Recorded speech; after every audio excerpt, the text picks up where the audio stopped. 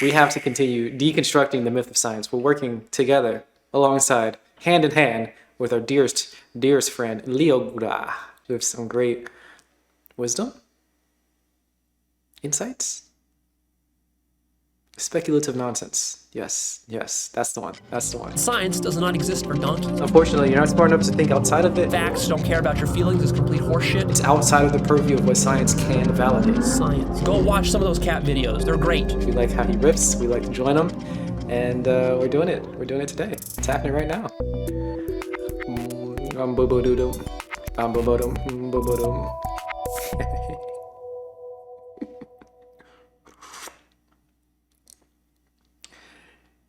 It's structured to cover up a lie. The most dangerous lies are lies in the guise of truth. Wow. Where all that you say factually is true, but it's part of a systemic field which in itself is a lie. Oh no.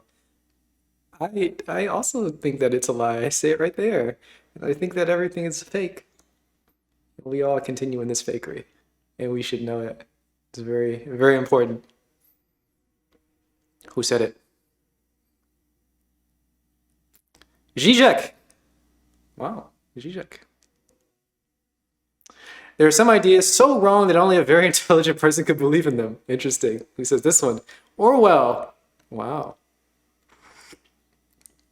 Deconstructing the Myth of Science, Part 2. Now we're going to get real serious. Okay, we're getting serious. I've got dozens of killer points for you here. We're going to be discussing what is science and how it really works and all of the limitations that are common to science but go denied and unrecognized and unacknowledged by our culture and society. I'm so excited. We have a lot of material to cover. Okay. Let me just reiterate once more that my teachings are non-ideological.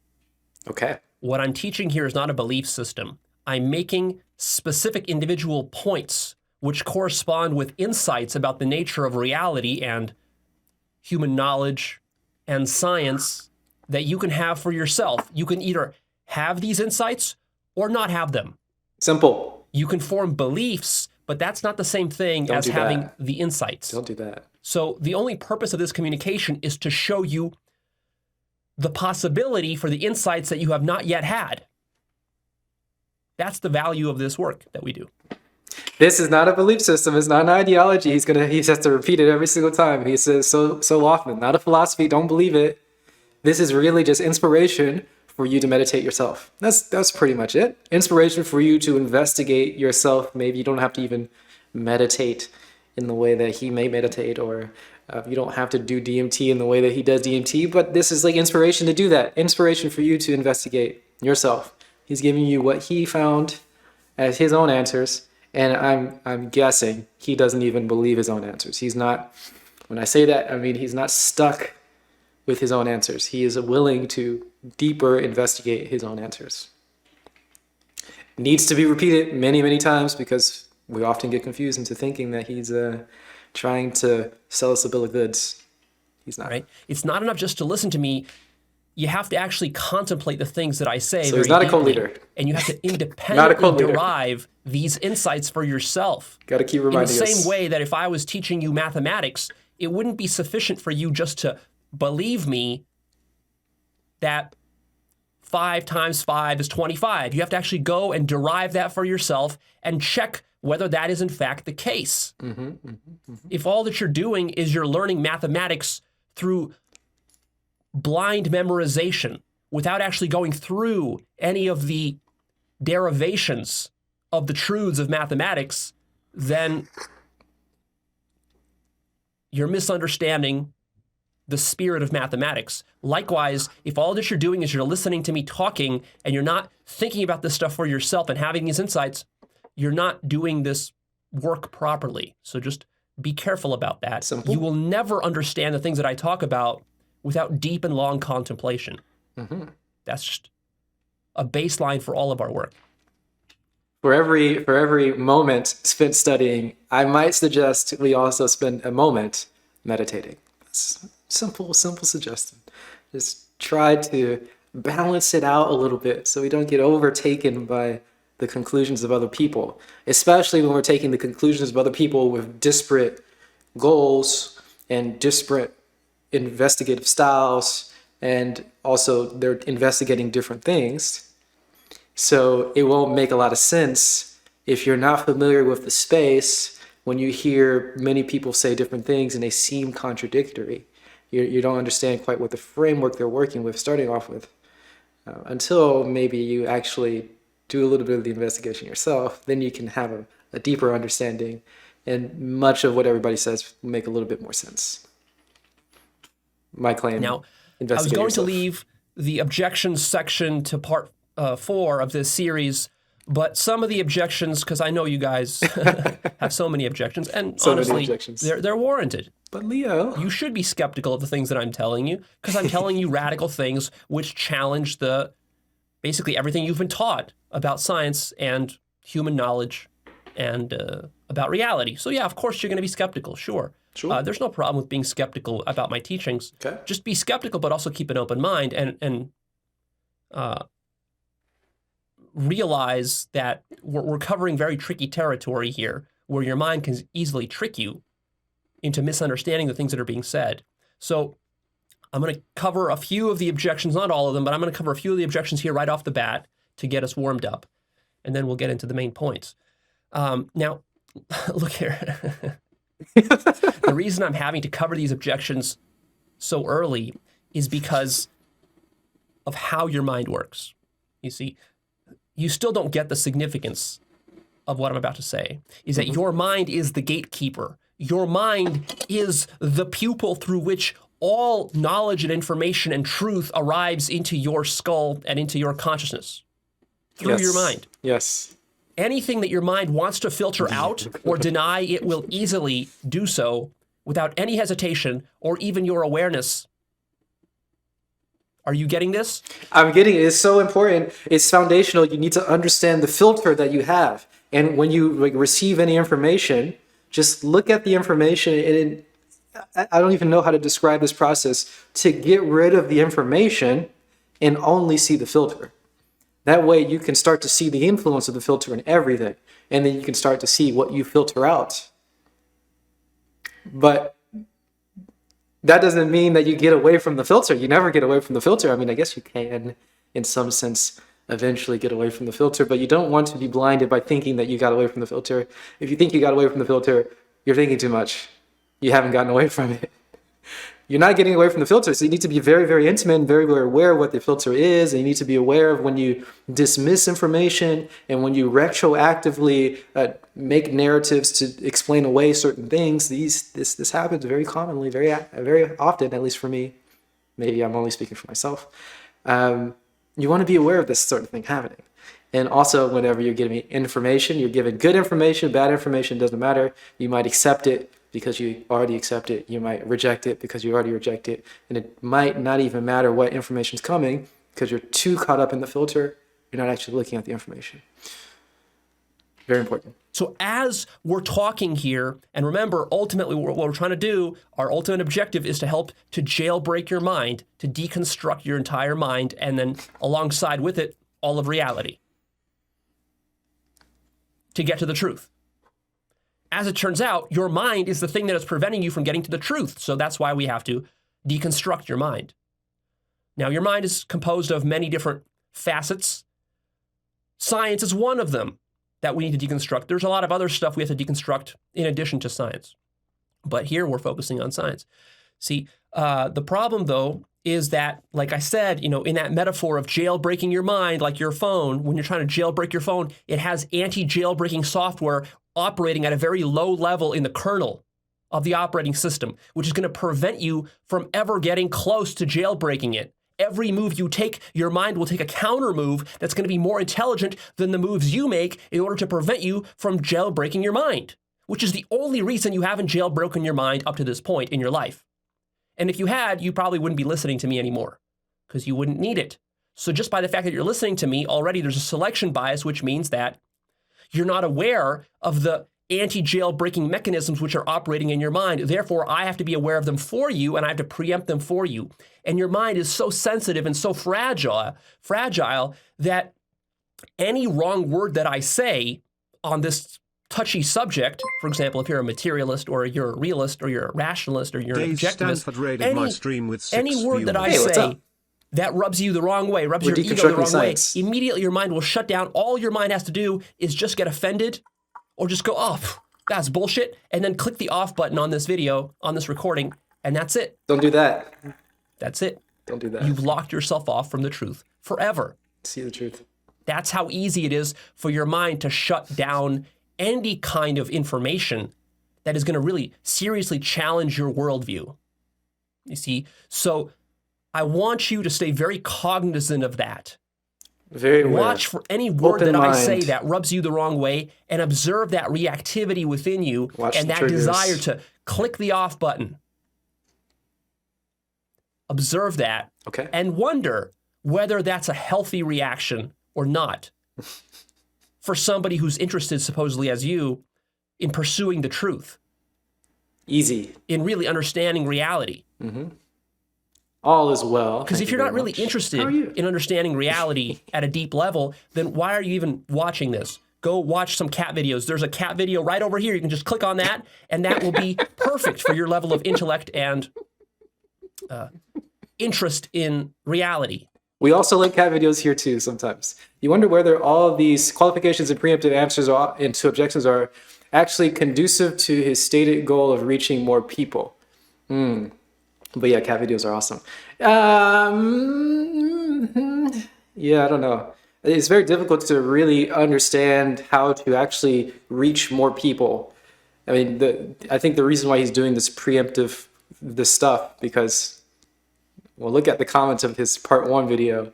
You see lots of objections, and he's trying to get around that sort of stuff. But I don't know. This sort of idea of, I think a lot of people like this sort of attitude that he has around it, this sort of no nonsense, very masculine sort of, we're cutting out the BS, getting straight to the point. We're going to dunk on all the people who are not understanding it. I think people get that. I think people like it. So, yeah.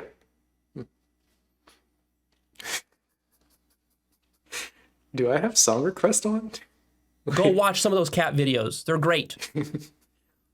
Wait a second. But if you're going to stick around here, be very cognizant and mindful of the gatekeeper function and the anti-jailbreaking software that is running inside of your mind as I'm speaking. Watch the mind. Okay. Okay. So enough of that. Let's get to the objections. The first one is, but Leo, so what you're doing here is you're undermining science, and this is dangerous because you're opening Pandora's box to all sorts of pseudoscience and crackpottery and quackery and new age, gobbledygook and nonsense. Well, what I'm doing here is I'm questioning science. And when you say that that's dangerous, when you say that questioning science is dangerous, do you see the problem with that? You can't question That science. in and of itself is dangerous. In fact, I would say that's the greater danger. Dogmatic scientists. Yes, of course there is a danger that the ego mind can abuse these teachings very easily. That's always been the case with anything that I teach, and especially this subject. And you're right. The creationists and the flat earthers and the climate change deniers and the COVID virus deniers, all this sorts of stuff, and the anti-vaxxers and whatever. Any deniers? Conspiracy nutcases are out there. Yes, they will take these very valid points that I'm making against science and they will use them for their own devilish, egoic purposes. Of course they will. But that does not invalidate the points that I make. Just because the points that I make are inconvenient for you doesn't make them untrue. Please see that distinction. And just because some people hijack these points for nefarious means doesn't make it less true. And also, lots of people hijack normal science and misapply science. That doesn't make science less valid. Right? So the same criticism applies to science, but you can tell that it's not a dismissal of the entire pursuit. It's always the case that advanced truths and teachings can be misused by the ego mind. But the pursuit of truth and ultimately science cannot be done out of fear. It has to be done out of a positive motivation to understand reality as it actually is. Be driven by love. Or as close all of to us that need as to we be can driven get. by love. See, we can't be worried that, well, I shouldn't, we shouldn't investigate this part of nature or that part of nature or this part of science. We shouldn't question this or that thing because it's sacred. In a sense, your argument here is that science is too sacred to question. I mean, religious people have been using this defense for millennia against any criticisms of religion. When you criticize the Catholic Church for its abuses that the priests have there, various kind of sexual scandals and so forth, what is the common defense of Catholics against any of these criticisms? The defense is always something like, but Catholicism is sacred, and after all, I mean, what do you want me to do? Leave my church? I still have to keep going to church. And so they hand wave away the criticisms.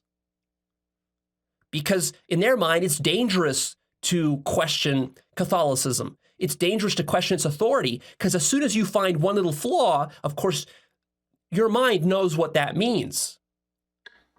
If we find a little flaw within Catholicism, then that means there could be more flaws. It makes you start to doubt your faith in Catholicism. And if we make you start to doubt a little bit in Islam, that little crack can rip apart into a giant fissure. Well, it works exactly the same way with science.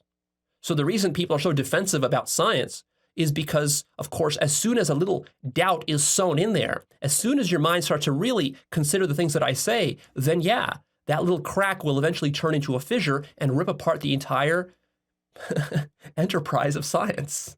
That's what I told you about at the very beginning. The things I teach are threatening to the ego mind, threatening to your sense of reality, threatening to your worldview. See?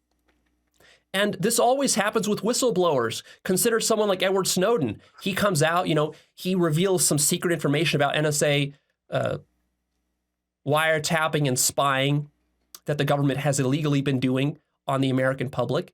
And what? Are people thankful for this? No, at least not the people in the government. Most of the people in the government consider him a traitor for doing so. Because, of course, under the justification that it's dangerous for Edward Snowden to come out there and reveal classified information. That's dangerous. We can't allow that.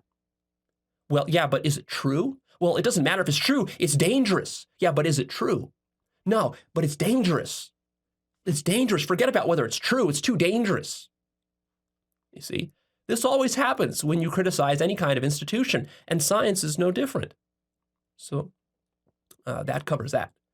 The next objection is, but Leo, the great thing about science is that it evolves and betters itself. That is the nature and spirit of science.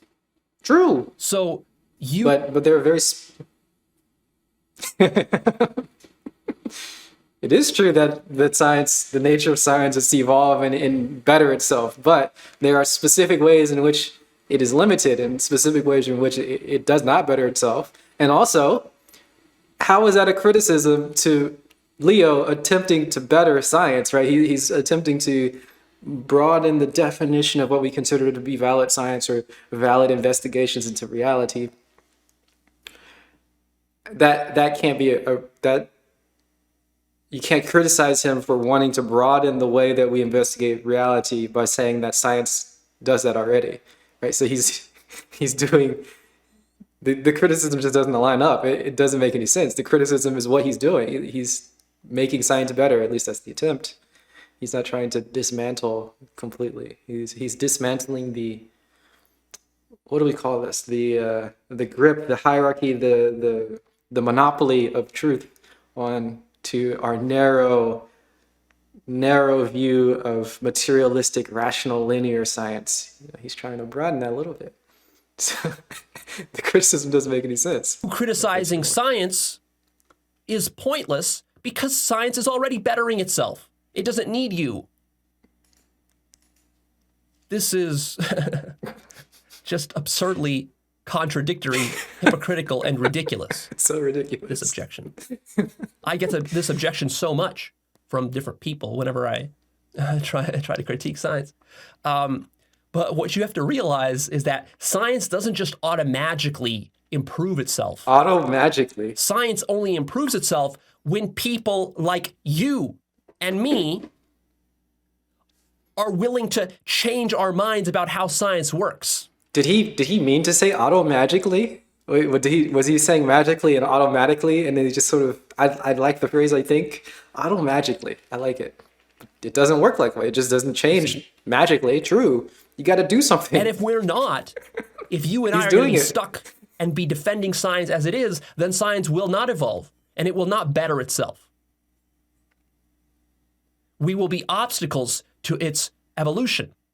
So consider the following crazy, I know this is a crazy idea, that this talk right here, this whole series, is the evolution of science, but only if you are willing to contemplate the things that I say for yourself and get them, and then so other people are also able to do the same thing. And then when we all see the limitations that were pointed out by somebody who spent a lot of time thinking about it, then science will evolve.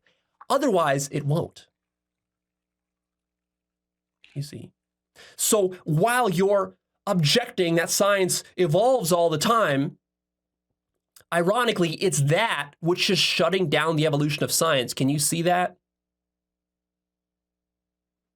If every time somebody comes up with a critique of science, you shut him down, he's a little angry. Well, how is science going to evolve? And do you really think that science is... He's doing objections. This is why he's so excited. He's talking directly to some archetypal, like, anti-Leo person that he's created in his mind. And he's, like, taking him down, taking him out in front of all of us. That's why he's really excited. He's got this great attitude about him. And the video just started, too. This is before we were even getting into any of the real content. He's just taking out some hypothetical people. It's fantastic. Evolve in a sort of a happy-go-lucky manner where everyone's going to be happy about its evolution? Or do you think that in reality what's going to happen is that people who are stuck on the old paradigms of science are going to be frustrated and are going to be angry and upset about it and will not want it to evolve? Or do you think everyone's just going to be eager to change their entire worldview all of a sudden? When has that ever been true in human history for any institution or any group of people, that they were just eager to evolve? No.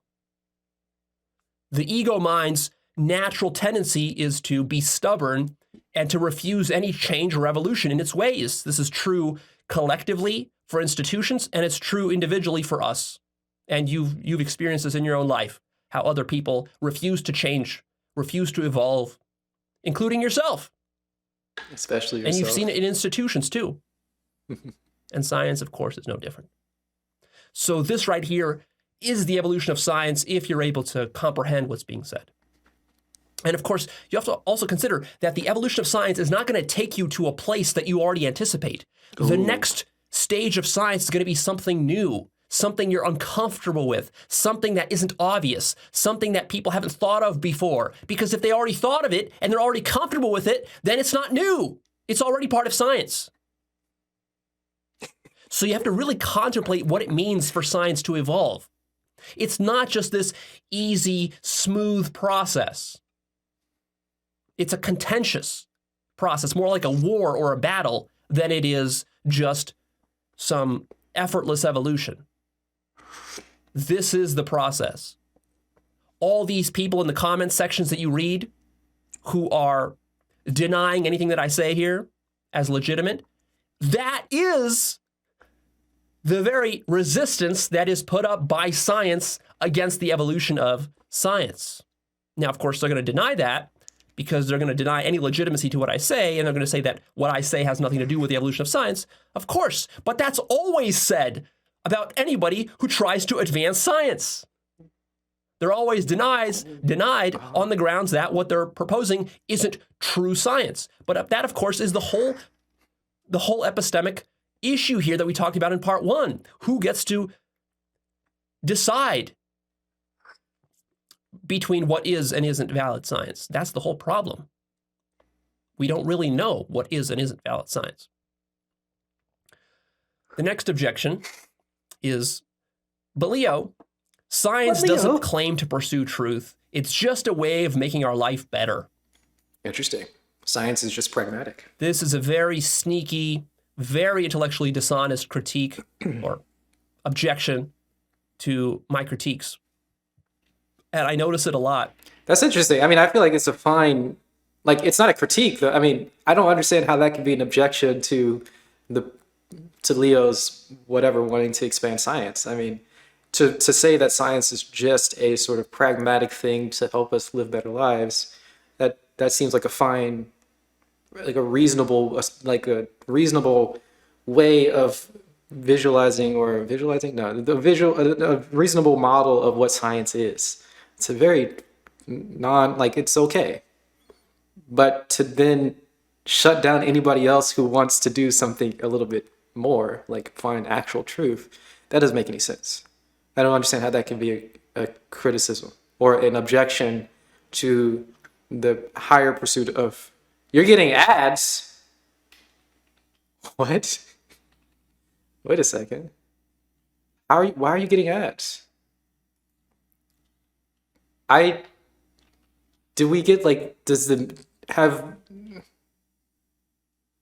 they started doing mid-rolls? Like, just like for no reason to random people all the time? What? Every 10 minutes? No. That's impossible.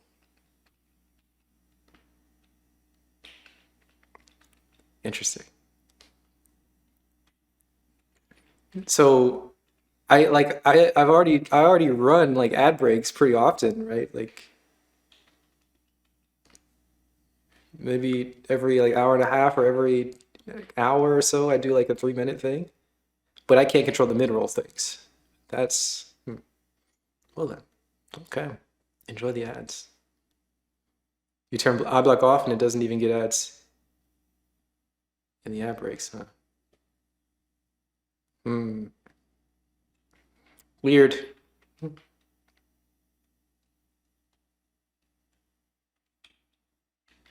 Like you guys don't, I mean, all the ad block people don't get ads when I run ads, but the mid-roll ads that Twitch does. Interesting. Well then, okay.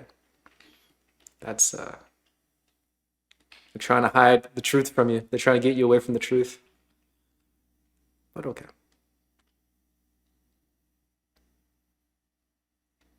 You're watching ads turn ad blocks. Oh, wow. Interesting. That's hilarious. You see, I see. Ideally, most scientists actually are interested in the truth. But what happens is that when someone like me starts to level serious critiques about science's inability to reach the truth, eventually these people are backed into a corner and they have to make a sort of what I call the pragmatic retreat. They need to formulate science as a pragmatic activity, strictly a pragmatic activity, which is divorced from any truth seeking. Science is unconcerned with truth. And in fact, all that science is concerned with is just the manipulation of reality and improving our ability to survive as a species through technology. At first glance, this seems like a legitimate defense. Actually, it's not. It's a grossly problematic defense. Let me point this out to you. Let's hear it. Let's talk a little bit about pragmatism. This is actually a very important point. Okay. What is pragmatism? Pragmatism is a sort of a school of thought within the philosophy of science that arose maybe actually in the like 1880s and 90s with the pragmatic philosophers, some American pragmatic philosophers like Peirce. He basically started it. But then it evolved, and then like Richard Rorty was a philosopher of science who really kind of popularized this notion of science as pragmatism. This sort of idea that, well, philosophy has been interested in the deep questions of reality about like, is there a God, and what is the ultimate truth, and such questions. But ultimately, we did science and we discovered that these questions are impossible to answer. They're just even meaningless questions. No serious scientist should be interested in these questions. All that science is interested in is just going into the laboratory, doing its laboratory work, producing some technical results, and then doing some, technology based upon that. And that's really all that science is. And in a sense, truth here is then reduced down to a much more mundane notion, not some lofty metaphysical, ultimate truth, but just truth is simply whatever works. Mm-hmm. That's the pragmatic formulation. Yep. And this has become very popular amongst scientists. Mm-hmm. It's a very effective defense against any critiques of science. Because one of the most powerful critiques of science is the fact that it's not true. And it doesn't get you to the ultimate truth. And so, of course, the easiest way to defend against that is to just cut off the possibility of ultimate truth and to say that such a thing doesn't even exist. Well, that's not true. But let me address this more substantively in a way that you can understand. All right, so it's really problematic to equate the manipulation of reality with truth. And that's essentially what pragmatism does. Yes, and it's not, he's saying that it's, well, yes. And it's unfortunate that this is just a hidden dogma, really. You're defining truth as being pragmatic or whatever. And we can investigate that and try to validate it and figure out if it's a good thing or a bad thing or whatever. It wouldn't be necessarily evaluated in the same way that we evaluate normal scientific things, but it's a different way of evaluation. We evaluate if we should have truth be what is pragmatic, what we think is living better or something like that, without even actually understanding what living better means, without actually understanding what the baggage of what truth is, and so on and so forth. And it's just this untested, this uninvestigated assumption that we have. Because it sounds kind of nice. I guess some people said it at some point and it sounded okay. That's a problem. I think it's a huge issue. If I can manipulate reality using some sort of mental scheme, in a sense, pragmatism says that's what makes the scheme true. Mm-hmm. But of course, this is patently absurd if you think about it for even a few moments with some examples. Just because something is useful doesn't mean that it's true. In fact, there are many instances in life where the most useful techniques and methods are false. And it's precisely their falsehood that makes them so true, which is why people lie. Why do people lie so much? Why do you lie so much? Why are people so dishonest? Why? And have always been throughout history. Why? Why do politicians lie? Why do business people lie? Why do used car salesmen lie? Because it's very useful. It's very useful for manipulating people. And he said something weird there, like it's the falsehood that makes it true. But I think he's saying that it's the falsehood that makes it useful, and the usefulness is what people consider true. He was jumping paradigms within the single statement, so it sounded weird. I think the kind of results that you want within society. It's very useful for survival, but it doesn't make it true. You see? Mm-hmm. I do see. Now you say, well, Leo, but scientists are generally an honest sort of people. They don't lie outright the way that used car salesmen do. And I would agree with that. Most scientists, I wouldn't say that they're outright liars. They're just not conscious of the things that they're doing and the beliefs they're holding and the limitations of their worldview. So I'm not calling them liars, but I'm just trying to use that as a point to illustrate that just because something is useful doesn't automatically make it true. These are two distinct and independent variables. For example, Newtonian mechanics is extremely useful. I can use Newtonian mechanics to calculate the trajectory of a projectile very accurately. And I can use this information in this model to kill my enemies if I'm threatened by my enemies. And I might really start to believe that Newtonian mechanics is true because it allows me to kill my enemies and to predict these projectiles that I'm shooting at them. And after all, what I care about is my own survival and my tribe's survival, right? But of course, modern science recognizes that Newtonian mechanics isn't true. It's still useful, very useful, but it isn't true. How about atomic theory? Killing enemies is standard useful. model of atomic theory. That Yeah, so he's not going on both sides of this, where he would also point out that what we consider useful is not investigated. We think of like killing people or like having technology as somehow living better. And even though we have lots of evidence that shows us against that, that's a completely uninvestigated assumption. Thinking that having cars and having TVs and Netflix and spaceships and other stuff like that is somehow related to being useful. Uninvestigated assumption here. Oh my, maybe it would make more sense to think of physical as well as mental models in terms of predictable accuracy rather than absolute truth. Maybe. I mean, he's not against things being predictive or, close assumptions, right? We've got Newtonian mechanics, which is a good approximation of motion, and then we've got better approximations with relativistic mechanics,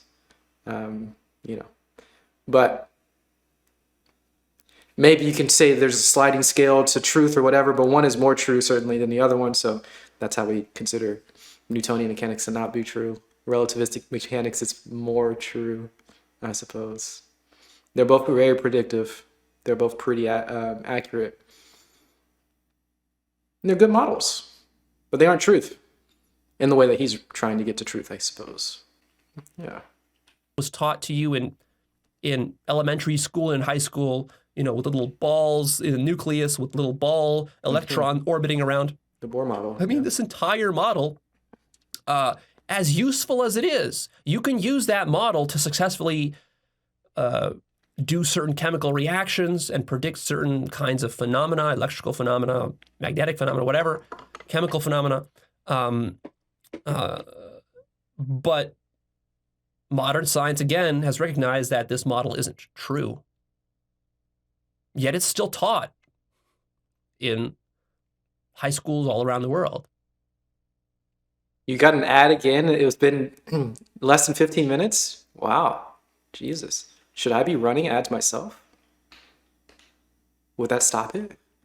I can stop pre-roll ads by running ads. Oh my. Me. Consider a primitive tribe of people living in the Amazon.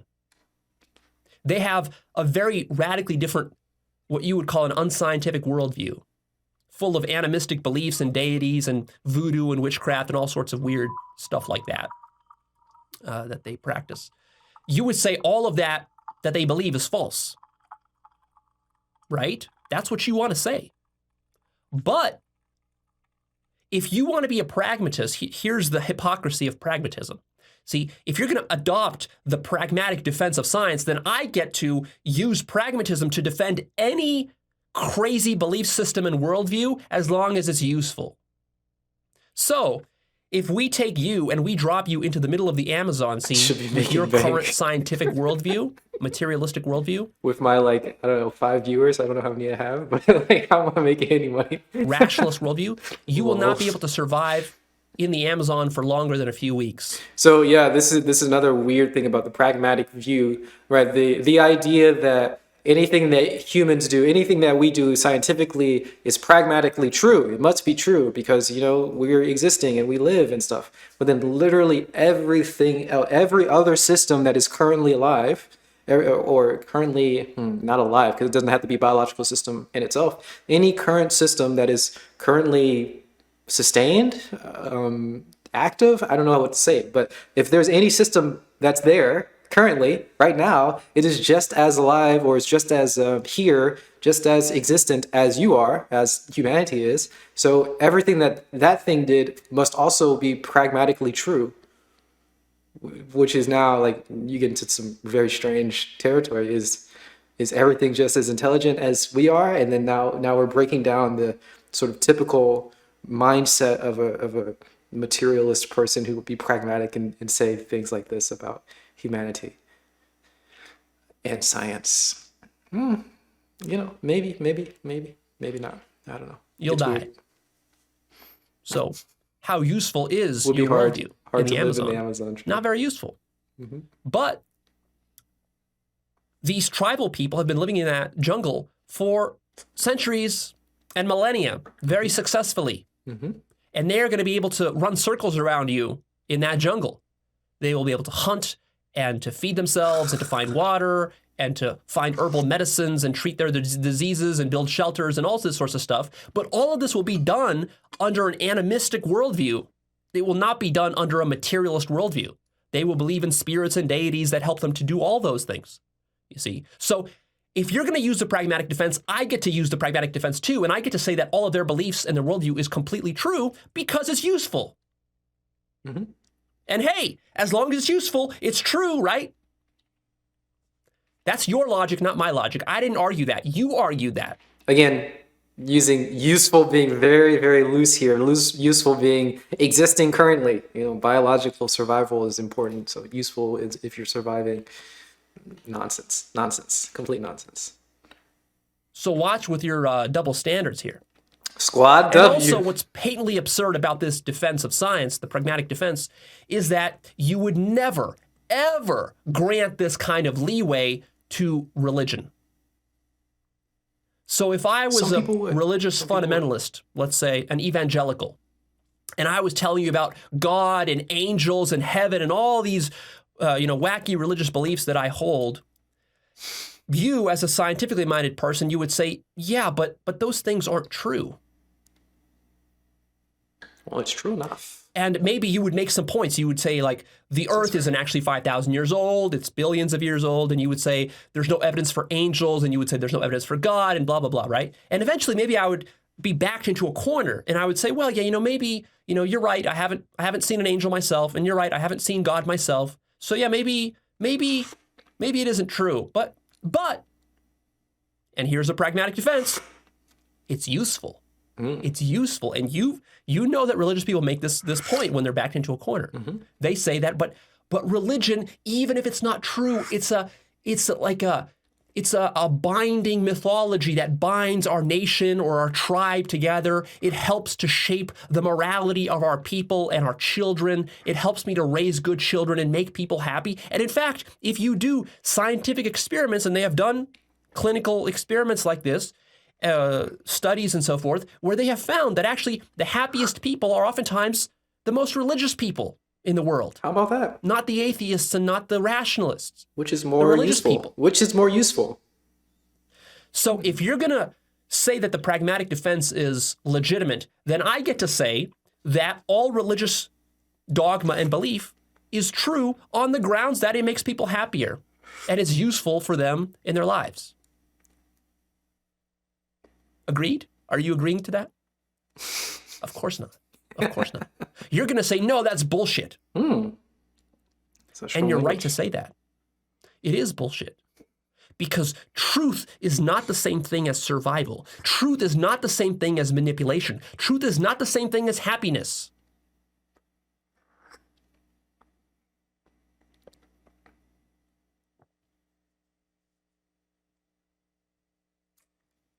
I fear that some people aren't getting it. And science is not the same thing as pragmatism. Mm-hmm. Science is much deeper than merely the pragmatists claim. And in fact, no serious intellectual or scientist considers science to merely be a pragmatic scheme for manipulating reality, which isn't really true. That is not how you hold science, and that is not why serious scientists pursue serious science. When a serious scientist is pursuing serious science, he really believes in his heart that he's finding something out about the nature of the universe, something deep, something profound, something true, not merely a scheme to manipulate some numbers, not merely a new technology, but something deep that is being understood. Every great scientist, whether it was Einstein or Newton or Leibniz or, you name them, these scientists were after something much deeper than merely pragmatism. This sort of pragmatism is really a modern invention of the last 100 years. And in a sense, science has been corrupted by this pragmatic notion, because what it's done is it's completely stripped science of its deeper metaphysical aspirations, which have always been there and are still there for most serious scientists. Now, there are many scientists who just are like monkeys doing lab work. They're technicians. Wow. They're not deep thinkers about the nature of reality. For these people, if all you're interested in just is doing some standard basic science using basic lab work or whatever, then yeah, for you, science has no deeper dimension. But that is not really how you hold science. You see, even if you're not a professional scientist, even if you're just an ordinary person, for example, when science tells you that the Earth is 4 billion years old and that dinosaurs used to roam the Earth because we have fossils, and that the Earth is orbiting around the sun, and that we are located inside of a larger galaxy called the Milky Way, which came from some big bang that was 14 billion years ago or whatever. This whole model that you hold, you don't merely hold this model telling yourself, well, yeah, it's a sort of a convenient fiction that I invented in order to make sense of, some in order to help me to manipulate reality better. No, the way you hold that is as truth. You want to say that's true. You actually believe that that's what's real. Right. This is actually what is driving your sense of sense making. See, you're not just using science merely to manipulate some variables within reality and to build some technology. Sure. All right, we're getting more ads. Science, of course, does that. But science serves a much deeper cultural function for us as a society. Science creates a narrative to explain our origins, where we came from and where we're going, and why things are happening. Without this, you wouldn't know anything. Nothing would make any sense to you. Nothing would have meaning for you. See? I see. When you look up at the stars at night, you don't just consider them as, those little lights in the sky as just little variables of light, quantities and numbers that you're going to manipulate, and that's it. No. You look up at the stars and you wonder and you say, wow, that's amazing. Those are actually suns that are bigger than our sun, that are, millions of light years away or whatever, and they're shining down, and there might be planets over there, and there might be aliens on those planets, and God knows what else is out there. And it gives you a sense of awe. That's probably what inspired you to become a professional scientist if you ever became one. It's something like that. You really care about understanding reality, and you think that whatever science you're doing, if it's successful, truthful science, you think that you're actually understanding something deep and profound about reality. And you're right about that intuition. That is the spirit of science. But the problem is that these models that you're coming up with are not identical with truth. And we'll be talking more about that as we go. Right? And see, in ordinary language, we have a notion called truth. And we don't just call, in ordinary language, truth those things which are convenient and practical. True. A lot of things are convenient and practical. It doesn't make them true. See? Do we generally have a clear definition of truth? And you want, even as a scientist, you want to preserve the notion of truth because you want to say that, well, this science is true and that science is false. Mm-hmm. Not on the basis of this one is more utilitarian and practical, whereas that one is not. Or this one allows me to manipulate reality better, but that one does not. No. You want to say that regardless of how well I can manipulate reality with my models and theories, there's truth, independent of all that. And the truth stands on its own. The way that reality actually is, you see. And also consider that there might be many aspects of science or truth that have no practical consequences whatsoever. Nowhere in the universe is it written that to have the truth that that will allow you to then manipulate reality however you want and to live a cushy, comfortable life and to whatever other pragmatic, considerations there are. It might be the case that the truth is completely impractical. And you're going to have to deal with that. See? How do you know that the truth is a practical thing? Who told you? Who did you ask? Did you ask God and he told you all truth in the universe is practical? It's absurd.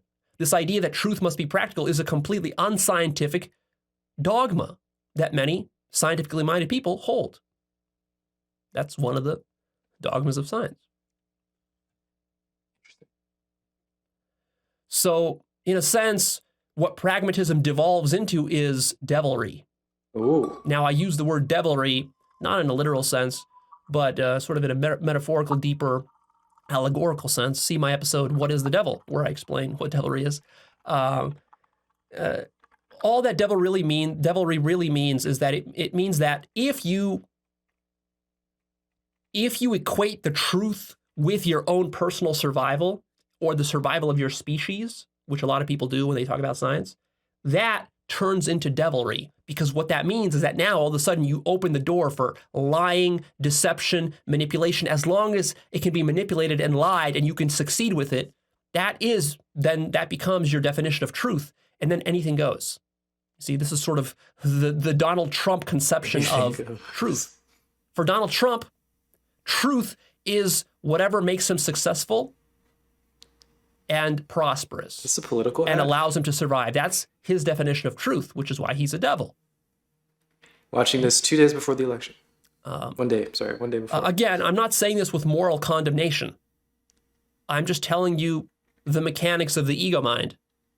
And that when the ego mind equates its own survival with the truth, which it commonly does, because most ego minds don't care about the truth other than its own survival, then that's when the ego goes crazy. And that's when all hell breaks loose. Because now you're free to lie, you're free to cheat, you're free to manipulate, you're free to say anything that comes your way, you're free to fake documents, cheat on your taxes, cheat on your wife, whatever. Don't do any of that, because for you, it doesn't matter what's true, it matters what allows you to survive. And a lot of times, falsehood and deception is what allows you to survive within human society. And then lastly, the final ultimate blow to pragmatism is, of course, that absolute truth exists. There is such a thing as absolute truth, and you can access it with your consciousness. But the problem is that you can't access it with modern science. What is the absolute truth? Well, I can't get into that here. If you want to know what truth is, it's a deep topic. Go check out my episode called What is Truth?, where I explain what truth is, although, of course, absolute truth cannot be explained. Interesting. So one of the biggest problems of science is that the symbolic methods that it uses are incapable of actually grasping absolute truth. Therefore, what science does is science then is sort of forced to either admit that it's limited and that it can't access the absolute truth using its methods, or at least its current methods, or science has to deny the absolute truth as even a thing. And that's usually what happens, is that usually a scientifically minded person gets so drawn into the pragmatism of science and everyday survival and technology that they completely forget about truth, and then to the point where they even deny that it even exists. Because to admit that there is an absolute truth outside of the methods of conventional science, this is a huge problem for science, you see. Because again, and this is one more, problem with pragmatism, is that for us as a culture, for science to have the authority that it has, we can't just say that science is practical. We have to hold science as the ultimate truth. That's part of the mythology of science, is that it's not merely practical. It's not merely a collection of schemes we use to manipulate reality that will change in the future and have nothing to do with the way reality actually is. No, we hold it as actually true. We hold it as actually true. But It isn't. And that's something you can discover for yourself. Yes. But the only way you can discover it is by, again, deconstructing science. You see, this is why we're working on this, because you can't access absolute truth without first deconstructing science. You must first undermine this sort of imagined monopoly on what is true or important on science, and undermine this sort of hierarchy of having physics be the foundation of your reality. Undermine that, and then you can access what he's referring to as absolute truth. Once you sort of break through this sort of lock hold on intellectualism and logical and linear thoughts, get beyond all that, then you can get closer to what he's referring to as absolute truth. And you can't deconstruct science so long as you're stuck in all these different objections that you have. For example, if you're stuck in pragmatism, you're never going to deconstruct science, and you're never going to discover the ultimate truth. True. Because pragmatism says it doesn't exist. But that's just a dogmatic assumption. You don't actually know that it doesn't exist. In fact, in truth, science derives all of its value and function from the fact that it corresponds, if it's good science, it corresponds to the absolute truth in some way. The absolute truth is basically everything. This very moment in this room that I'm sitting in, that you're sitting in, this is absolute truth. Science basically is the study of absolute truth. You might put it that way. This is the Without truth. absolute truth, there couldn't be any science. So Interesting. that's that. That's that. Next objection. But Leo, how can science work if it isn't true? This is a very common objection, very understandable objection, and this is perhaps the biggest illusion of science, is that it working so well makes everybody give science a pass on its truthfulness, because you just assume that if it works well, it must be true. Don't believe in either. Well, that's how science fools you. That's how it sneaks under the radar. See? It works well, it must be Because as true. long as something works for you, as long as I can make a gadget using it, then you're going to think that, well, what more is there? I got everything I want out of science. But you see, truth isn't about what you want. Truth is truth. It's independent of whether it works for you, whether it's practical for you. So the reason science can work is, like I said, with some of those other examples, like those, primitive people living in the Amazon, their worldview works for them too. True. There is an infinite number of worldviews and even an infinite number of sciences that you can invent that will work in different ways. They don't all work the same.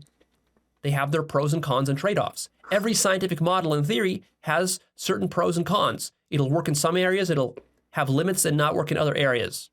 And then it's a matter for you to determine, what works for you, what kind of work do you need it to do, and so forth. But just because some mental Science. scheme works, like you can come up with a mental scheme to explain something about the functioning of nature, but that mental scheme is not the same thing as nature itself. And there can be many alternative mental schemes to describe or to explain or even to predict the phenomena of nature. So your mental scheme isn't true, it's just loosely corresponding with a few elements of nature. This is what tricks people so much. Remember, we talked about the underdetermination problem in part one. Well, so the underdetermination problem comes in here, is that, of course, due to the underdetermination problem, we have our models and theories, but all of them are basically underdetermined. That means you can have multiple models and theories for exactly the same set of data points. How is this possible that you're getting so many ads? I just ran 3 minutes of ads. I have 30 minutes of pre-roll off, but we're still getting mid-roll. Interesting. All right, we got to do some investigation here. Though, I guess there's nothing we can really do about it, but I'm kind of curious what this ad nonsense is. Why are we getting so many ads? They're an alliance of super sentient ants. Wow, we have created our reality as a dream. Wow, and the queen's mind. Interesting. The science who do science using psi psychic abilities. Wow. The science. I mean, it may be true. It may be a good model.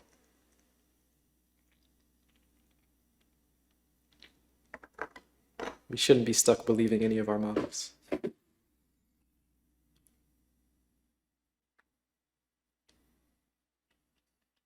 Even if you make it up, it might be true. Who knows? Right? In fact, you can have an infinite number. It's similar to culture.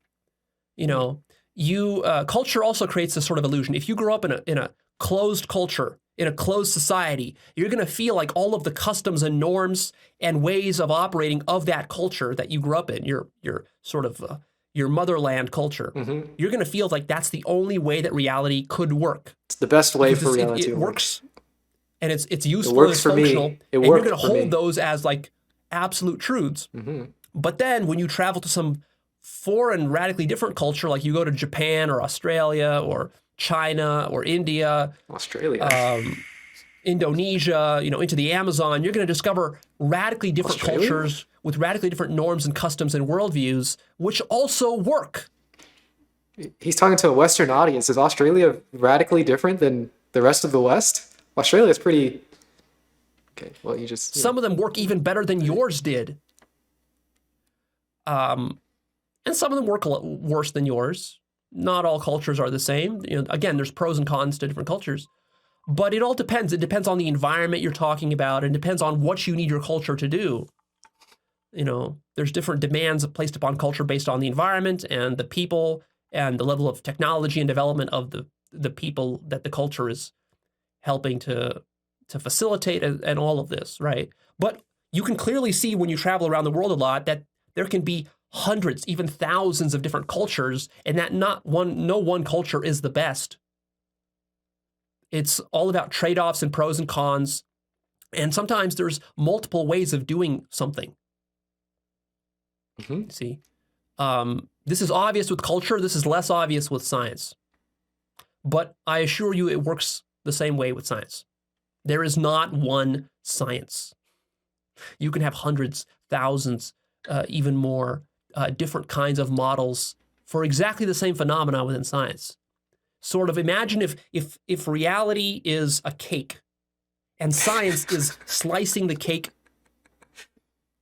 in one particular direction. Yes, yes. Other epistemic schemes and worldviews and even other forms of science can slice the cake in different pieces in different directions. So there's not a single way to slice the cake. There's an infinite number of ways of slicing the cake. I wish you were a little bit more clear on his definition of what science is here. He's jumping through a couple of them, but he's referring to, at the moment, the interpretations of data that you may have, completely different within different schemes of, within different thoughts or within different groups of people who see the same phenomena. They have different interpretations of that phenomena. And he also mentioned that there are different methods. Did he mention that? Maybe he didn't. I'm not sure. There could be different methods for gathering data. There can be different observations. There can be different data in general, and then there can be different interpretations for all the data. And there can be different assumptions in the beginning.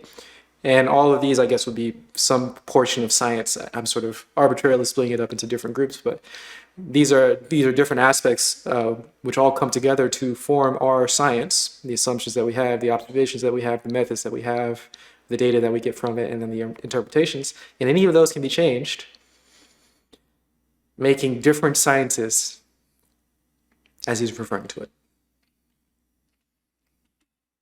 And how you slice the cake Very important to determines understand. on what you need for your survival. Since humans need technology and to manipulate material reality, since it's very useful for humans, we tend to slice the cake in a way that allows us to do that. We will slice the cake in a way that facilitates our manipulation of material reality. And in this way, we fool ourselves into thinking that, first of all, that reality is material. It's not. Secondly, that and secondly, that our way of slicing the cake is the truth. You can't just and the only way it could be. and that there are no alternatives, and that this is the best alternative. And of course, that's false. The only reason you think that is because you haven't explored other epistemic paradigms beyond science, or other sciences even. You see, there's no such thing as a singular science. Science changes. The science of today is not the science of 500 years ago, it's not the science of 1,000 years ago. All of the models of science have changed, but science was still practical 500 years ago, it was still practical 1,000 years ago. Now, of course, as our models become more sophisticated, we become better at manipulating reality, but that doesn't solve the problem of truth. Another objection is that, but Leo, science is simply observation. That's all that science is. No. This is silly, right? We have to make sure that we very easily break down exactly what we mean by science. There's so much more than just observations. I just did this breakdown of, there's the assumptions that we have, which I guess would not actually be science, that might be meta-science or whatever. You have the observations, and then we have sort of theories and hypotheses. I guess that all falls into the same area. Observations of our reality, which could be considered science. We've got the methods, the scientific method, and methods, I suppose, which could be considered science. We've got all the data that comes from the scientific methods, could be considered science. And we have all the interpretations, which also could be considered science. All of it together is science, and it's kind of slippery to sort of retreat to any particular part and say, this is more science than the other parts. No, they're all science. You can't just say that only gathering data or only looking at observations without having any hypotheses, without having any experiments. Just observing things is science. No.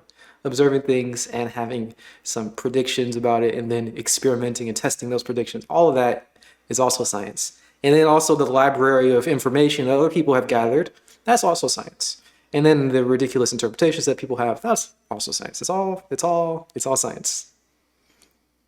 And we don't want to be too slippery and try to retreat to any one part of these and dismiss all the other parts. It's not at all.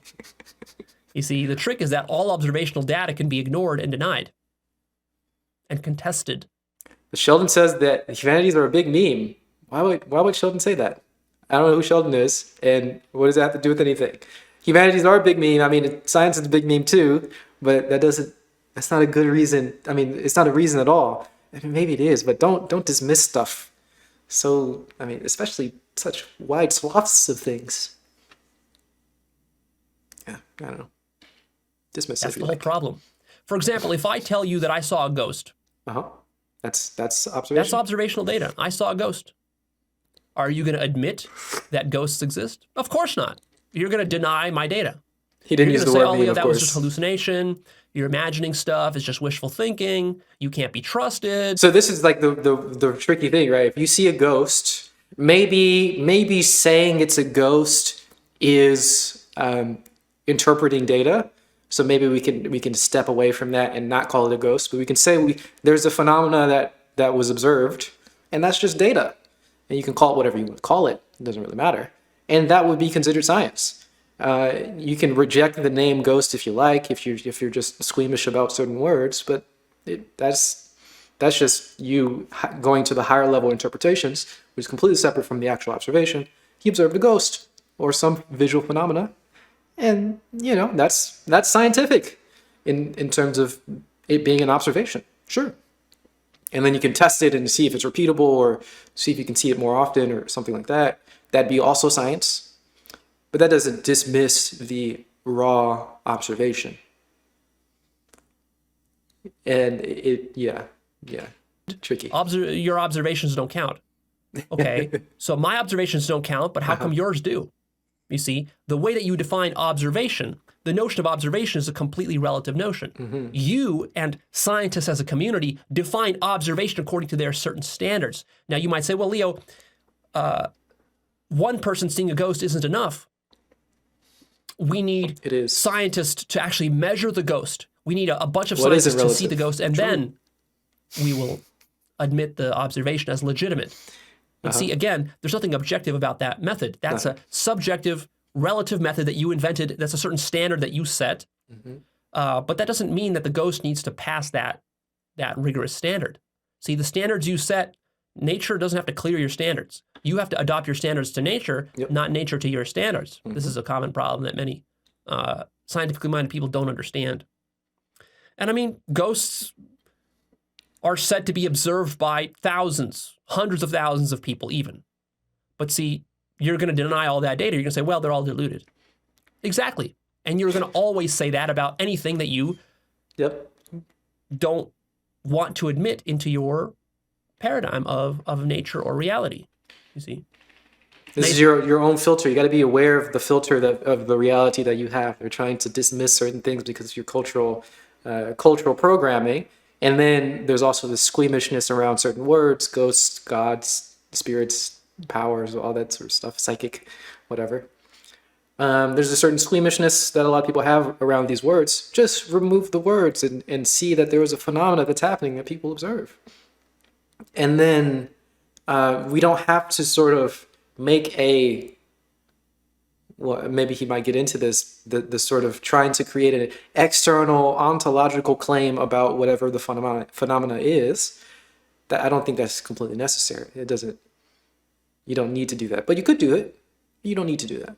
And then having a more sort of irrational explanation by giving the mechanism of what a ghost is doesn't necessarily dismiss the observation. Let me give a very specific example. So if you go to a house and you see a ghost, and then some scientist comes behind you and says, actually, you didn't see a ghost. There's a light flickering, and it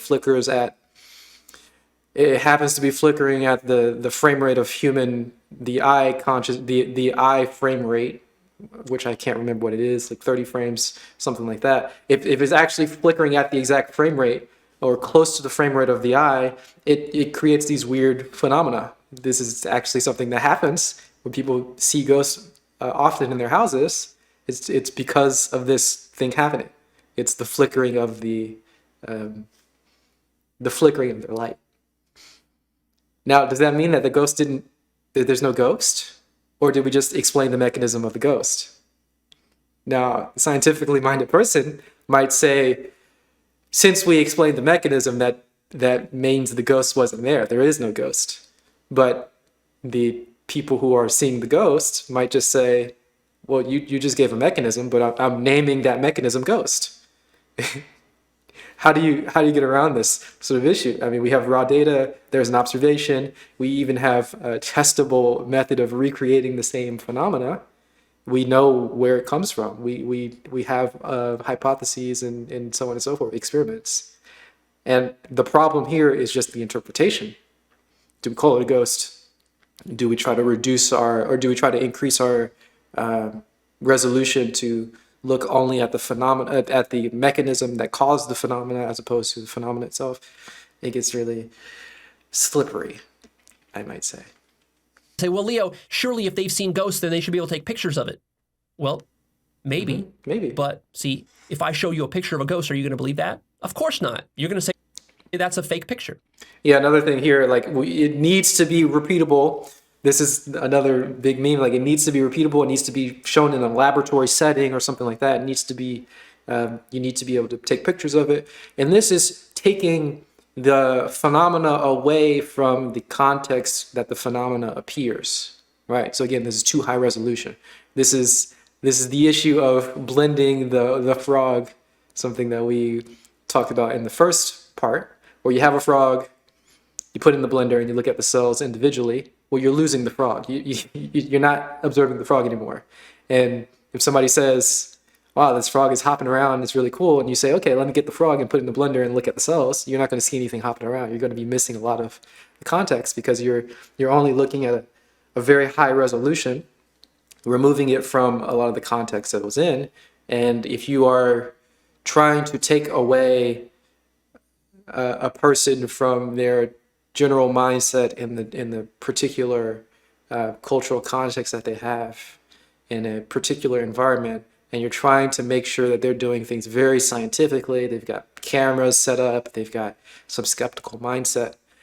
If you can't see something in that context, in this sort of really, really high resolution, that doesn't necessarily dismiss the low resolution thing that happens. Does that make sense? You wouldn't want to get into the problem of like looking at a TV and someone says, I see all these beautiful colors. We've got purple and orange and pink and the full rainbow. And some scientist comes along and says, no, actually you're only seeing red, blue, and green. We have red, blue, and green LEDs. Look at this high resolution. Look at this magnifying glass. It's all red, blue, green. Everything that you're seeing is a lie. You should stop saying that you see colors. You need to say that you see red, blue, and green because that's all there is. Right? This super high resolution is completely missing the point. You see it? Get it? And you're going to say, well, yeah, Leo, because those people can't be trusted. Anyone can fake a ghost on Photoshop these days. So, of course, that doesn't constitute legitimate evidence. Well, but then how do you prove a ghost? How do I prove a ghost to you? By the way, I'm not saying that ghosts are real. I've never seen one. I'm just using this as an example because I know it triggers you guys, you scientists. I'm just trying to get you to really question what would it take, how much evidence would it take for you to actually admit that ghosts exist? You see? See, you never consider this question because you just assume ghosts don't exist. Mm-hmm. That's begging the question, of course. But consider for a moment that ghosts do exist, but the fact that your mind is too closed to understand this phenomenon called ghosts. I want to point out that I also don't believe that ghosts exist or psychics or whatever examples I used. I'm not specifically saying it to trigger people in the way that he's doing it to trigger people. I think that's a little messed up. But I'm trying to explain that there's a difference in resolution that is a little dismissive and that's kind of unnecessary. Just want to throw that out there. See, part of the problem is that you assume all of reality is material. Therefore, when you hear about ghosts, you assume that, well, so the ghost must be material, so I should be able to take a photograph of it, or I should be able to grab it by the ankles and then drag it into a laboratory and dissect it. But maybe ghosts don't work that way. See, maybe ghost is a sort of phenomenon that you can't approach with your material, gross material methods. Yes. But then, of course, you say, well, but if I can't approach it with my gross material methods, then it isn't true. Again, begging the question. Because the question here is, are your methods themselves sufficient to account for all the phenomena of the universe? Which, of course, we mentioned in part one. They are not. You don't know that. They are not. See? I see. You, of course, say, well, Leo, but this is a cop-out because, see, you're saying that ghosts exist, but then you're not giving us any method for proving that they actually exist. No, there are many methods to potentially prove that they exist. First of all, seeing one yourself. But see, even that you're not going to admit as legitimate evidence. But of course, if you did see a ghost yourself, please understand that if you actually saw a real ghost yourself, you would count that as legit evidence. You just don't count it from others. And hey, I get you. You're skeptical. I understand. We shouldn't just believe people who say that they saw ghosts. We want some, hard, tangible evidence. But all I'm trying to prove with this point is that what you call observation is completely relative. There is no such objective standard for what counts as observation. And this applies not just to ghosts, but to UFOs, to Bigfoot, to remote viewing, to psychedelics, to telekinesis, to mystical experiences. People have been talking about mystical experiences for thousands of years, for example. Do you, as a scientist, admit the validity of mystical experiences? Of course not. You think they're all nonsense. Why? It's just hallucination. It's just brain chemicals or whatever. I mean, yeah, we can explain mechanism in some cases, but that doesn't dismiss the phenomena, does it? Does it? Because of your methodological biases. Maybe. How about psychedelics? Do you admit the validity of psychedelics? Do you admit that psychedelics can give you profound insights about the nature of science and reality? No, of course not. You completely dismiss that. Why? Because the scientific establishment that you're a part of has brainwashed you into believing that that is the case. Have you actually tried a psychedelic yourself? Nah, probably not. Yeah. And if you did, maybe you were like a teenager or something and you didn't seriously understand what you experienced. See? There are hundreds of thousands of UFO sightings, even many credible ones. See, you say, well, Leo, but people who talk about ghosts, those people, they're not credible. They're just bullshit artists and fraudsters. Oh yeah? Well, what about UFOs? You'll also say the same thing about UFOs. You'll say, oh, they're also all bullshit artists and whatever. They're just doing it for money. But then how do you explain when a credible person comes forward with a UFO story? Like somebody from the U.S. Air Force or the Navy. We have plenty of examples like that. Reports, government reports, even. from various governments around the world. We even have video footage. But the problem with video footage of UFOs is that any video footage of UFO that you see, you're going to deny its validity, no matter how real it looks. Even if it is real, you're going to deny it. Why not? Because what you say is real. In your mind, what counts as real is simply that which validates your existing worldview. In a sense, nothing outside of your limited worldview is considered real by you.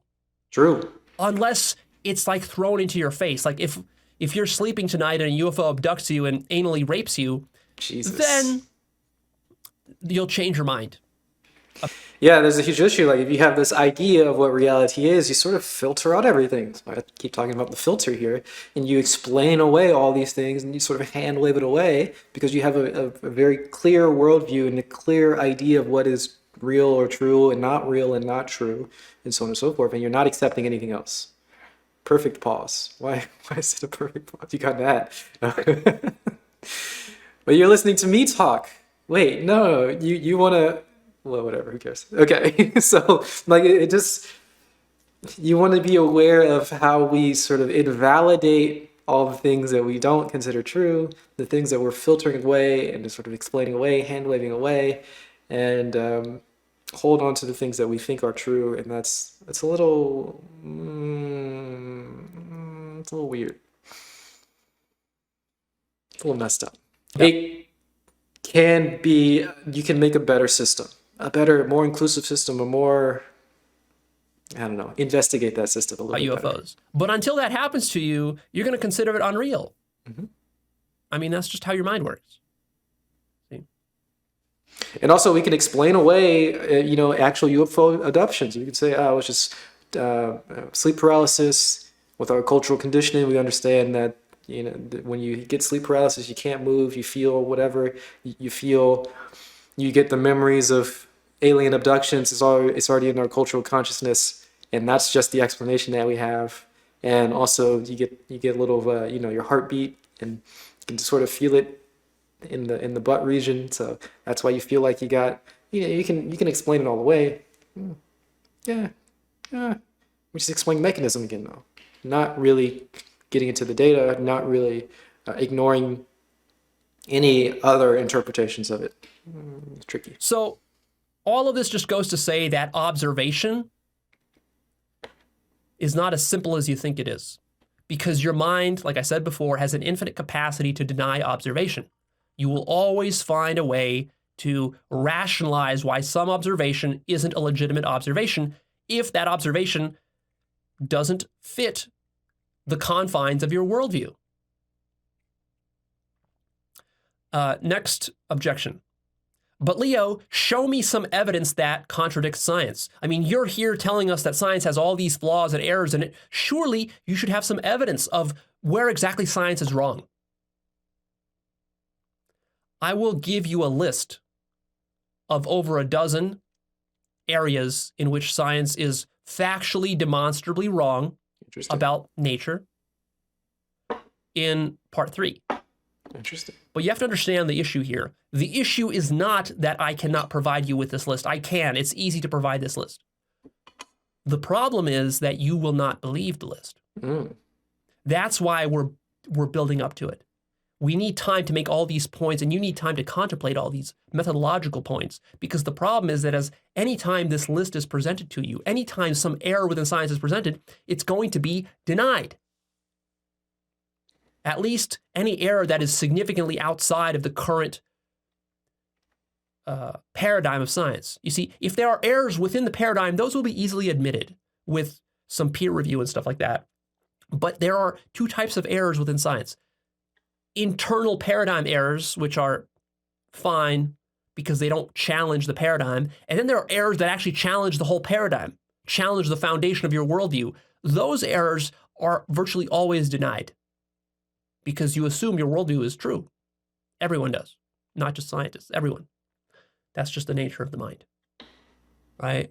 So the problem is not me giving you evidence. The problem is what you consider as evidence. That's the problem. There's a meta problem here. You see, you're still thinking about all of this on the plane of ordinary conventional materialist science. And I'm telling you that there's a higher plane that you're not even aware of yet. Different plane, not There's a necessarily meta higher. level to this.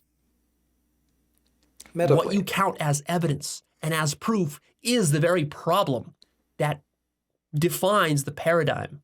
That is the thing that needs to be changed and expanded. Then you'll be able to see more of the evidence and more of the problems. Yes. Otherwise, you're locked into a little bubble outside of which you cannot see. That's how the mind works. We're talking about the mechanics of the mind here. It's very tricky stuff. Next objection. But Leo, isn't this just postmodernism? Is that an objection? Wait. If you're making this objection, I almost guarantee that you don't understand what postmodernism is. You're just parroting the word because you've heard it from somebody like Jordan Peterson or some other right-winger reactionary Postmodern, who themselves neo-Marxist. doesn't understand what postmodernism is. Please understand that Jordan Peterson does not understand postmodernism, even though he criticizes it. Which Watch is that exactly debate. why he criticized it. Watch that debate But with anyways, Zizek and Peterson. regardless of that, Wow. what I'm teaching here and talking about is not postmodernism. It's way beyond postmodernism. Postmodernism. I have my own critiques of postmodernism. Critiques of postmodernism from above. Transpostmodernism. But the critique that you're making is of postmodernism from below. The Jordan Peterson critique of postmodernism is the critique of it from below. You're critiquing it without understanding what you're critiquing. Postmodernism is actually a complicated and important intellectual philosophical development in the Western intellectual tradition. You should really study what it really amounts to and what its lessons are. Now, of course, there are excesses and problems with postmodernism. I'm not saying it's all perfect. And it still devolves into ideology for most people. But the actual developers of postmodernism, they were onto some very profound truths about the nature of language and relativity, which are virtually not understood by anybody in human society or even scientists. I wonder what doesn't devolve into ideology and dogma for most people. I wonder what doesn't. Very important developments and insights about relativity there and language from postmodernism that you need to take very seriously. But basically, the biggest problem with postmodernism is that it doesn't go far enough. Agreed. Postmodernism doesn't deconstruct itself. That's its biggest problem. Everything is arbitrary except for my statement that everything is arbitrary. Nothing matters except for the statement that nothing matters. Go farther, postmodernism. Try harder. Do better. What I'm teaching here is not postmodernism. These are independent points that I developed, many of them myself, after thousands of hours of personal independent contemplation. Of course, I've also read postmodernist works, and I do borrow some ideas from them here and there. But largely, I derived most of these independently for myself through just my own contemplation and thinking about these things. All right, so just be careful parroting these words, calling somebody a postmodernist as if that this is like a smear Dismiss. these days. It's similar to calling somebody a socialist or a communist without understanding what socialism even is. So just be careful with that. Okay. We'll be careful. You could call what I'm teaching you postmodernism, but it's really even beyond postmodernism, if you get what I'm saying. I get it. And then the last point I wanted to make here is that, it's this. I mean, if you're going to criticize me as a postmodernist, then I get to criticize you as a modernist. Because, I mean, you're not a postmodernist. You don't even know what postmodernism is. If you don't know what postmodernism is, that means you're a modernist or even a pre-modernist. And that's worse than a postmodernist. See, this is the problem. It's not like you're criticizing postmodernism from a position of neutrality. No, of course not. Your position is modernism. Most hard materialist scientists are modernists in a sense, and this is even dumber than postmodernism. So What is watch out. postmodernism? You're unaware of it. Postmodernism is very complicated, so I can't say very, very strongly what postmodernism is, but it is sort of vaguely the rejection of meta-narratives. That is one very, very broad statement that I can say about generally postmodernism. Normal postmodernism is the rejection of meta-narratives. Does that make any sense? So if you have a interpretation over some data or something, that interpretation is probably wrong. This is pretty much the postmodern idea here. If you've got any sort of meaning on top of things, that meaning is probably wrong. And then also if you have cross field sort of analyses of things, if you try to make a statement about beauty while using truth, you have some sort of hidden system that is above aesthetics and above epistemology, that is unnamed and undefined, and that thing is probably wrong. This is sort of a grand idea of postmodernism. But it's a lot more nuanced than just what I just said there. There's a lot more to it. It's a lot more complicated than that. But that's one sort of overarching idea. Generally, any meta-narrative is rejected. Okay, and I think this is the last objection here. A lot of objections. A lot of them, yes. But Leo, you use science yourself, therefore you're a hypocrite. This is a very stupid objection, I'm sorry to say. It's the same objection as people will say, like, if you criticize America for the Iraq War, which I did. I was an early critic of the Iraq War. Even back when I was like in high school, the Iraq War never made any fucking sense to me. I thought it was idiotic. And so I was always shocked, even when I was like a teenager, I was shocked that someone could be against a war and that makes them anti-American.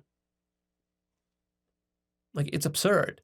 This sort of, this dumb right-wing idea of patriotism, where to be patriotic means that you support everything that your country does, even if it's evil and wrong and devilish and you know, kills millions of people, whatever it is, it's right simply because, you know, we're Americans or something like this.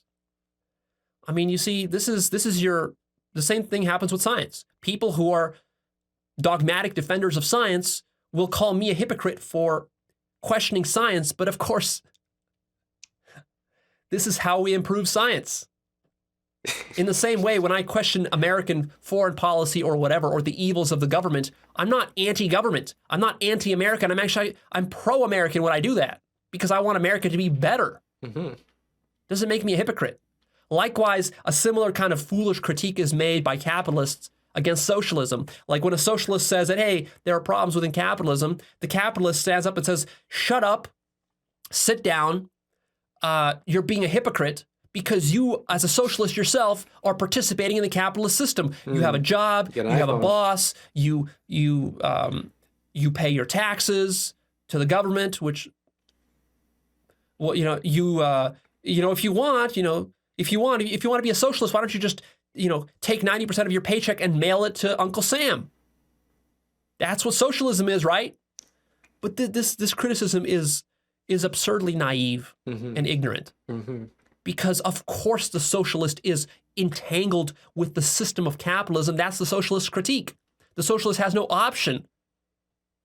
You see? It's not like the socialist can leave capitalism. It's not like the socialist can stop paying his taxes. And even if the socialist, to support his government, you would think, like, if a socialist wanted to protest the government, a capitalist government, he might stop paying his taxes. But of course, then he gets locked in jail. So that's not going to really work.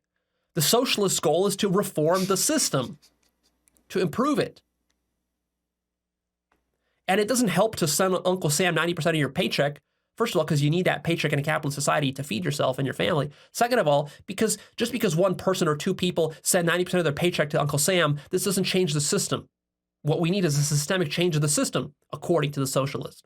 Again, I'm not arguing for socialism here. I'm just using this as an example of the absurdity of this critique that I'm a hypocrite for criticizing science. I'm not a hypocrite. I can use science. I'm not saying that we will never do more science. That's not my point. My point is that there are corruptions within science that need to be reformed. Let's remember, this is not necessarily a critique of any content of science. It's a structural critique of science. It needs to be expanded a little bit. We need to get rid of the blind spots that science has. But it's not saying that anything that science has produced is incorrect. though I mean that might come out a bit eventually. Some parts of it may be rejected, but that doesn't mean necessarily that all of it must be rejected. Not at all what he's trying to do here. That doesn't mean I can't use technology now because I said that. It's like, Leo, you should stop using YouTube now because YouTube is run on fiber optic cables that were made by science, and you're criticizing science, so no more YouTube for you. Okay. Well, when your government comes to take your guns away and oppress you, I will tell you the same thing. I'll say, you can't criticize the government. When socialists take over the government and they oppress you in the way that you might imagine, this sort of communist revolution, when this happens, I'll say, you can't criticize the government. What notifications? Because you're anti-American now. Oh, money is not real. Oh. Because whatever the government does is true by definition. You can't criticize it. It's not. You're being a hypocrite. You're part of communist America. You can't criticize it. You can't rebel against it because you're a hypocrite if you do so. You see how absurd that is? All right. So we've settled those objections. Now let's move on to some serious points. Okay, wow. We were an hour into the video and we're still haven't started. Amazing. This is top tier Leo here. I wonder if he's convincing people so far about this stuff. I get the feeling he's maybe a little bit overly antagonistic.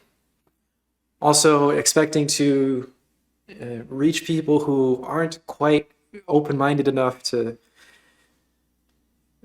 loosen some attachment to certain things and go into different fields and then come back and reinvestigate their own attachments to science and reality and truth and what they define those things as.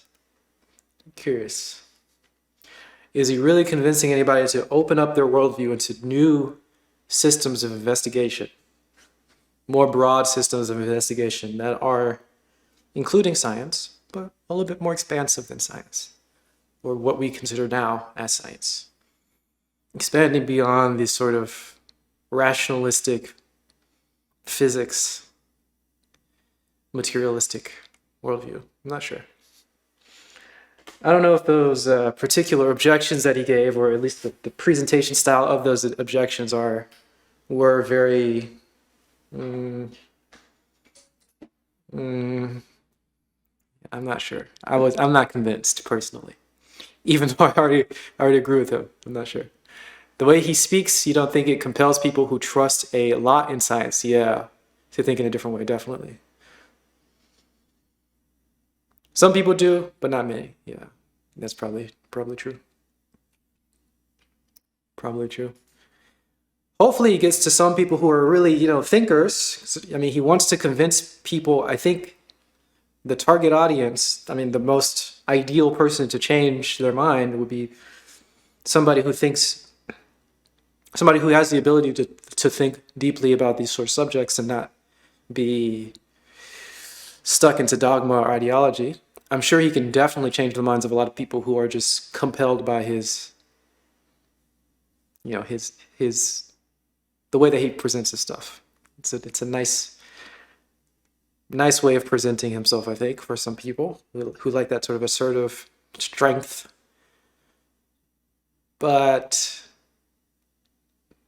I'm not sure if necessarily that captures people who are very intellectual powerhouses, we'll say. I don't know. Hardcore rationalists, it's tough to do that. Yeah. Yeah, I think so. I don't know. But let's get into the actual points. We just got through all of the interpretations, all the objections for a whole hour. Leo, brevity not his top skill here. Maximum verbosity all the time. It's okay. We appreciate it. We like it. Let's continue. So deep stuff here. There are many problems within science that I've given labels to. These are my labels. The first one I call the problem of anomalies. How to deal with anomalies. I did run ads. Here's how this one works. Did you not get ads? Did I run ads? I ran ads. Yep, I ran 3 minutes. Got pre-roll off for another 30 minutes. Didn't get any ads. What the heck? Weird. You see, the way science works is that you have a theory. The theory tries to explain some set of data. But there's always new data that is being created by new scientists and researchers. So let's say we have a theory like general relativity of Einstein. And then some researcher comes forward and says, hey, I found some data which contradicts Einstein's theory of general relativity. What's going to happen? In practice, what's going to happen is that the scientific community will look at that guy and say, your instruments were probably just wrong. You probably just did bad data. It wasn't replicated by anybody else. So that's just some noise in the system. It doesn't really invalidate general relativity. Okay. Then a few years later, a second guy comes forward, second researcher, a different one, and says, I got new data that says that general relativity is wrong. And scientists look at that and they say, well, that's just more noise. Your instruments were just wrong. You didn't do the experiment correctly. We're going to ignore you. And this keeps happening and happening and happening as new researchers come forward with more data. The question is, at what point do enough researchers come forward with enough data that you say, okay, wait a minute, maybe there's actually a problem here. Maybe this isn't just noise. Maybe this is actually evidence to the fact that the theory itself is limited and needs to be expanded or entirely changed. This is the problem of anomalies. The problem here is that there is no objective criteria by which you can adjudicate these anomalies. It's very easy to dismiss even legitimate anomalies that disprove a theory as merely noise. And this is, in fact, a common tactic that is used by otherwise very intelligent people and scientists, is that because there is no standard. How do you know when something is noise and when it isn't? You don't know. That's the whole problem. That's why science needs to be done. But it's very easy to use this excuse that something is just noise and that it can be dismissed or ignored. Because, part of the myth of science is this assumption that science is just this clean, simple discovery of facts and data. It isn't. For example, even to calculate something like the speed of light, most of us would, laymen would think that, the speed of light is just a constant that we all know, right? Like it was written in our textbook that it's like 100,000 something, feet per second or whatever. I don't know. I don't remember what it is. Anyways. 3E8. I feel like, how does he not know? Well, I guess he's not a scientist. 3E8 in a vacuum.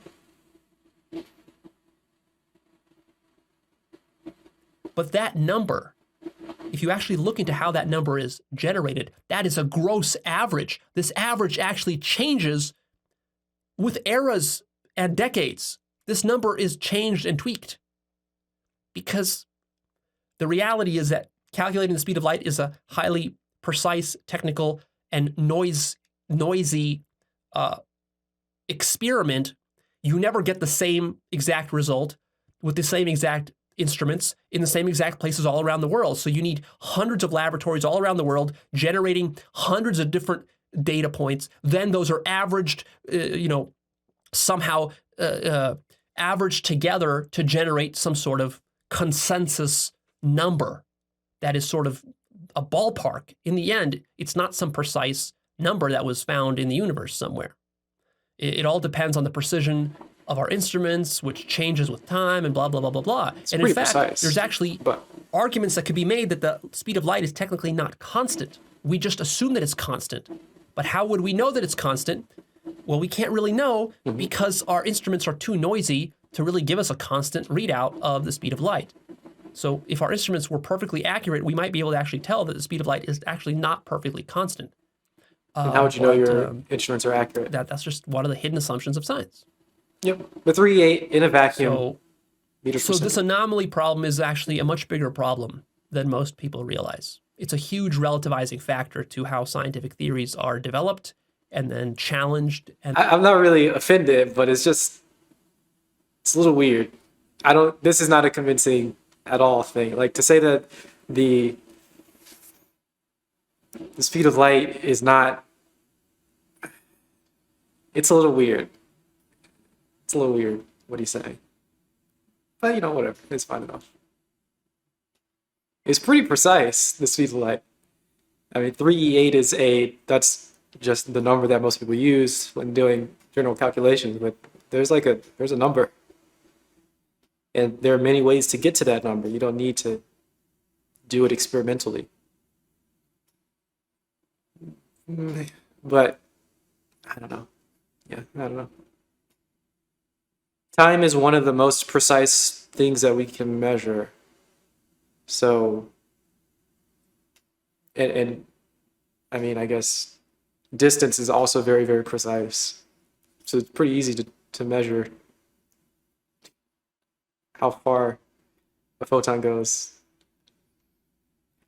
But I guess it's difficult to find a vacuum, a perfect vacuum. I don't know. I don't know. There must be experimental things. Maybe he's getting to something more fundamental than I am aware of, but yeah, whatever.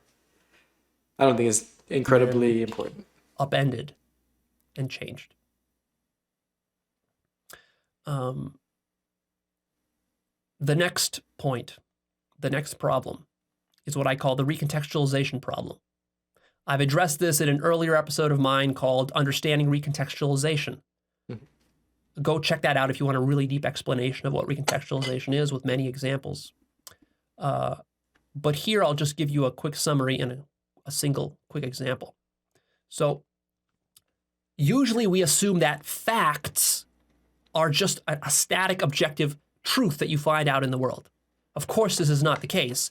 Facts only make sense within a context. So really, there's two types of qualities of mind.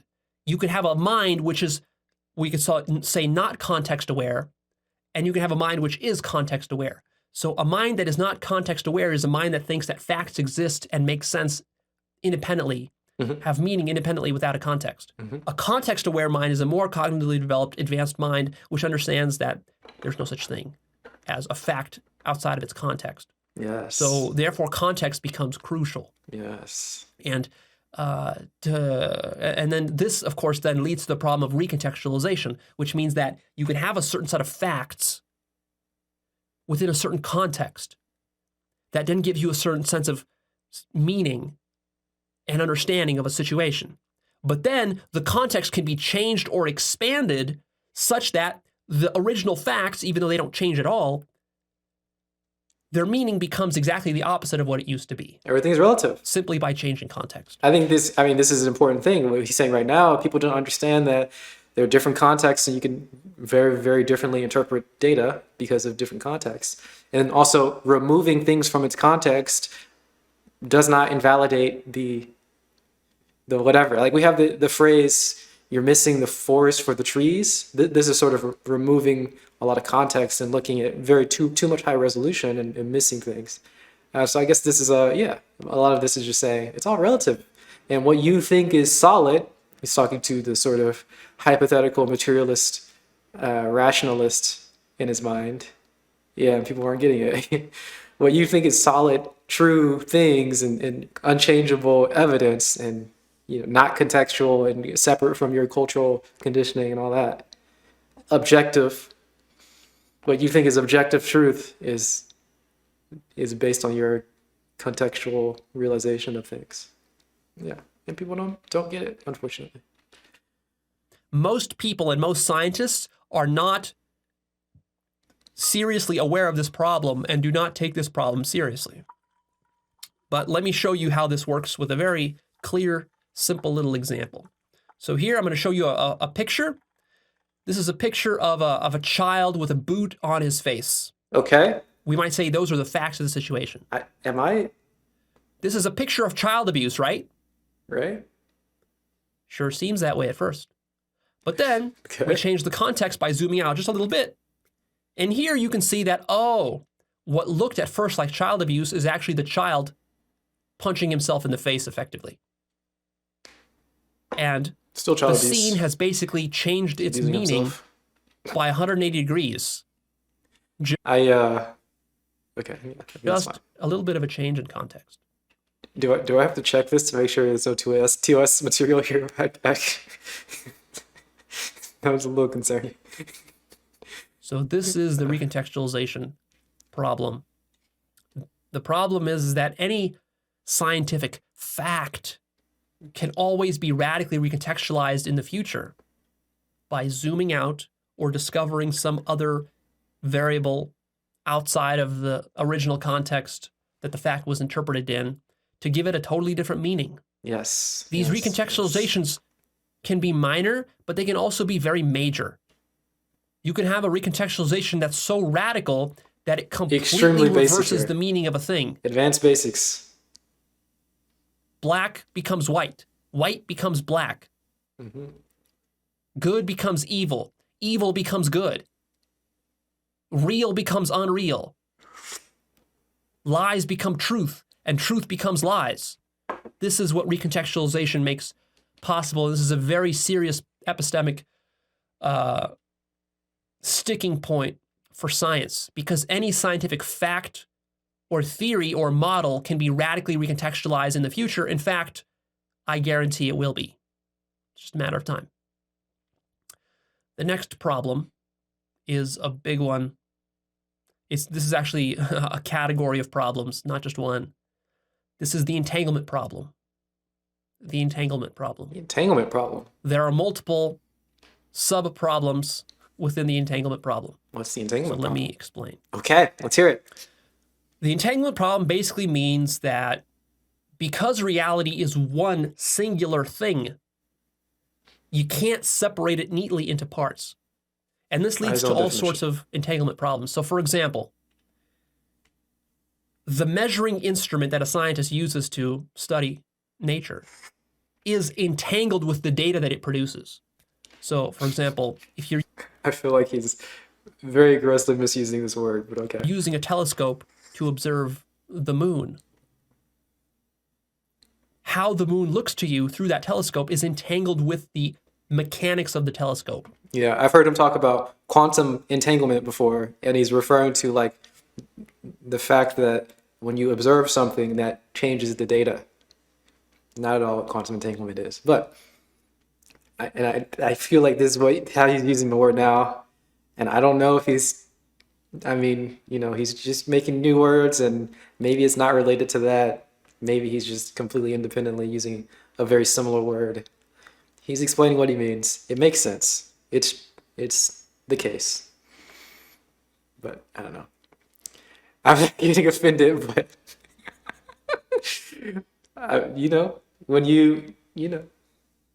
maybe I'm getting offended. I don't know. He's using words that are striking scientific, they're scientific words, and he's not doing it well. Maybe, I don't know, maybe. We'll see if he clarifies. But anyway, it's a fine point. When you observe things, it does interact with the data. Yes. If there is a crack in the lens of the telescope, you will see a crack on the surface of the moon. And you might mistake that as a feature of the moon, when in fact it is a projection of the instrument that you used that was entangled with your data.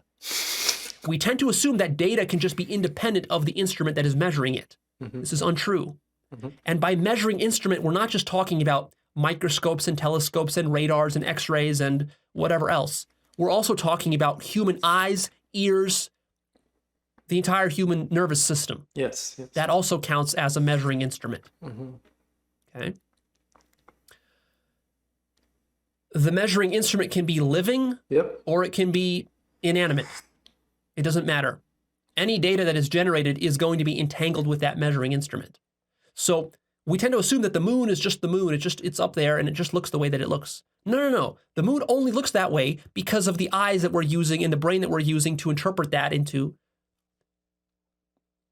see it. Mm-hmm. If you have an ant on the ground looking up at the moon, he's going to see something totally different because his neurology has a different entanglement with the data that is being generated. True. See, this creates a very big problem for science. Another entanglement problem is that the scientific method is entangled with the results and the data and the conclusions that are produced by the method. There's no such thing as a scientific result without a specific method that is used to generate that result. Mm-hmm. If you have a different method, you're going to get a different result. The question then becomes which methods generate which kinds of results and which results are valid. And this leads us to all the problems we talked about in part 1. Yep. All right. So there is no facts and there is no conclusions without proper methods. And all methods are always under question. And there's always the question of what are the limits of the method? There is no infinite method. Every method is limited and finite. Don't believe Some the methods conclusions. are better than others. Yep. That's very problematic, figuring all that out. Another entanglement problem is that, like we said in part one, individual statements of fact, of scientific fact, are entangled with the entire scientific framework for evaluating that fact. This is the point that Quine was making in that long quote that I read to you. So what this means is that a statement that you would ordinarily, this is part of the myth of science. Within the myth of science, there's this idea that we can have an objective scientific statement, such as, I don't know, snow is white. Yeah. And that snow is just white. That's just true. And this is independent of the scientific framework. It's just true that snow is white. No, it's not. To determine whether snow is actually white, and that is a true statement, to determine that, you need to bring in the entire scientific apparatus, your entire worldview, to interpret and test with validity that statement. See? Because you need to break down every word in that statement. You need to evaluate what it actually means. Then, so your language is entangled also with the statement. Yeah. What does it mean to be white? Because if there are problems within your scientific framework, then the statement will come out not true, or false statements will come out true, depending on your framework. And the frameworks can be different. There's no single scientific framework. There's an infinite number of different ones, and they're always constantly evolving. A further entanglement problem is that the scientist is entangled with his experiment. Okay. There's this, again, part of the myth of science is this idea that, well, the scientist is just this objective guy who, he comes into the laboratory in the morning, does his experiments, then he comes home at night, and the science can be just a neutral observer of nature. But of course, this is not how it works, because the scientist is part of nature. Science is part of nature. So the scientist and his mind is entangled with the experiment that he's doing. This is very important to understand. Many scientists are in denial about this, because in science, there's this ideal of separating oneself and one's personal biases from one's experiment such that there's a sort of neutrality. But this is a pseudo-neutrality. It's not a real neutrality, because the scientist's ego mind is always running the show. The scientist's ego mind and his paradigms and his frameworks and even his personal ideas and prejudices and worldviews and his religious inclinations, whatever he has, his spiritual inclinations or lack thereof, all of that is influencing how the scientist does the experiment. It influences which experiments he does. Yes, you can't get beyond your filter. And that is very important to understand. The filter of your consciousness, the filter of your programming and whatever, biological, all that jazz, you can't get beyond it. Or can you? You can't get beyond it. So you want to be aware of it, very, very aware of it. Hyper aware. It's not just how you do the experiment, it's which experiment you Or can you? even have a desire to do. Given your prejudices and even your upbringing, you're going to want to do different experiments, and you're going to want to do them in different ways. And you're going to have different ideas about what constitutes a valid experiment and what doesn't. This is huge. All of the scientists' executive decisions affect how these experiments are done. His personal beliefs. You cannot separate the scientist from the experiment. You can try, and I'm not saying it's not useful to try. I mean, it's useful to try to be neutral. But don't fool yourself into thinking that you can completely sever these two things. When you do that, that leads you to deny biases and to pretend like you're neutral when you're actually not. For example, if you were raised as a scientist in a very, let's say you were raised in a very religious environment as a kid. You were sent to Catholic school where the nuns beat you and treated you horribly as a child. And you were traumatized by this and you really didn't like it. You didn't like all the superstition of Catholicism and whatever. And then when you grew up and, you went to university, you outgrew all that. You became an atheist. You became rational, hyper-rational. And then you adopted this worldview and you said, you know what? All that superstitious stuff is all nonsense. I'm devoting my life to rationalism from this point on. And now you tell yourself, now I'm doing science and now I'm neutral about how I do science. You're not neutral. Actually, what you're doing is you've adopted this bias of hyper-rationalism, and that has been a reaction against how you were treated when you were raised. And this now influences how you see the world and what kind of experiments you do and how you interpret the results of those experiments. See? I see. It's very significant. Don't underestimate how big of a corrupting influence this is. Remember, your ego mind is running the whole show. Your ego mind is there prior to science. Your ego mind has more power than science. Is that true? Your ego mind invented science. Is that true? As part of its function to making sense of reality. Wow. I can't go fully into all that here. I'm just pointing this a little bit out to you. All right. The next entanglement is that reason and emotions are entangled. Again, there's this idea within science, or even in the popular culture, the myth of science, is that science is purely reason and logic, and emotions have nothing to do with science. They're completely separate. This is utter horseshit. Of course, this is not true. Reason and emotion are entangled. In fact, your life is mostly run by emotion. This idea that facts don't care about your feelings is complete horseshit. In fact, that whole idea came from emotions. It didn't come from facts. The fact is that reason and emotion are intertwined, and that, in fact, it's emotions that run your reason, not reason that runs your emotions. Unfortunately, there's so many people who are just bad at emotions, right? They have no emotional intelligence. And the reason why they're trying to dismiss emotions because they can't read other people's emotions and they can't read their own emotions. They can't tell that they're disgusted with other people and they're incredulous and they're angry all the time and frustrated all the time when they talk about logic and so on and so forth.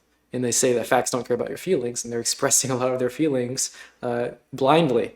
They can't see it. And that's why they're dismissing emotions, because they don't have a good read of emotions, unfortunately. Of course, it goes the opposite way.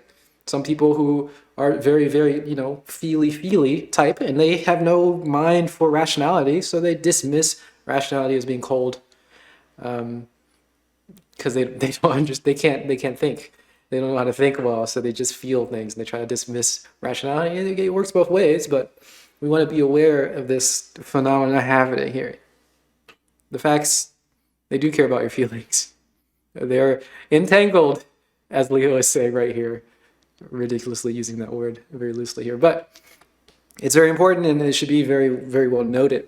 When people try, often just try to look at it and see when people are saying that the emotions don't matter, see if they're doing it from a place of above emotionality, as in Leo's type of language here. Is it a place from above? Is it a critique from above or below? Is this a person who is very much emotionally unaware and they're trying to remove emotionality because they're just bad at it? Or is this a person who is very emotionally in tune and aware, and they're attempting to get rid of that bias very mindfully? You can tell very quickly. I should watch a video. Why is there something rather than nothing? Okay, sure. It's cooler than this science series. All right. We're getting people mad at the series so far. No, we're going to continue watching this. We might watch something rather than nothing, but we're committed to watching this, all right? We don't want to be tricked by being bored or tricked by thinking that there's some higher advanced series, We're getting basic here. Let's get real basic here. Let's get not cool. Let's get lame, okay?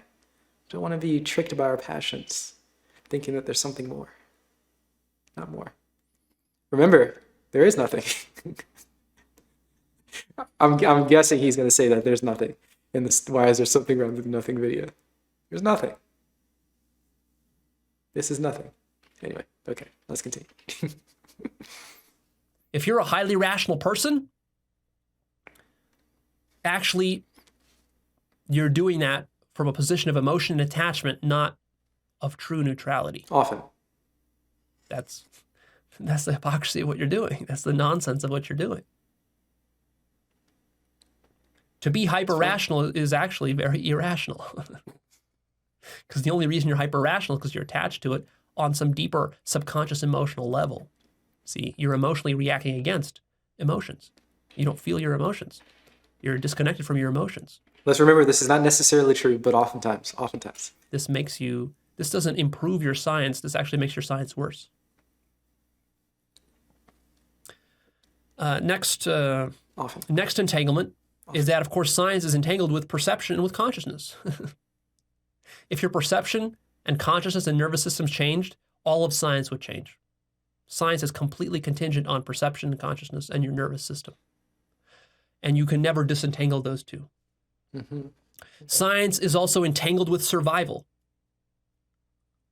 Scientists like to pretend that survival is not something that science is interested in. Science is interested in just the raw, abstract truths of nature. Mm-hmm. But in point of fact, individual scientists themselves are strongly influenced by survival needs and agendas, and so are scientific institutions. We'll talk about that a little bit more here in a lot of depth as we get into the topic of culture here in a minute.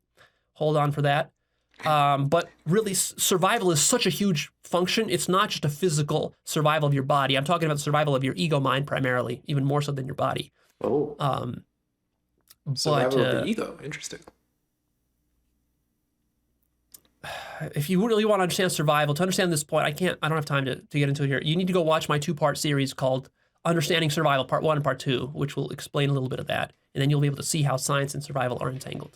Isn't it obvious that science is about survival? Yeah, I guess it is. Sometimes it's a little...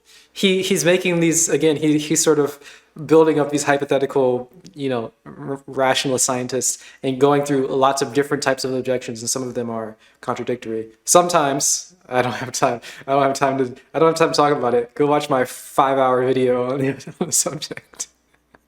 There are definitely some people who are scientifically minded, and they say that science is completely objective and not connected to survival. But then there are a bunch of other scientists who say that it's primarily about survival. So, they're different mindsets.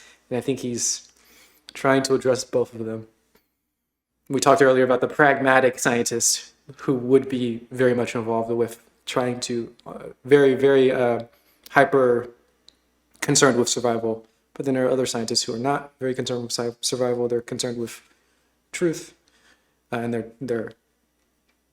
they sort of dismiss the survival instinct that they may have.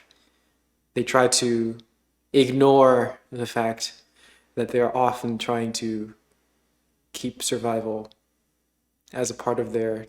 My words are getting jumbled, but I think you understand what I mean. There's a critique from below again, as Leo might describe it, of trying to dismiss or trying to ignore their survival needs and habits. Sometimes, again, he's making up these hypothetical people and tearing them down. Then there's the entanglement of science and culture. These two are entangled, such that you can't separate these two either.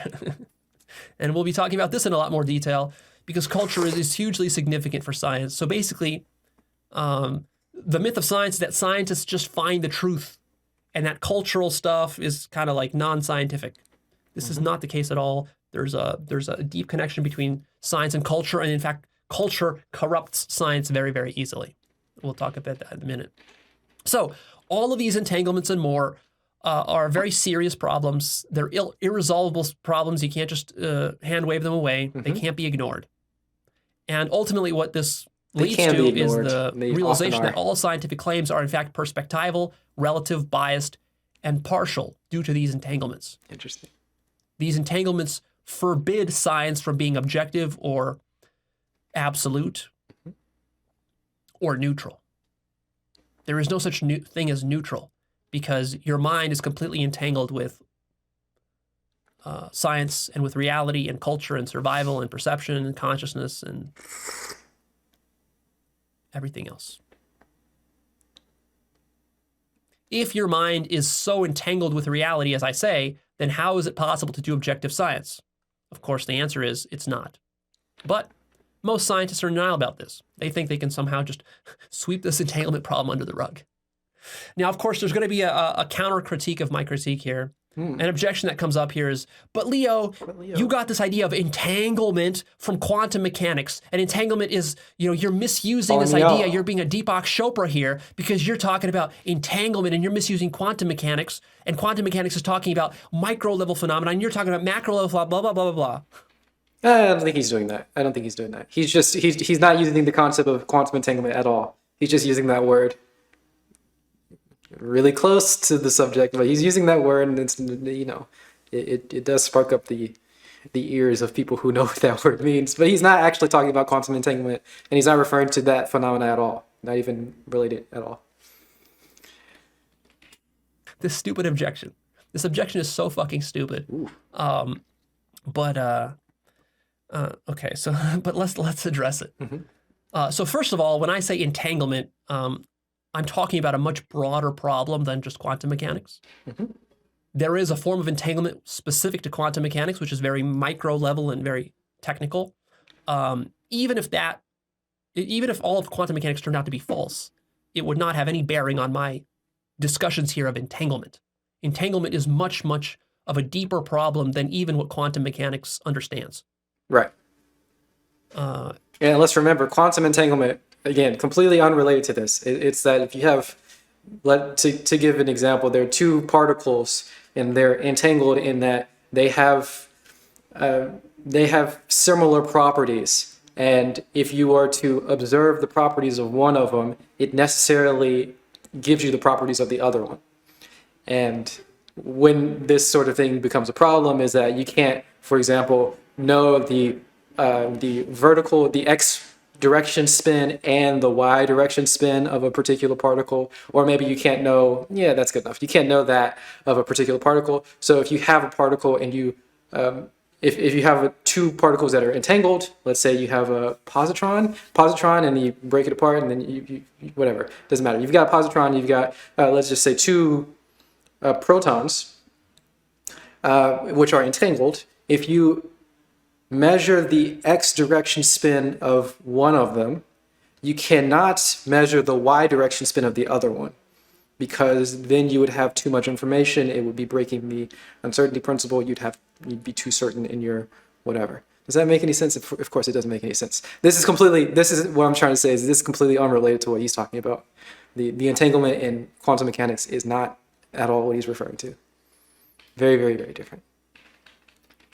Ultimately, entanglement is a deep feature of reality, because reality is one. So if everything is one, you can't really separate things into parts, and therefore everything is entangled with everything else. That's ultimately what entanglement means. This has nothing to really ultimately do with quantum mechanics. Quantum mechanics is just a single instance of a larger issue that stems from the oneness of reality. But again, I can't even explain. I don't have time to explain why reality is one. You just have to trust me on that for now. But I know that still won't convince many of you rationalists and skeptics and materialists. So anyways, I've prepared some ammunition here against you, from some scientists. So I have a quote here from an interview with Leonard Susskind.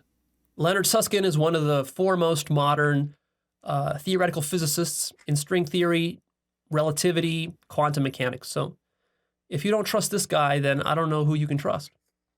He's a high quality guy. So anyways, this is an interview. I'm taking this quote from an interview with Lex Friedman and Leonard Susskind. So the interviewer here, Lex Friedman, he asks Susskind the following question. This is in the context of them talking about quantum mechanics and entanglement. He says, quote, "You are observing stuff right now on the conscious level. Do you think there are echoes of that kind of entanglement on the macro scale?" Susskind responds, "Yes, absolutely, for sure. We are quantum mechanically entangled with everything in this room. If we weren't, well, we wouldn't be observing it. On the other hand, you can ask me, am I really comfortable with it? And I'm uncomfortable with it in the same way that I can never get comfortable with 5 dimensions. My brain isn't wired for it." End quote. So there you go. From the man himself, Leonard Susskind. So here he's obviously saying that there is a macro scale component to this entanglement, which is him recognizing what I'm saying, but still not fully recognizing it. So when he says that he's uncomfortable with it, this is actually very illuminating, because what it shows you is that his mind, and this is correct, the dualistic mind is incapable of fully grappling with the radical implications of oneness, which is what entanglement really is. All that entanglement means is just oneness, ultimately. But theoretical physicists have a long way to go to fully understand what that means. But if that wasn't enough for you, I have some more ammunition and some more quotes. So here I have a quote from Werner Heisenberg. Do you trust him as a reputable source? Werner Heisenberg. He says, quote, "We have to remember that what we observe is not nature herself, but nature exposed to our methods of questioning." Mm-hmm. End quote. I have another quote from the great physicist David Bohm. Do you trust him? He says, quote, "Both observer and observed are merging and interpenetrating aspects of one whole reality, which is indivisible and unanalyzable." End quote. I have more. I have a quote from Max Planck. Do you trust Max Planck? Is he reputable enough for you? You see, you're forcing me to make appeals to authority. I don't want to. I would rather have you just contemplate the points that I make without any appeal to authority. But because you're a scientist and you're scientifically minded, your whole game is appeals to authority. Leo kind of day. I mean, that's what science is. It's all appeals to authority. So I'm playing your game by your rules for your for your sake, right? So Max Planck says, quote, "Science cannot solve the ultimate mystery of nature. And that is because, in the last analysis, we ourselves are part of nature and therefore part of the mystery that we are trying to solve." End quote. I have one more by John Archibald Wheeler, who's a very significant theoretical physicist. He popularized the notion of black holes, and he worked on information theory. And he says, quote, "That which we call reality arises in the last analysis from the posing of yes-no questions and the registering of equipment-evoked responses. In short, all things physical are information theoretic in origin, and this is a participatory universe." End quote. A participatory universe. That's what I'm talking about. You are the universe trying to understand itself. That creates entanglement. And the last quote I have for you here is from a philosopher, Maurice Merleau-Ponty, and he says, quote, "The body-mind is an open circuit completed by the world." I like that one. So there you go. I hope that settles the entanglement issue once and for all. Okay. Entanglement is real, and it's a problem. And it's a huge relativizing factor for all data and facts. Think of it this way. A scientist wants to approach nature. A materialist thinks he can approach nature in the following fashion, as though he was in a laboratory dissecting a frog. He's just standing there neutrally observing the frog, cutting its guts open and then studying it. And hey, seems to work. But when you try to start to understand reality at a deeper level, you realize reality is not like dissecting a frog. Reality is actually like dissecting yourself. You can no longer just stand there as a neutral observer. Now you're entangled with the thing that you're studying. Now every cut that you make in your body, you feel. When you are pulling your own guts out, it's painful, it's dirty, it's nasty, it's emotional. There's suffering involved. It's a survival problem. It's not merely that you're a neutral observer anymore. And the problem is, how do you stay neutral? Can you? How do you objectively observe yourself when you are cutting your own self open and pulling your own guts out? See? So in practice, what most scientists do is they carefully avoid what I call the self-reflection problem. They do science in such a manner where science never fully gets to see its own circularity and never looks itself in the mirror. So most scientists are in the business of doing science sort of externally in the world out there, but they never connect the dots such that they realize that their own mind is connected with the science that they're doing. If they did, that's when they would start to get into this loop of self-reflectivity, which then will lead them down this rabbit hole of deconstruction, which ultimately will destroy all of science and all of reality if you get to the very bottom of this sort of vortex. So part of the myth of science is the idea that you can do science objectively and neutrally, that science is a neutral, impartial perspective. It's not. It's highly partial. Every aspect of scientific method is partial. If you say science is rational, that's partial, that's biased. You're going to get certain results based on that rational scheme that you've invented and you projected upon nature. You're forcing nature to fit into the rationalist box, so it'll appear rationalist to you because that's the box you've put it in. Likewise, if you're a materialist and you look at nature through the materialist lens, all you're going to see is materialism. Yep. That doesn't mean that nature is material. It just means that that's how you look at it. That's what you project onto it, and you reject everything outside of that little box that you look at it through. You filter everything else out. See? I see it. Any kind of method that you invent, I don't see it. any kind of rules for science, any kind of standards, any kind of norms, all of them are going to be finite, and all of them are going to limit your view of reality. Yes. Which is why you and should are going to stop create bias. believing your beliefs. Don't be tricked by your own This filter. is inevitable. Absolutely inevitable. And this right here is a mortal blow to science as an objective enterprise. It's impossible for science to ever be an objective enterprise.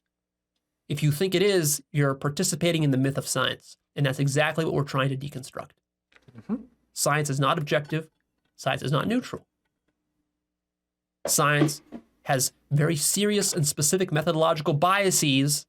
And you might say, well, Leo, so what? Not so what. It's hugely significant because that means any methodological biases you have will cut off portions of reality. You're going to be blind to them. Those portions will be true and real, but you won't be able to see them because of the lens that you've chosen to see reality through. You got that? I got it. Okay, next point. Now I have a thought experiment for those of you who argue that metaphysics and epistemology and philosophy is irrelevant to science. Okay. This thought experiment, if you really contemplate it for a while, this is the final nail in the coffin of the idea that philosophy and science are supposed to be separate and independent. Here's the thought experiment. Imagine that you're in a really high quality VR simulation. Imagine you were born into it. Okay. Matrix style. This simulation is amazing. It has objects and it has a whole world, flourishing world, like a video game world with people and animals and trees and stuff to study and examine. And so you're so fascinated by this virtual world that you're living in. Of course, you don't know that it's virtual. You're living in it and you decide to become a scientist within this virtual world and to study this virtual world. Okay? So you devote your entire career to that. You spend 30, 40 years doing that. And then as you're sitting there studying the simulation, someone like me comes to you one day and says, hey, you know, you're really good at studying the mechanics of this simulation, but have you ever thought about what this simulation actually is? Hey, what's up? That you're studying? What is the actual substance? What is the truth? What's really going on here? What is this life that you're living? Have you ever thought about this? It's hanging low. And the scientist says, of course, as they typically do, that's outside my domain of concern. I don't care about that. I'm a simple scientist. I just do my experiments. I just study this phenomena. I don't care about anything else. I don't care about philosophy. Those are questions beyond science. Science does not care about that. These are issues of truth, and science doesn't pursue truth. Science is just a simple pragmatic activity. All we're doing is we're just mapping some variables. Oh, you said the other day. in life, and that's it. See, science is humble. Retroactively saying hello. And so you wave me away. So of course I leave because I can't convince you otherwise. So I'm wondering if this was out in a mood. Oh, what does that even mean? I don't know. I'm wondering. Well, I'll continue with this objection. And then one day after a long, rich life, the simulation ends, and a new simulation begins. Okay. You're in a totally different world. Imagine switching video game discs. Sure. You're now in a totally different world, totally different environment, totally different people, animals, creatures, physical laws. Absolutely everything has changed. What was happening? Now, here's my question to you. What has remained of your science? Nothing. All of that science that you spent 40 years doing, is any of it true anymore? What has remained? Nothing. Nothing. Nothing remains. Everything you thought was true was only relatively true. Clearly made of pixels. Yep. Maybe it would have been useful for you to wonder about the bigger picture rather than just getting locked into your little endeavor of studying the laws and mechanics of the particular simulation that you were in. Now, I don't actually agree with this point. I agree with maybe some of the point. Let me explain. I think it's totally fine to say that what you have, like if you want to have reality be this, let's say this is reality here, and this is physics, and physics explain this stuff, and anything that's not stuff, physics doesn't explain, and it's not real. It's not real. And we only concern ourselves with physical, materialistic reality. That is it. That is reality. And that is my only pursuit in this narrow field. Now, I think that's totally fine. And then, you know, if Leo is talking about outside of the simulation, I think it's totally fine to say that stuff is not real. I think it's weird, bad, wrong to dismiss the not real as not valid. It's not real. It's not what I study. That'd be fine. I only study physics. That's totally fine. And you can study things beyond the simulation. I think that's a valid thing. I guess the obvious issue is that unfortunately most scientists they don't have this sort of openness. Hey, what's up?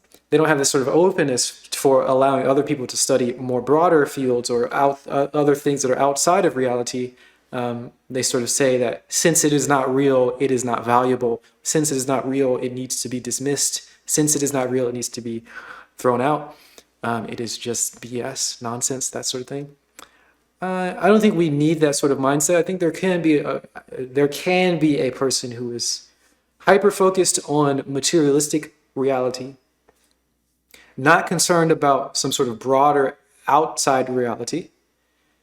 He said that in the other video, Mario Israel. Yeah, he's getting loose with. He's not very clear about if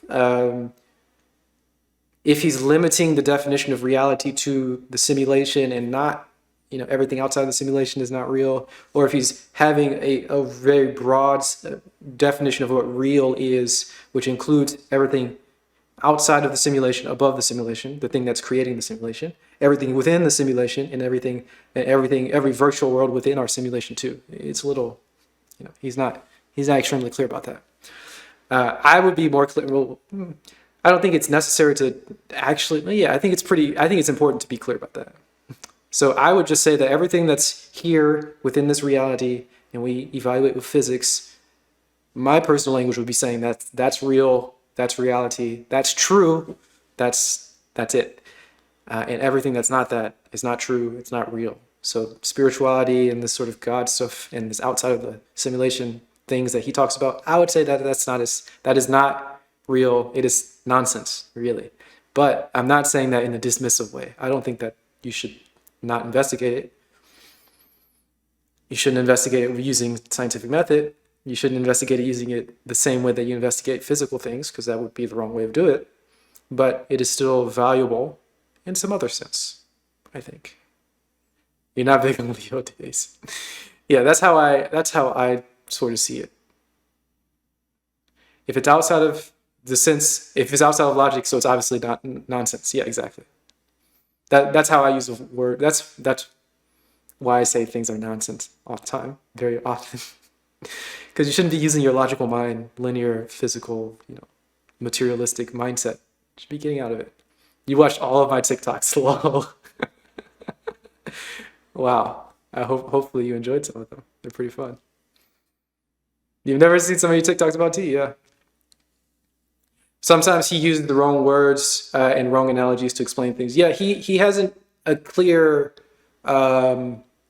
he hasn't like solidified his language very clearly to define things in a narrow sense or in a broad sense.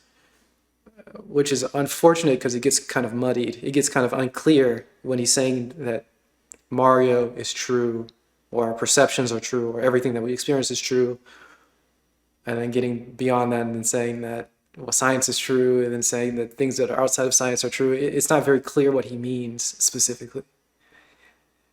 I do wish he were slightly more clear with that. And maybe we do need slightly more language to encompass that sort of mindset of being able to more freely talk about things that are. We need some more abstractable language. So what I mean by that is, if we are in this simulate, like in our reality and things that we evaluate within our reality, we can call this reality, and we need some language for the things that are meta our reality, so the things that are running the simulation, right? We're in Mario, and everything that we evaluate within Mario is real. And the things that are outside of Mario, the things that like the we system and the reality that's encompassing Mario is not real. We need a different word for that higher reality. And then we need a different word for the realities within our simulations. If we have like a TV show, we need a different word for how we evaluate the reality of that TV show. But we don't have enough language for it. If you get what I'm saying, we need a abstractable, higher, lower, meta, virtual, stuff like that. It's unfortunate that we don't have enough language for it, and it's unfortunate that he doesn't clarify that, so it gets really confusing if you're not aware that he's being kind of loose with the language. A reality That's show. the thought experiment. Contemplate that for yourself. Now, people will misunderstand me here. People will think that, oh, Leo, so are you saying that we're inside of a VR simulation? Are you saying reality is a simulation? Actually, no. I'm saying exactly the opposite. I am conclusively saying that you can become conscious that reality is not a simulation. You are definitely not in a simulation. You can become directly conscious of this. But you may be in a dream. Wow. Let's think about that for a moment. You might be in a dream. You're not in a simulation. You might be in a dream. Amazing. Yes, this is where it gets. This is the confusing thing. I know exactly what he means, but I can understand why it's confusing. I think he'll explain it. I'll try to explain too. Reality is not a simulation. It's a dream. It's a dream. Wow. I get the feeling that he laughs when he knows that his language is too loose to be interpreted. Unfortunate.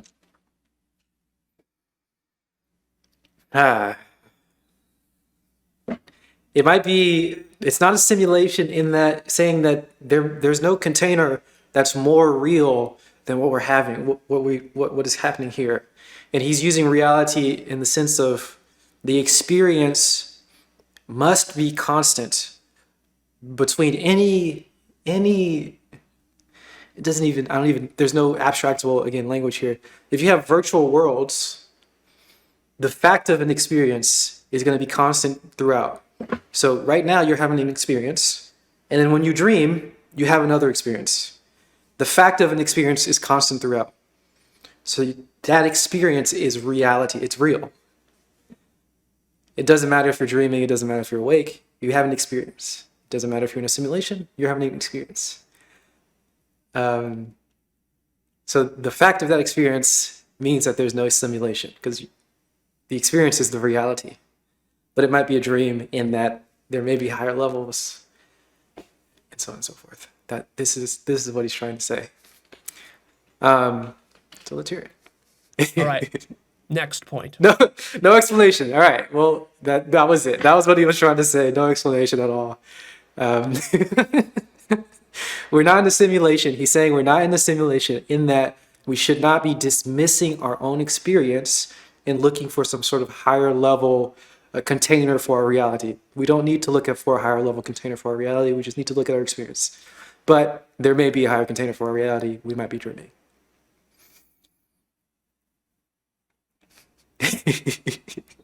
We just have slightly different connotations for when we have a dream and reality, which is why he's might be flipping between those and saying that. But you know, it's very difficult to interpret when he just says that and laughs. Anyway. The next point is that all scientific truths are relative. And of course, you're wondering, how can this be the case?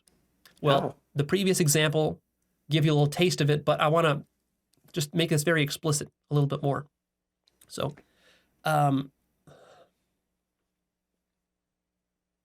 here are all the relativizing factors of scientific truth.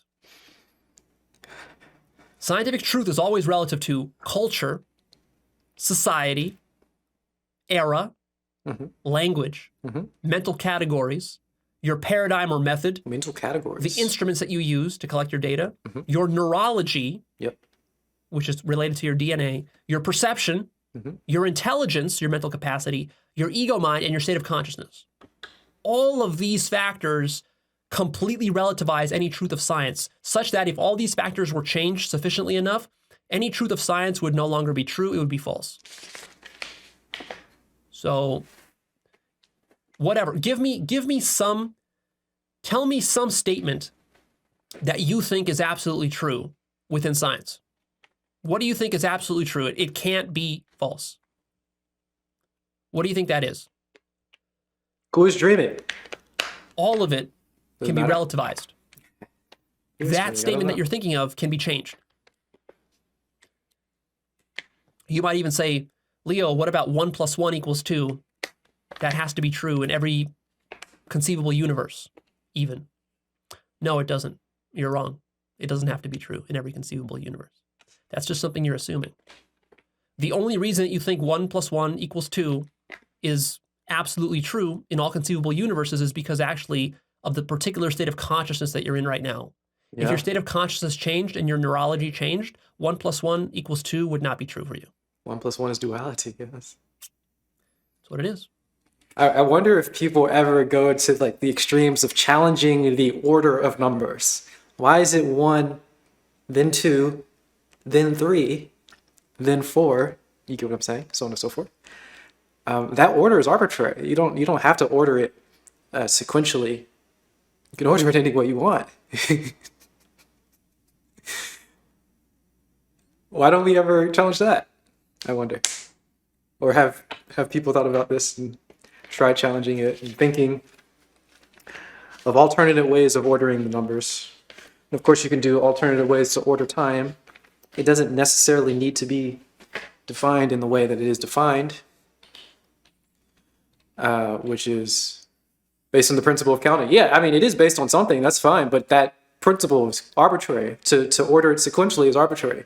And to order time in the direction of increasing, I don't remember the word. What's the word? Increasing, what's the word for chaos almost? It starts with an E, I think. Entropy. To order time in the order of increasing entropy is arbitrary. You can order time however you want. It doesn't need to be in that sense. And you might be able to get more interesting information by ordering it in different ways. Maybe. We haven't tried it. I think that would be an interesting pursuit for some people. And so would every other scientific fact. But it's not a necessary factor of the world. It must be ordered in the way that we think. That's a Time problem and for science, numbers. See, scientists really don't like admitting this. They really don't like admitting this. Because they want their discoveries to be absolutely true, but they aren't. Here are some examples of how this works. So,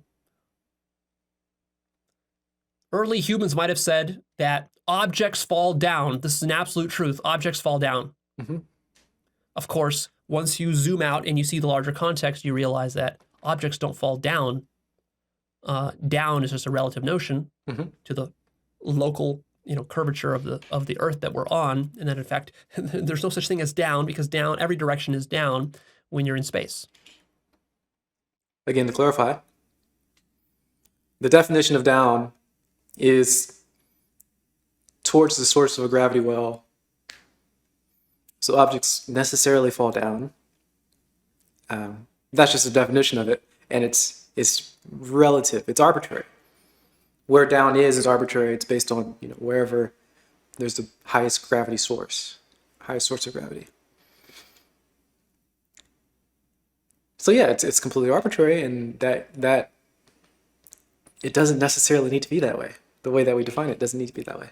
There's no down. Down is relative. Down is relative. So the idea objects fall down, it seems true only when you're on the surface of the Earth, and then it's not true when you're in outer space or on some other planet. Mm-hmm. Or even when you're on the opposite side of the globe. Now up becomes down. You might say, today is 12 o'clock. That's a scientific statement. Is it really? No, it's not. It's 12 o'clock here. It's 1 o'clock one state over. It's 2 o'clock How do you know it's actually in the 12 next o'clock country right and now? so on. For me, Of course. of course. So obviously that's relative. Time is relative. Einstein showed that. How about the Eiffel Tower? You might say the Eiffel Tower is 984 feet tall. That's the number they gave me on Google, 984 feet tall. So if the Eiffel Tower is 984 feet tall, that's an objective fact, right? Nope. Completely relative. According to Einstein, depending at the speed at which you're moving at, relative to the Eiffel Tower, changes its length. If you're the closer you move to the speed of light, the Eiffel Tower will look shorter and shorter to you. Perceived length. So that measurement of 984 feet, that assumes that you are within the same inertial frame as the Eiffel Tower. But of course, that can change, easily could change. Very easily, yes. How about the statement that snow is white? That's true, right? No, of course not. It's relative. If you take LSD, snow is not going to be white anymore. If you have a neurological disorder where you can't see colors correctly, people have those, then where white is the not going to look white to you. It might look gray, might look purple, who knows? Could look any color. In fact, you don't even know what the word white even refers to. What you call white might be my black. This is called the reverse spectrum problem, and in fact, there's no way to scientifically resolve this problem. So he's saying that whiteness is within the actual perception of the person, not the wavelength of particles falling out of a particular object. You can change the perspective for whiteness to be the range of wavelengths coming out of an object, the range of reflected photons, the wavelength of, arrange those words in a specific order to make it make sense. You get the picture. You can change it to that, but then you have to make a definition of white. Is it the entire spectrum of electromagnetic waves? Well, generally not. Is it the entire spectrum of our visual spectrum? Well, honestly, also generally not. When we consider things white, we don't actually include the entire visual spectrum, usually. First of all, it's difficult to get a light that does have that. How do I determine who is seeing color correctly, normal-sighted person or the colorblind person? How do you determine it? You don't. There's no correctly, right? There's only this relative notion of whatever. Though you can say that the people who are sort of normal-sighted have better distinctions, higher level distinction, finer distinctions, which you could say is better in some cases.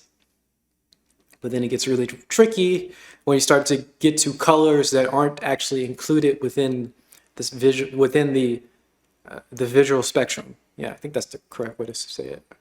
When you get into colors that are not actually on the rainbow, you know what I mean?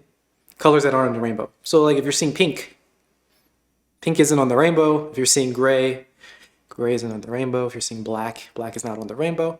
So when you distinguish black from other colors, or when you distinguish gray from other color, or when you distinguish pink from other colors, what that means to the person seeing pink, it gets really weird, questionable, because it's not very, the distinction doesn't align with what is actually there. Hopefully that makes sense, but it probably doesn't, because I'm a little scattered at the moment. But yeah, you can get better distinctions with the person who's normally sighted. And there's also it's pretty repeatable, I guess. You could say, all right, you got this particular wavelength, and you can tell when there's something at this particular range of wavelengths, and you call it red or whatever. You have better distinctions than the colorblind person. So yeah, higher resolution, I think that's the idea here. But the question is the color within the person who sees it or within the object reflecting the things? And then you have to get into a very, very complicated definition of what colors are. It's not just a specific range of wavelengths on the visual spectrum, as most people consider it. Because you can obviously point to colors that are not a part of the visual spectrum. I just said them: gray, magenta, pink, brown, whatever, black, white. These aren't in the visual spectrum.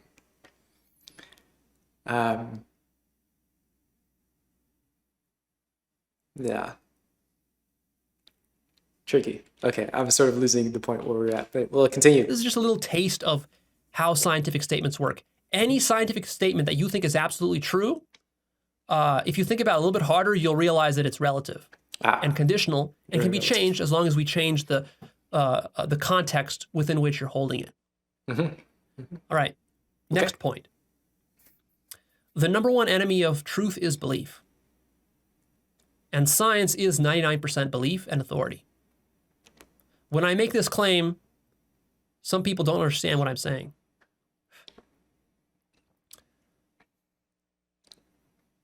Leo, how could it be that science is 99% belief?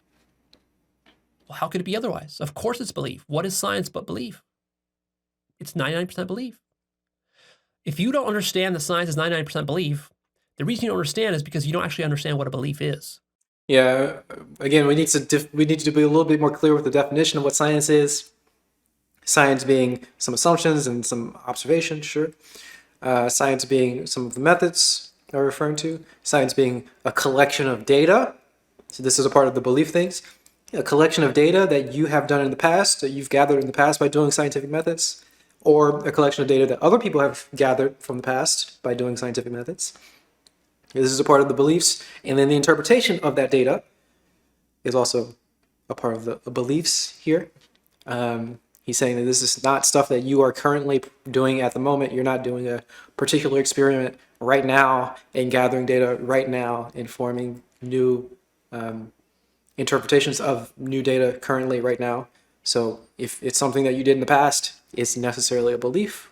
If it's something that other people have done in the past, it's necessarily a belief. And pretty much the breadth of all of our science is not some sort of direct experiment that we're doing currently. It is a collection of data, the library of science, the library of data, and the library of interpretations of that data, which is pretty much just beliefs. See, most people misunderstand belief to be either crazy religious ideas, they call that belief, or belief in their mind is something that isn't true. But that's not what belief means. A belief, and here is where you need to do some introspection work. Yep. You can introspect and actually contemplate what a belief is and have a direct experience of what a belief is. Feel yourself holding a belief, any belief, and you'll soon realize what beliefs are. So, for example, you believe that I'm real. Do you? I could just be a computer simulation here. I could be just an AI invented by Google teaching you this stuff. But you believe I'm a real human. You've never seen me, but you believe I'm a real human. Again, he's being really, really weird with the language. He's being loose with the language here. He's saying real in the sense that we think that there is a biological being who was in the past sitting in some room with, the nice backdrop, getting his yearbook photo taken, and he's making this video, and there's photons of light bouncing off of this biological being, going into a computer and being recorded, is what he means by we think that he's real. We think that has happened. And that is not necessarily true. It could just be a computer simulation. Of course, in his framework, it wouldn't matter if that happened or not. It's still real because we're experiencing it. But whatever. Loose with the language. Loose with the language. That's a belief you hold. It's a belief. You believe that the Earth has a rotation, that it rotates every 24 hours. You believe that. You have no direct experience of this. You've never seen it actually happen. You've never tested it or verified it in any way. You believe that the Earth rotates. Oh, interesting. Now, you'll object here and you'll say, well, Leo, but this has been tested by scientists and has been validated, so it's not a belief. No, it's still a belief. In fact, I think you have a belief that it's been validated by scientists. True.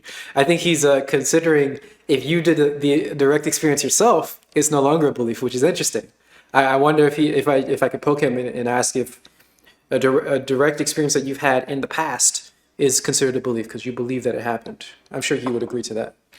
But I wonder if he'll point that out. I'm gonna ask this in the comments. A past direct is information. Say is information or interpretation. Is information and interpretations of past experiences / experiments, past direct experience, also a belief. I guess I'll rephrase that question a little bit, but I wonder what he thinks. Because you've actually never checked whether it was validated by scientists. You just believe that. Because even if you have checked a belief wrapped inside of a belief. Now, you have many other beliefs. You believe that your parents, for example, are actually your parents. Yep. You've never checked, have you? Have you actually gotten a DNA test? No. Maybe you have, in which case it's no longer a belief. Do you believe the DNA? But there's still a belief that the DNA test is actually valid. Yeah, he did the Antarctica before. Yeah, you have to trust the DNA test. But let's just assume that all DNA tests are valid. And in which case, if you did get a DNA test that told you that your parents are actually your parents, then now that's no longer a belief. Okay. Yeah, he's saying that. But did you actually do that? Interesting. Probably not. Okay, 1 second. That's interesting. I wonder if yeah, interesting. But even if you did experiment it yourself and figured it out and got direct data, if you're not doing it currently, it's still a belief. I think if you're not doing it currently, it's still a belief, right? You need to have it because you could have done it wrong or something. I don't know, or you could have imagined that past happening. Well, I mean, of course, anyway. Okay, you say, well, Leo, but continue. I could. I bet you if I went and I checked the DNA of my parents, I didn't do it because it costs money. But if I really wanted to, I could do it, and then they would be my real parents. You were once told that saying these things may lead people to going crazy. Realizing all of this. Interesting. Maybe. If people go crazy, it isn't real. I think it was Sam Harris that had viewers going nuts with the topic of determinism. Interesting. Yeah, some people have this sort of, I don't know, ridiculous idea about free will being super important. And free will somehow also must reject physics. And if we look through the lens of physics and find that everything is deterministic, everyone's going to become nihilistic and no one's going to do anything and everyone's going to think that they're controlled by... It's so stupid. I don't want to... anyway. Not to disparage anybody in their beliefs, but man, it's so silly. There's no reason for that to happen. So many value judgments roll into each other. Yeah, toxic, yeah. My apologies, but I mean, it's just so silly. Obviously, the world is deterministic. If we're using physics, that's sort of the groundwork. It's sort of there's no reason. True, I'm using reason a little bit more broadly than stuck in logic, but you get the picture. The world is physical, man. If you're trying to do a physical evaluation, if you're doing things that reject physics, like if your concept of free will necessarily rejects physics, your concept is wrong. It's deterministic. That's how we see the world deterministically, sort of the groundwork of physics. And that if people are going nuts over that, it's because of their own misaligned values. I mean, they're just confused in many different ways that need to be untangled. potentially, but it's not Sam Harris's fault. And it's not the fault of the true position or the real position or the position of that. It's, hey, what's up? S_Tava12 raided my stream with 2 viewers. Hey, science is fake. And that raid is fake too. Get out of here, you fake viewers. I know you're not real. You guys aren't real. These comments aren't real. It's all fake. No, stay. We like fake viewers. Do we? Anyway, the raid is real. It's fake. Anyway. Okay. It's a belief. It's a belief. If you haven't done it yet, then it's a belief. If you don't do the experiment yourself, it's just a belief. Is it Vsauce? No. Much weirder. This is Leo. You Hey, believe it's that Leo. your hand is made out of Actualized. atoms. You've never seen these atoms. You've never actually done any experiments to prove these atoms. You've never You seen these believe it. atoms. You say, well, Leo, I've seen pictures, I've seen YouTube videos of atoms where like they take a microscope, a scanning electron microscope, they zoom into, whatever, and they actually can see little individual ball atoms. And I've seen pictures like that. So atoms are not a belief, That's ridiculous. but that's a belief. You're believing that those microscopes and those pictures are showing you atoms which correspond with actual stuff inside your hand. That's a belief. You're believing those videos. Don't believe the videos. You say, no, Leo, but that was real science. It was verified by a bunch of peer-reviewed people at Harvard. Yeah, that's a belief. And also an appeal to authority. See? I see. Science is a pyramid scheme of belief, built upon belief, so tightly that once you find yourself inside of this pyramid, you can't see any way out. Fancy Vsauce. Every Spiritual belief is Vsauce? justifying every other belief. And it becomes extremely convincing. This belief system then takes on a reality of its own. My question to you is, have you actually ever done any science in your life? Have you done any science?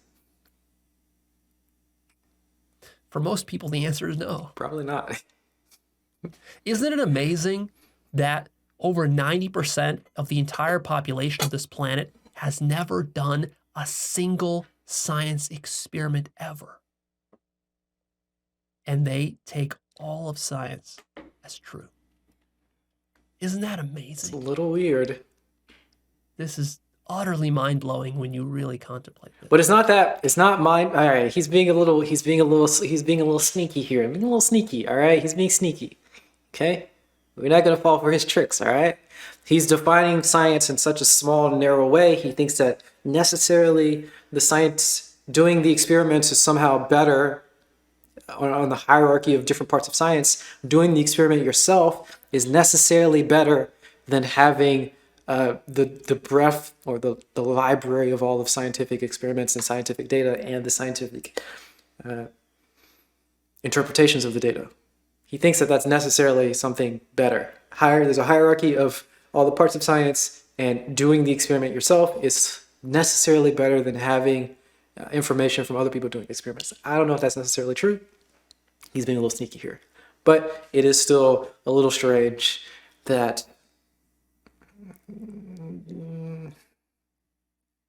no, it's not that strange. I'm just going to completely reject it. I'm rejecting it. It's not strange. People haven't done experiments, and that's fine.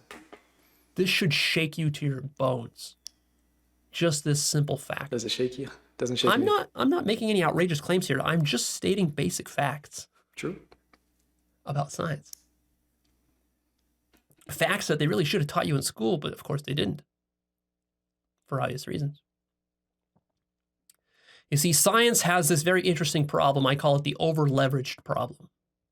Science is way over-leveraged, like a bank. I use this term from the banking industry. When we have economic collapses, how do they happen? Banks become over-leveraged. They lend out way too much money. They don't have enough actual gold or currency in their reserves to cover any kind of loan defaults, or if everybody makes a run to the bank, they don't have enough money to cover everybody. And then the bank can collapse and the economy can explode. There can be bubbles and this sorts of stuff. And the reason this over leveraging happens is because a bank is always supposed to keep some sort of minimum amount of currency or gold in their coffers, so to speak, in their vaults to ensure against a run on the bank's money. And the federal government usually sets that at like 10% or 5% or 20%. I don't know what the rate is right now, but usually it's somewhere around maybe, let's say, 10% of the bank's total assets need to be actually tangible. So it's not just, fake money. But No fake money. some banks become so over leveraged that they only have like 1% hard assets. The rest, 99%, is just loans and certificates of deposit and other kinds of things like this, intangible assets. And so they become very vulnerable. Well, science has exactly this problem, because if 99% of science is belief, which it is, and if over 90% of the population on the planet has never done a single science experiment, do you see the problem here? The problem is that there's so much room for error that you would never even know is there. Yep. Now you're going to say, but Leo, the majority of science, the majority of scientific beliefs, they can all be validated, and they have been validated by peer review and so forth. That's a belief. They can be, you think. That's a belief. See, that's a belief. But even if it's true, let's grant it to you. Let's say the majority have been validated. First of all, again, it's a belief. You're just blindly believing that. Second of all, a majority is still not that much. True. Even if 95% of all scientific beliefs have been validated by peer review, that still leaves a 5% that haven't. That's very significant. 5% is very, very significant.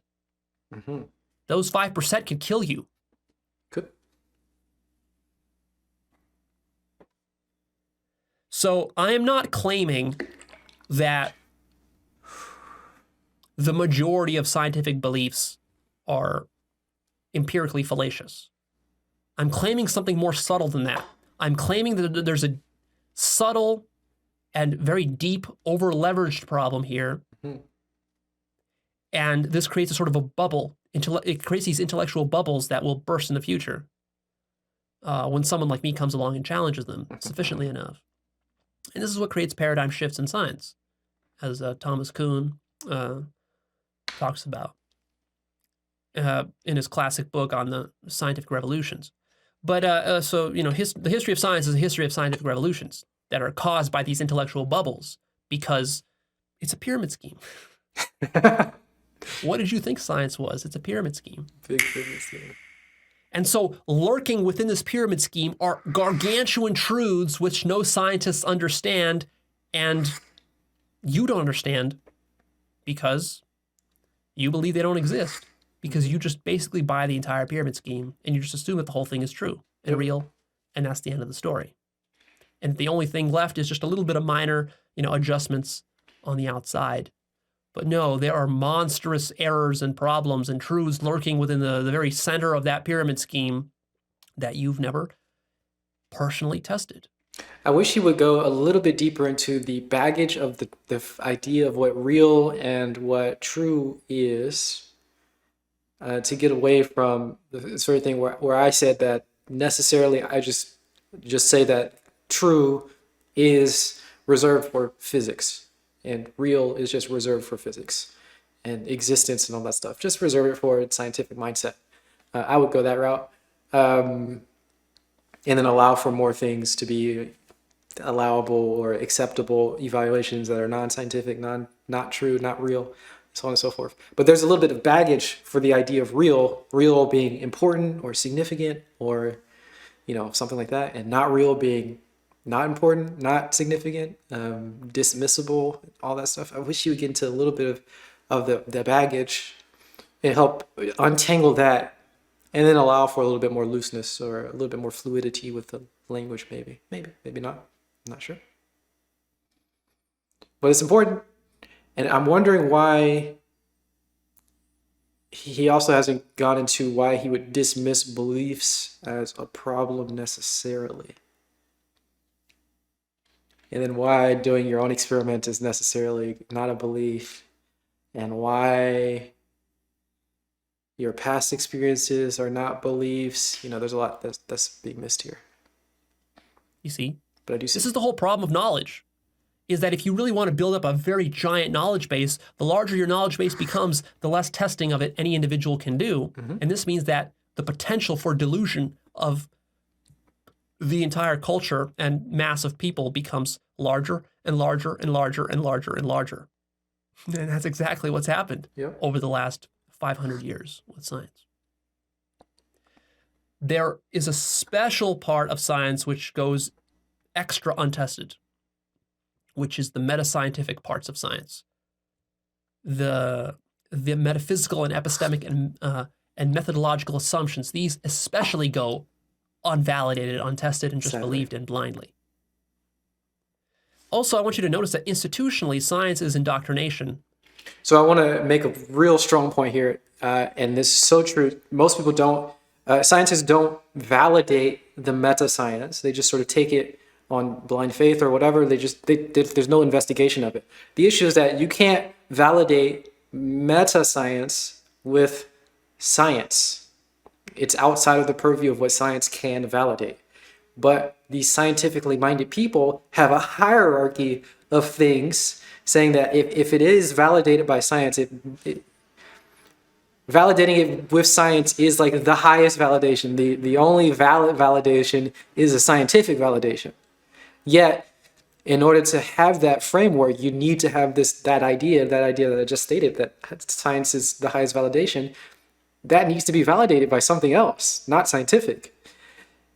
And that gets us into lots of strange issues. So instead of addressing those issues, we just sort of sweep it under the rug and forget conveniently that the assumptions underlying science, the definitions of science even, are completely unvalidatable and completely contradict the idea that science is at the top of some hierarchy for all forms of validation, for all forms of evaluation.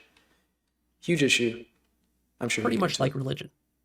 Children are, in fact, this is a factual statement, children are, in fact, indoctrinated into science for 12 years. Agreed. And then even more if they go to university. True. Why do I say indoctrinated? Is this a slur? No, this is an accurate factual statement. Because, in fact, might be a slur.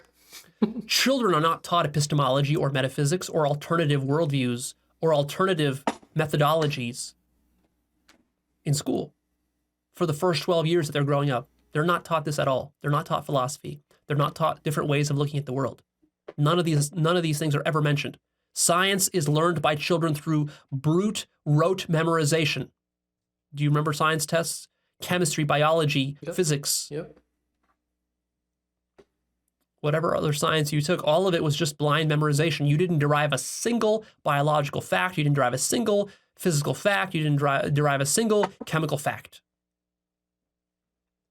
And even those few bullshit experiments that your chemistry teacher might have forced you to do while you were just, probably laughing with your friends and dicking around, you were just like writing numbers down, making numbers out of your ass while you're doing those experiments. You weren't actually thinking about anything while you were doing those experiments. How did he know? You didn't actually do any real science there. You know? didn't actually validate anything or invalidate anything. So you didn't test anything.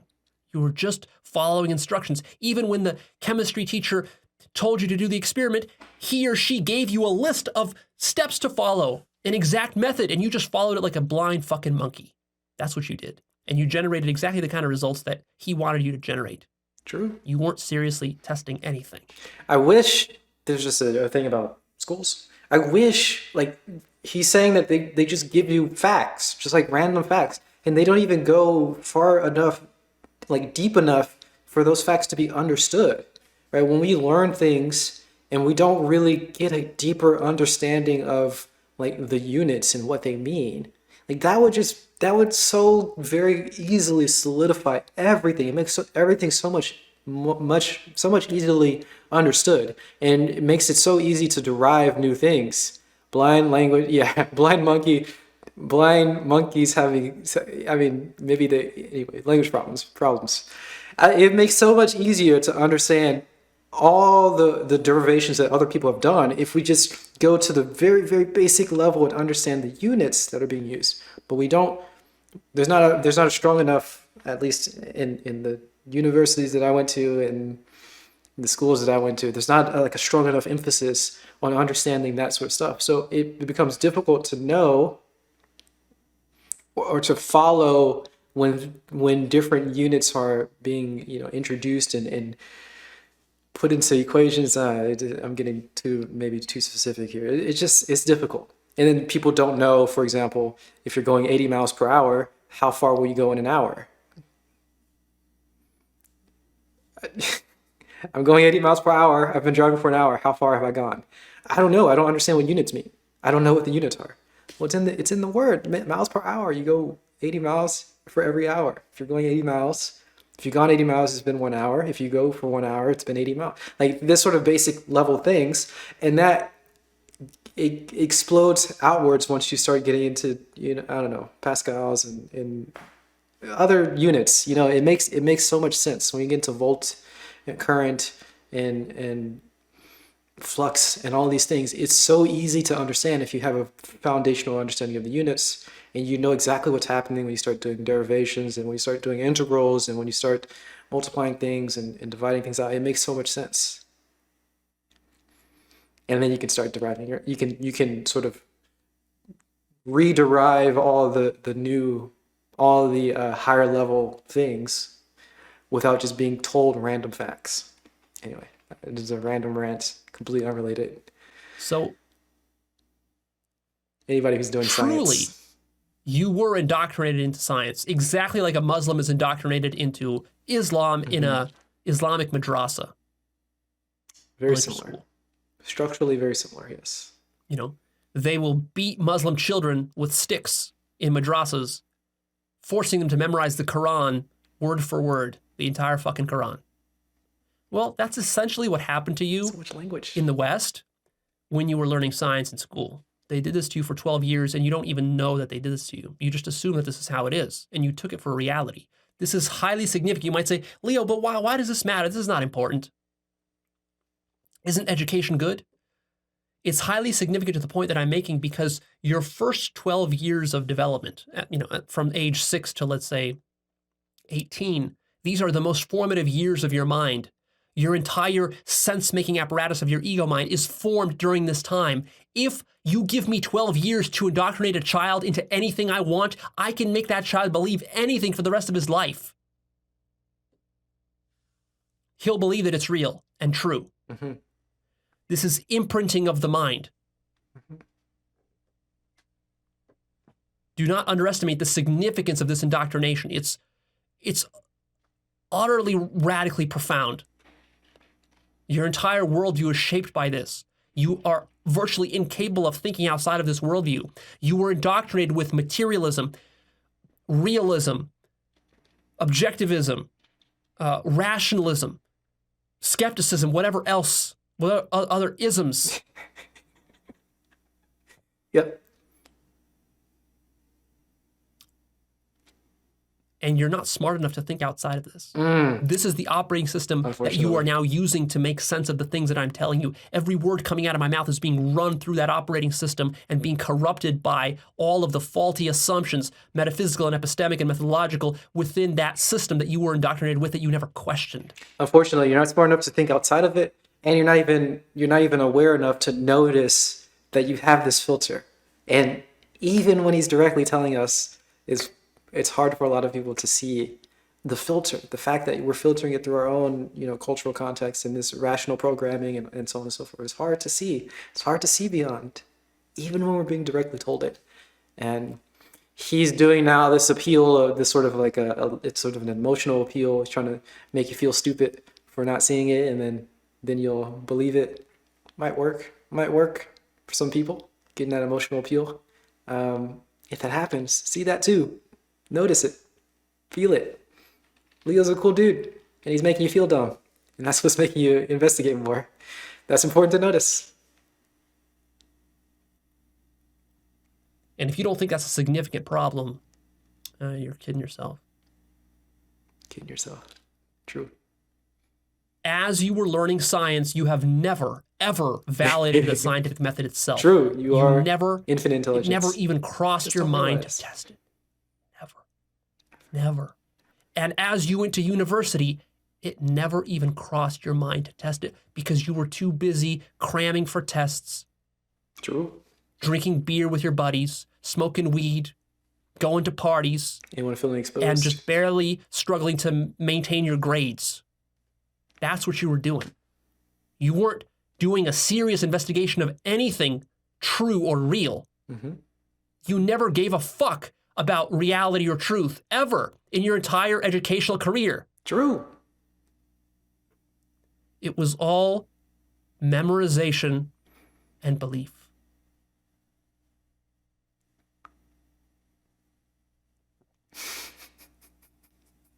And of course, now you have to hope. You have to hope it was all true.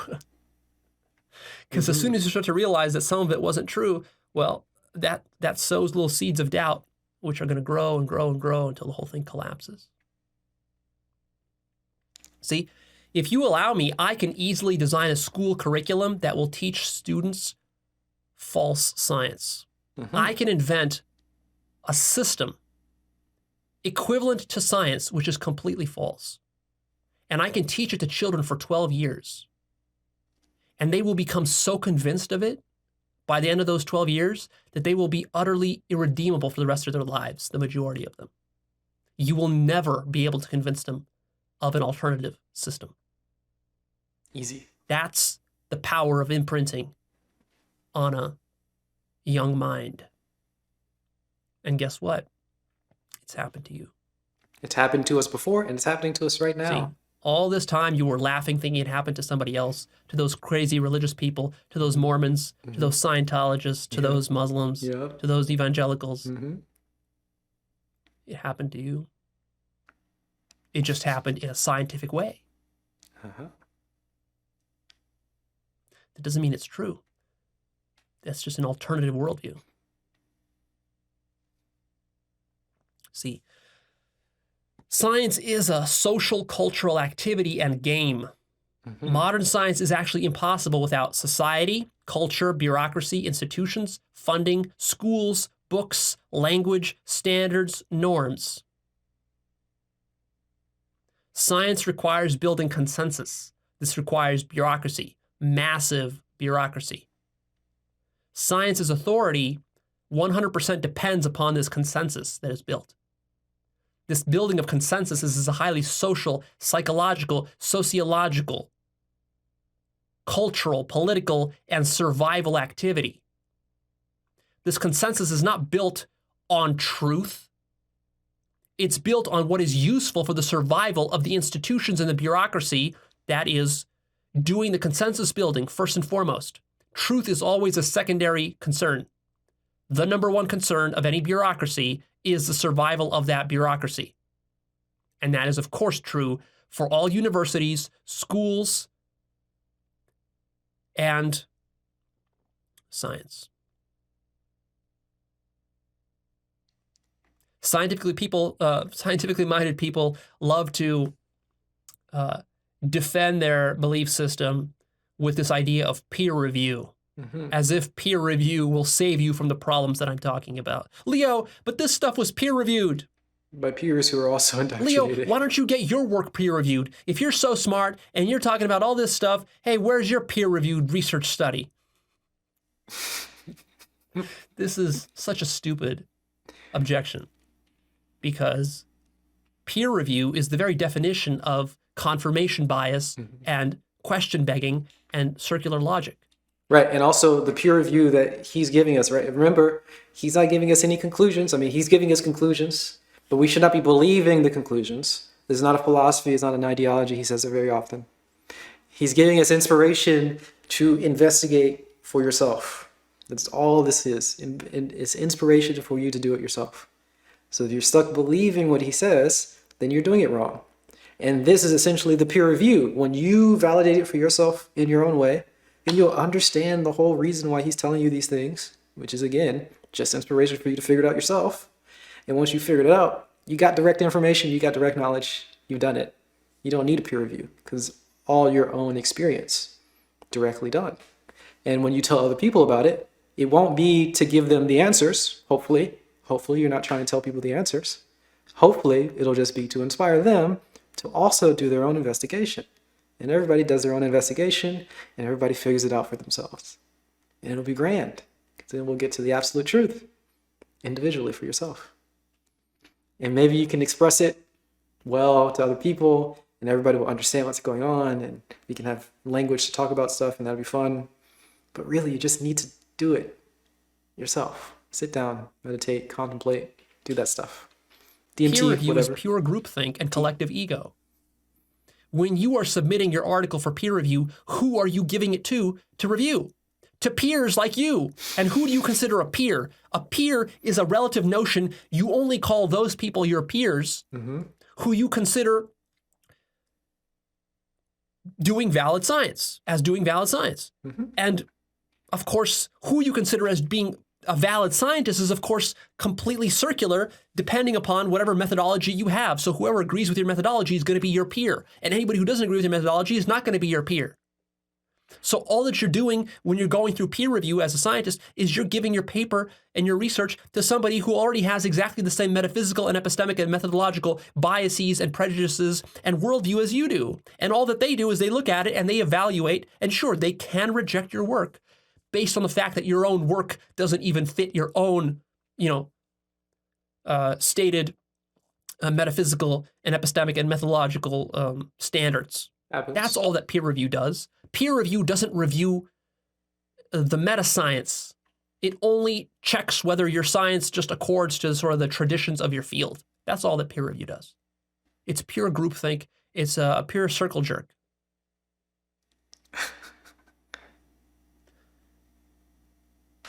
Don't go asking somebody to peer review this. It's so stupid when you do that. See, you might be tempted to think like, well, Leo is making some good points here, but I'm not sure. So I'm going to take this video, I'm going to go show it to a scientist that I know and ask him, is Leo right? Or maybe he's wrong. I'm going to go take it and post it on Reddit and ask some Reddit people, hey, guys, is Leo's right or wrong? Give me your opinion. What do you think? Or I'm going to go give this to my university professor and ask him, what do you think? Do you think he's right or wrong? It doesn't matter. You can't get truth by asking somebody else for truth. Yep. Because how do you know you can trust that person? The only reason you respect that person or trust that person's opinion is because you think that he fits within your pre-existing paradigm. So all you're doing is you're just question begging when you're asking somebody else to validate my work. The only way to validate my work is to actually sit down and validate it yourself.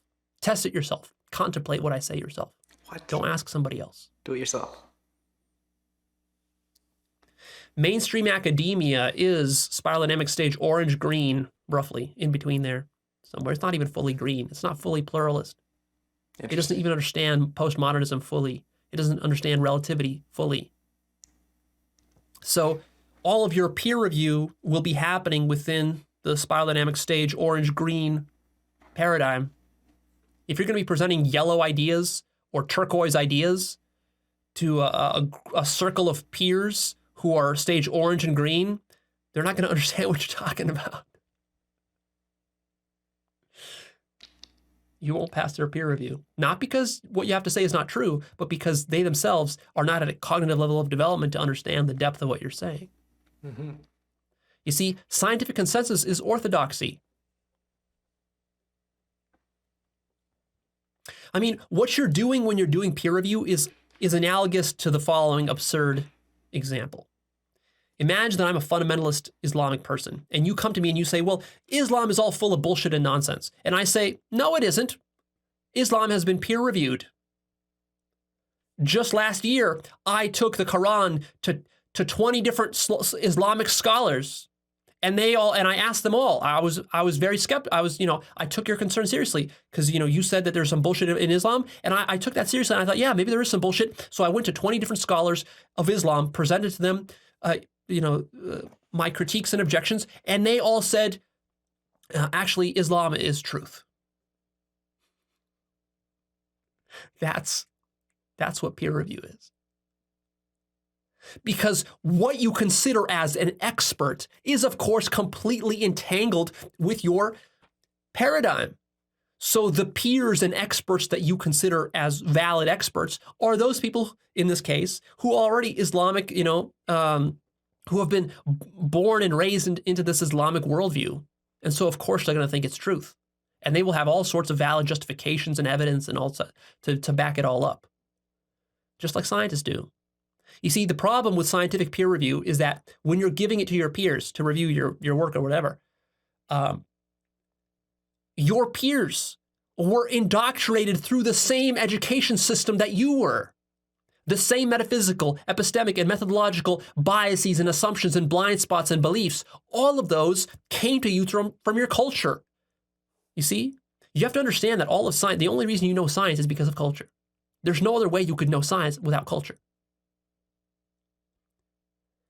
And chances are that you and your peers grew up in the same culture, basically. Mm-hmm. The same scientific subculture. So you believe all the same shit. So any blind spots within your paradigm are going to be spread throughout all your peers. Yes. Of course. Of course. Of course. You see, the trick with changing and evolving science is that changing science requires changing culture.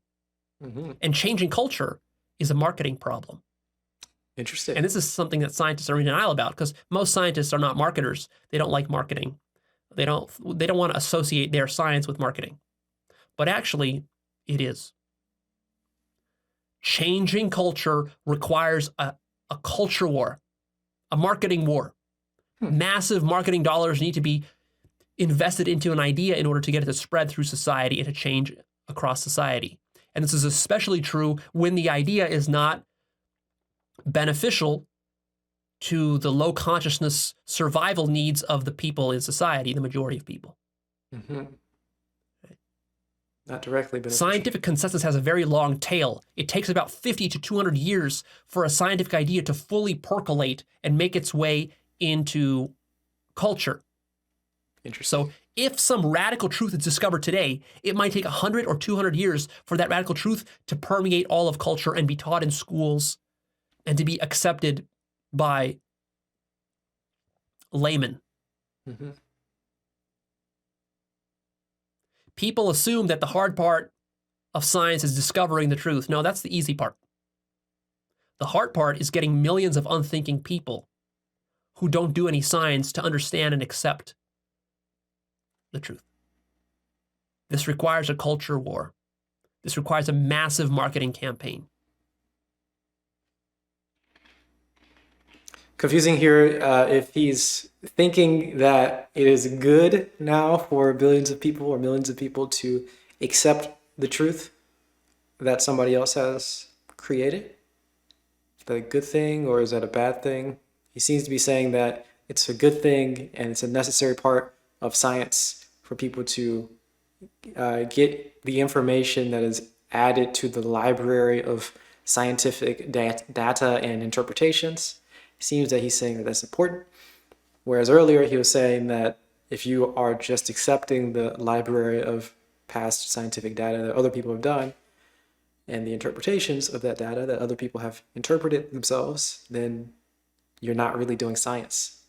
So it's a bit of a tension here. I mean, it's not a huge problem, but it's a little bit of a interesting bit here. I'm not sure if he thinks that it is important to have some sort of truth and permeate it throughout the world and have people believe it, or if you should just find the truth for yourself and have it for yourself.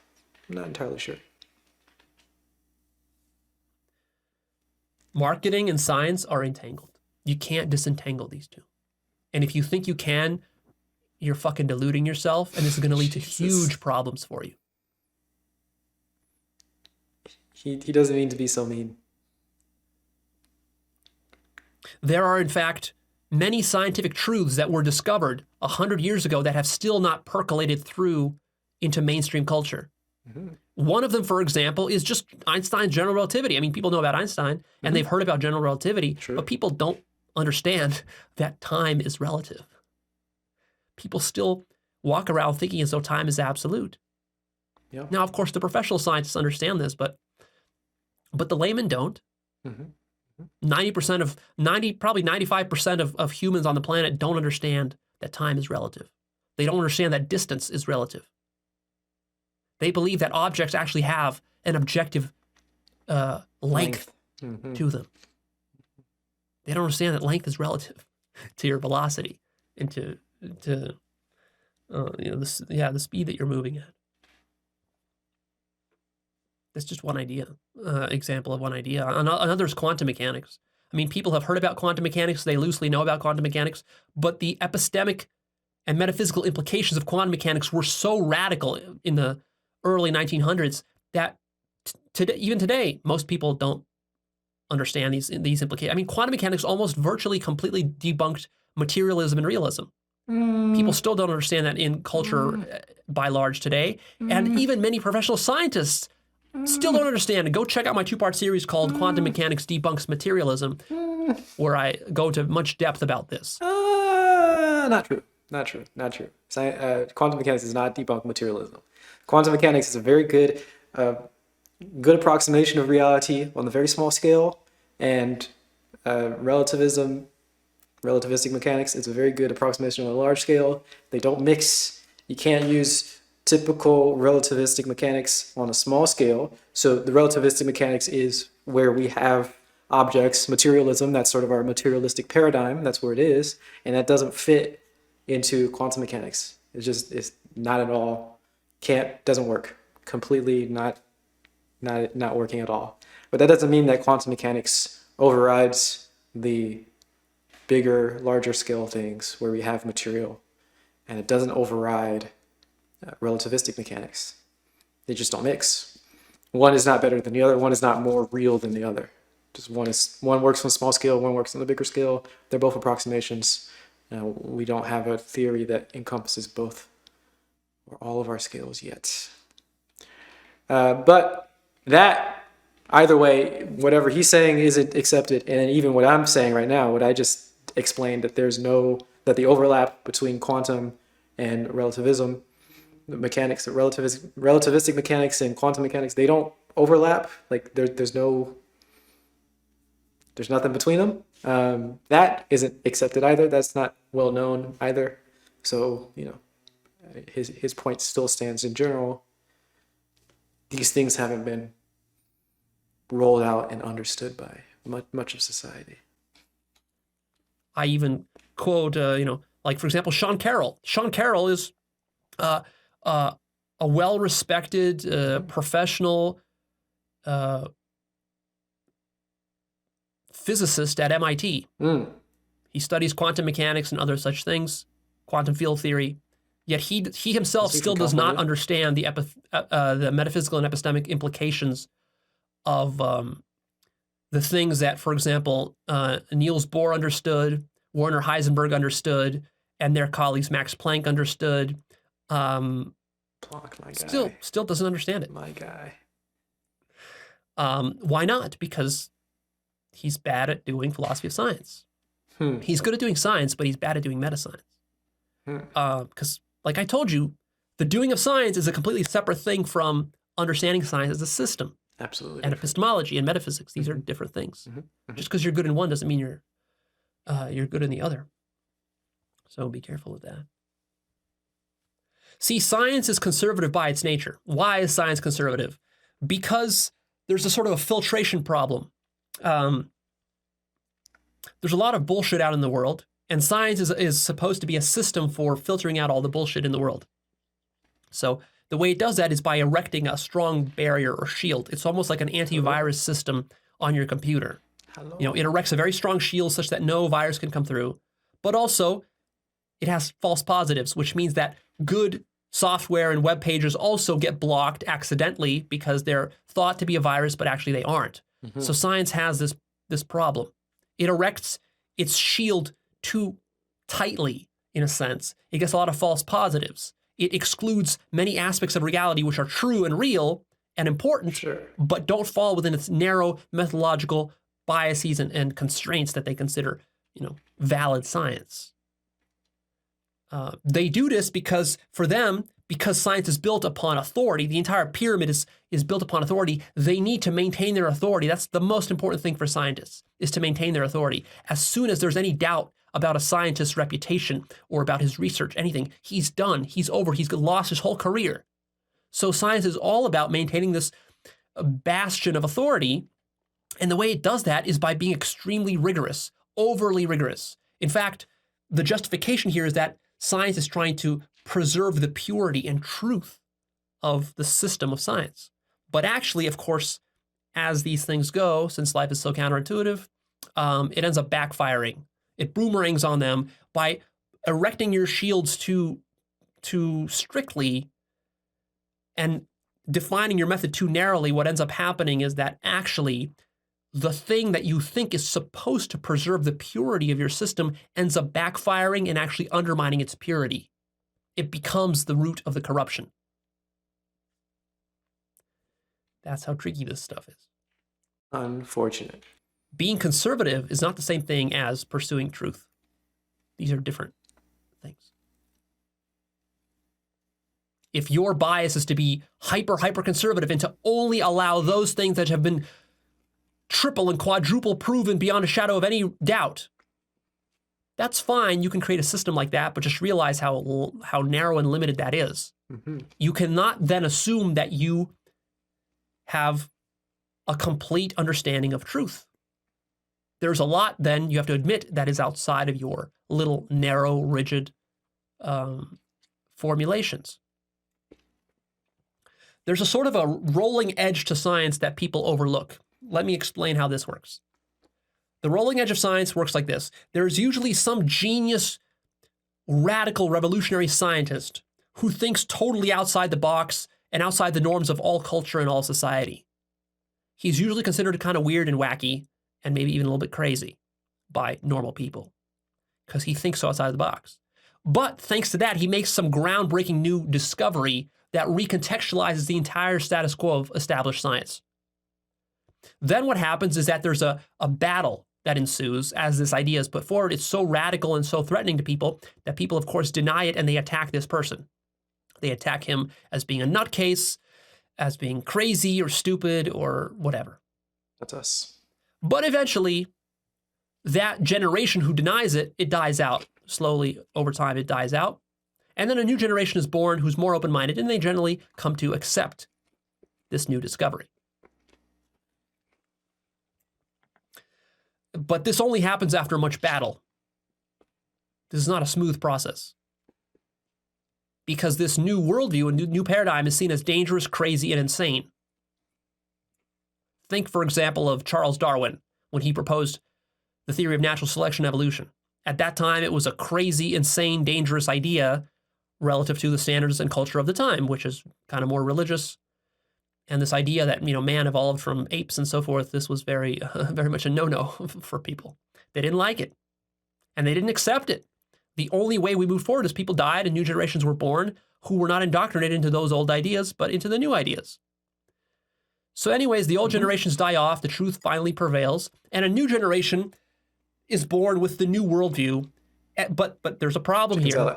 The new generation now just takes it as obvious, takes it for granted. The new generation thinks that evolution was obviously true all the time. It was easy to develop this, and that there was no problem. And the new generation now becomes dogmatic about this new paradigm, just like the old generation was about the old paradigm. And they use the new generation to deny the next new paradigm, new discoveries beyond evolution. They're going to deny those on the grounds that evolution is what's true. And this cycle continues over and over and over throughout all of human history, which with every generation dying off and the new generation being born and taking things for granted, taking epistemology and metaphysics for granted, and nobody is acknowledging the metastructure of this entire thing.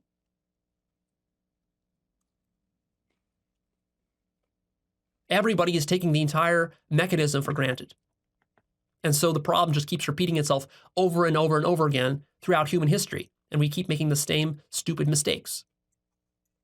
Epistemic blunder after epistemic blunder, metaphysical blunder after metaphysical blunder. ignorance and dogma after ignorance and dogma, ideology after ideology. The content of the dogma changes, but the structure is always more dogma. Dogma on top of dogma, belief on top of belief, authority on top of authority. The only thing that really changed between religion, the religious worldview, and the scientific worldview is simply that the content has changed. The mechanisms have largely all stayed the same.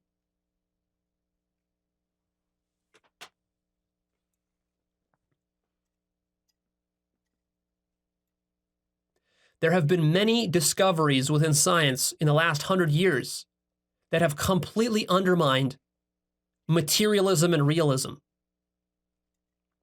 including discoveries from quantum mechanics, biology, general relativity, cosmology, chaos theory, logic, mathematics, philosophy of science. All of this has undermined classic modernist science. Postmodernism also has done that to some degree. But the myth of science persists because it takes a long time for culture to change. The majority of humans today still do not understand the lessons of quantum mechanics or general relativity or chaos theory or, for example, the works of Georg Cantor with multiple sets of infinities, infinity of infinities, or the works of Kurt Gödel and his incompleteness theorems, or Tarski's incompleteness theorems, or what postmodernism is. 99% of humans do not understand these things. Even many scientists don't understand these things. They might understand them superficially, but they haven't fully contemplated the epistemic and metaphysical significance of these things. Because oftentimes they just tell themselves there are none. There are no implications. There is no significance, but there is. The history of science is full of these sorts of epistemic blunders, which are denied and then whitewashed after the fact.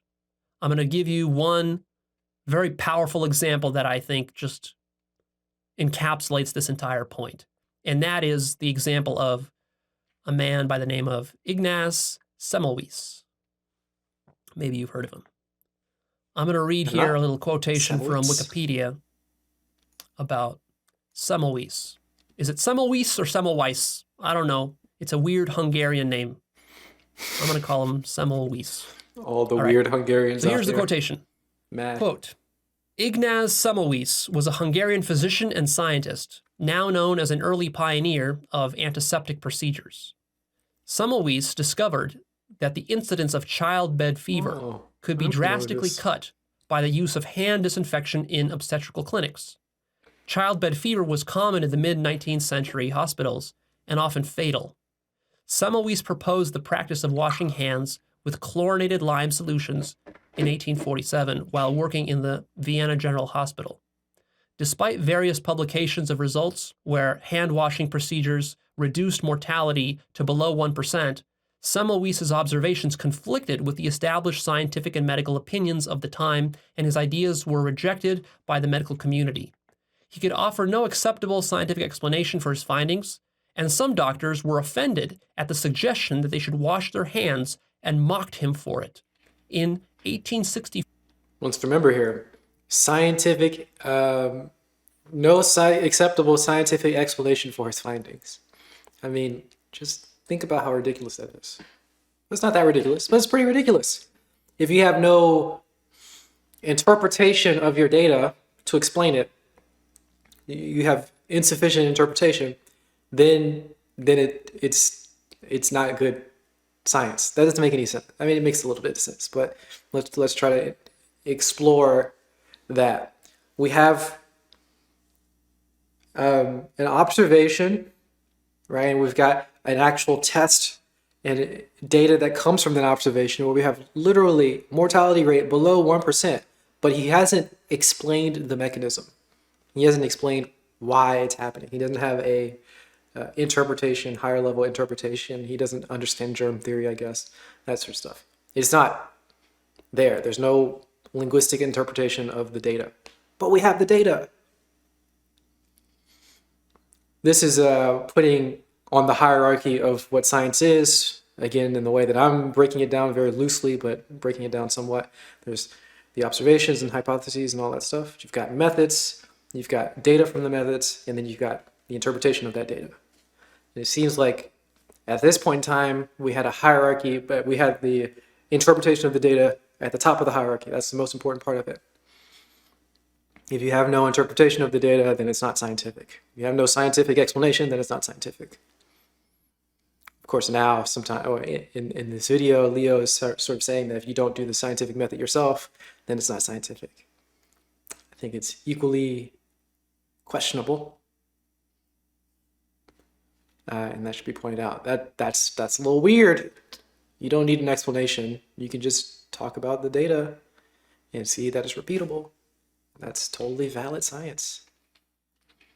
5, the increasingly outspoken Semmelweis supposedly suffered a nervous breakdown and was committed to an asylum by his colleagues.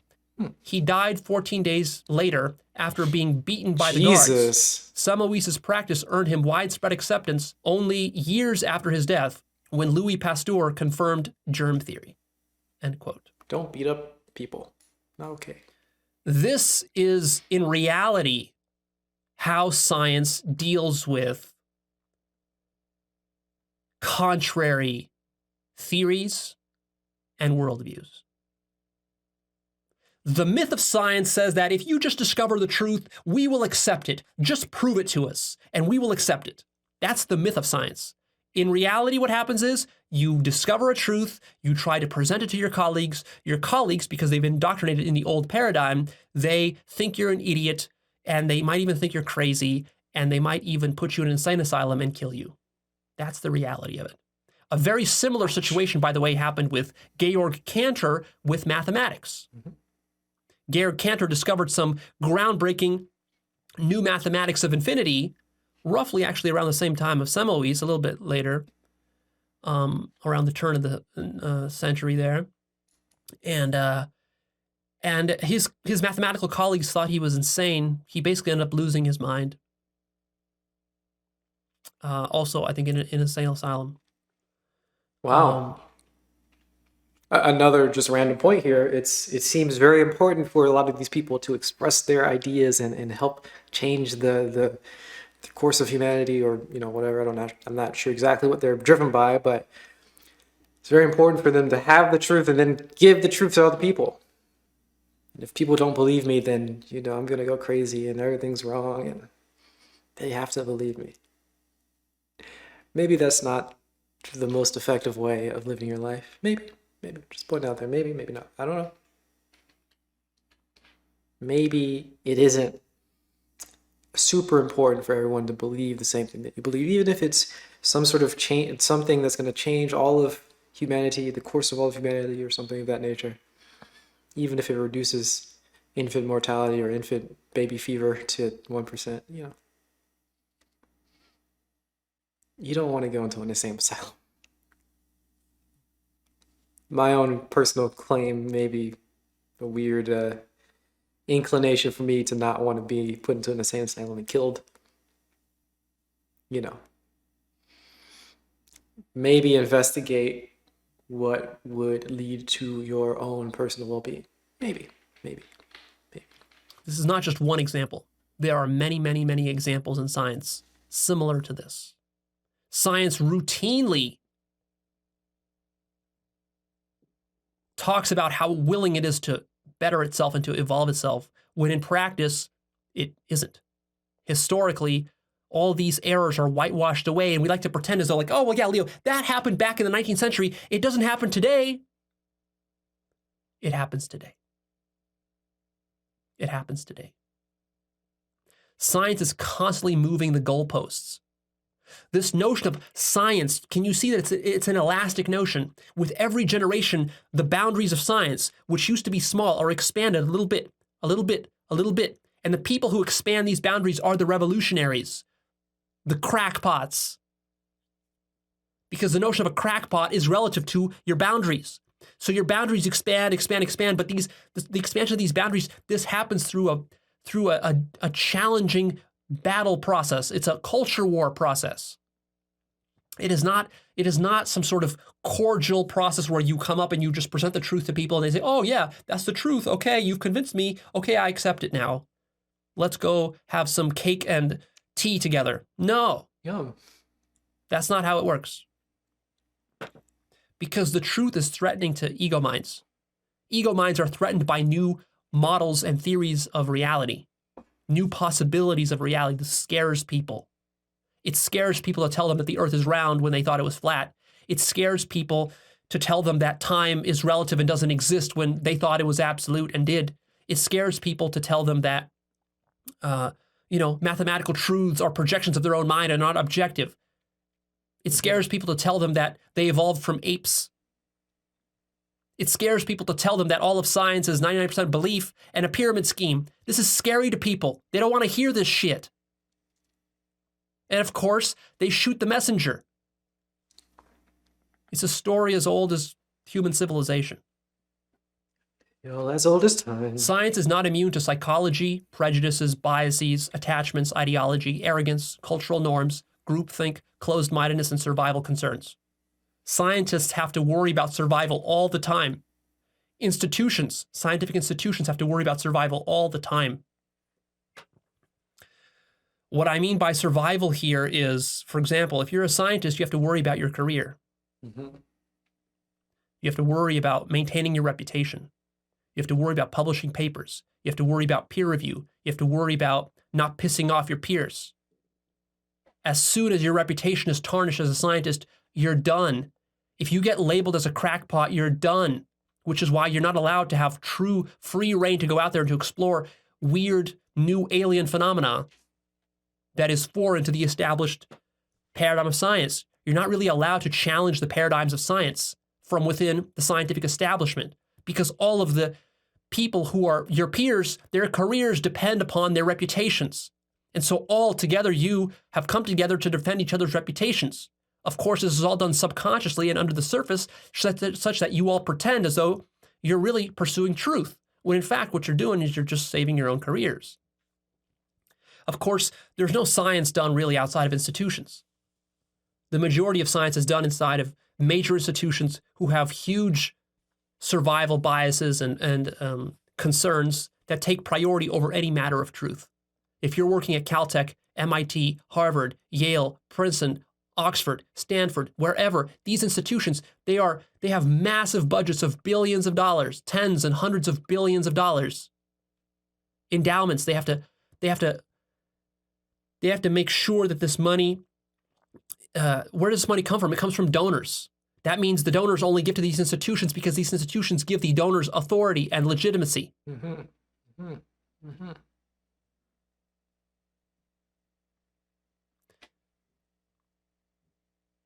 That means the institution like MIT needs to preserve its authority and legitimacy. That means it can't have any crazy crackpot scientists on its rosters.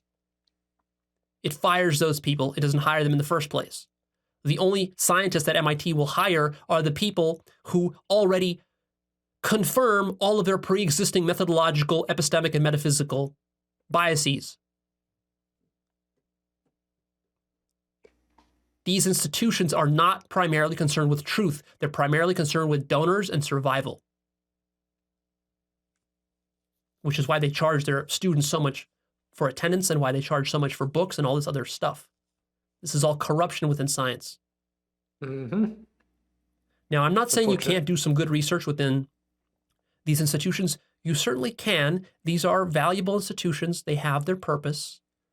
I would rather trust some research coming out of MIT than I would from, some Christian organization or some Islamic organization or some right-wing organization or think tank, of course. But understand the limits. When you have consigned your life to working at MIT, you have written a tacit agreement that you will play by the rules and jump through their hoops and do everything they want you to do, and you will only generate the results that fit within the paradigm that they have drawn for you. And as soon as your results do not fit in that paradigm, you will be kicked out. You need to understand that when you go into MIT or some other academic institution. The problem is that once you've already spent, many years trying to get those positions. Those positions are so difficult to get. These tenured professorships are so rare. People are fighting over them so hard. PhD students and so forth. It's such a brutal and competitive system that you get, just to get that position, you're going to be so thankful and lucky that you got that position, that you can finally now pay off hundreds of thousands of students in student loans, and you can finally maybe support yourself and your children and your family, that you're going to forget all about the truth by that point, and you're just going to want to stay within the narrow confines of the parameters they lay out for you. And then your ego mind will rationalize to you that, oh, well, Leo, the truth doesn't even matter. It's not important anymore. Science isn't about the truth. Science is about doing what's within the little circle that MIT has drawn for me. That's what will become your science. And that will be the nice little shock collar that MIT places upon you. And as soon as you wander off the territory, they're gonna push that button. And this is how your mind keeps itself jailed. And once you've sunken, 10 years into a PhD, $100,000 in student debt, and you finally gotten your position, are you going to be in a mood to question that? No, you're way too bought into it. You've been completely indoctrinated by all of the norms and values and standards and methodologies and metaphysics and epistemology and culture of that institution. You're going to be a complete loyalist, and you're going to be fully convinced that what you're doing and what your institution doing is good and normal and proper and truthful, and there can't be anything better.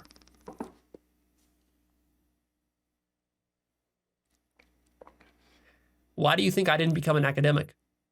I would have become an academic. When I was 20 years old in university, I seriously wanted to become an academic professional philosophy professor and get a PhD. I was seriously going to do it. Until Forrest, are you even American? I talked with some of the philosophy professors at my university, and I realized that you're not voting. This isn't truth. Why are you so excited for Trump? They're not interested in truth. They're just surviving in their profession. That's what they're doing. Good luck. They're not doing real philosophy. This is horseshit. And I had too much integrity to put myself into that system. You got a video now, about of course, Biden? The critics will say, oh, Leo, that's just because you couldn't cut it. That's just because your ideas are unscientific, and that's why you couldn't get in there. Well, that's one way to frame it. Another way to think about it is that actually you're never going to discover the truth through academia. Academia is not about truth. Academia is about maintaining a certain status quo and playing the function that it serves within society and the education system at large. Our education system is not designed for truth. Mm-hmm. If it was, there wouldn't be all the tests, all of the memorization, all of the cramming, and all the other ways that things are taught, both in schools and in universities. Our entire education system is utterly corrupt and in the dark ages. It's laughable. It's laughable. Our children are not even taught basic epistemology and metaphysics for 12 years. It's a complete travesty. This is not education. It's horseshit. And you've been indoctrinated into it. Recognize that. Expertise, credentials, status, popularity, success, none of this is equivalent to truth. All of that is authority. It's all an illusion. Another problem with science is, of course, the funding problem. I don't know Science if is happening within late-stage capitalism today. They're evil or not. Late-stage capitalism corrupts the entire university system. Where does funding go within science? How do you get funding for serious research? Funding mostly goes to practical issues that have survival payoffs. No one is interested in giving you millions and billions of dollars to answer non-useful questions or to answer weird, mystical, new agey questions and other sorts of things like that. Most science these days is done actually not even in universities, but inside of corporations. What do these corporations care about? They don't care about truth at all. They care about profits. They only do research for profit. Whatever is profitable, whatever the public wants, whatever will produce a better technology, that's where the money mostly goes. So true science is actually starved. Scientists are not allowed to freely choose the things they want to study without any pressures. There are all sorts of hidden and implicit pressures within the university research system and also within the corporate research system to do the kind of research that makes money. And this corrupts the research. That doesn't mean the research is wrong. I'm saying something more profound than that. I'm not saying that the research is necessarily wrong. I'm not saying just that, like a tobacco company will make fake research to justify that, smoking doesn't cause cancer. I mean, that's obviously, devilry and not science. Mm-hmm. There's also the issue of at all having the valent, like determining where you investigate being driven by corporations and all that stuff. The data might be real. It's just that it's limited to a specific perspective. But directionality of but it is even shy of that kind of worst case forced. scenario, there's still a very big problem. Mm-hmm. Because when you grow up doing research in an environment where the entire thing is motivated by a profit motive, and whatever is most profitable and most successful and produces the best technology that consumers want, you're going to start to think of science as that kind of endeavor. To you, that's what science will become. Science will not become about the truth anymore or about exploring new domains of nature and reality that perhaps maybe don't have practical implications, or maybe they do, but only a century down the road, or maybe they're not going to be immediately profitable for a decade or something.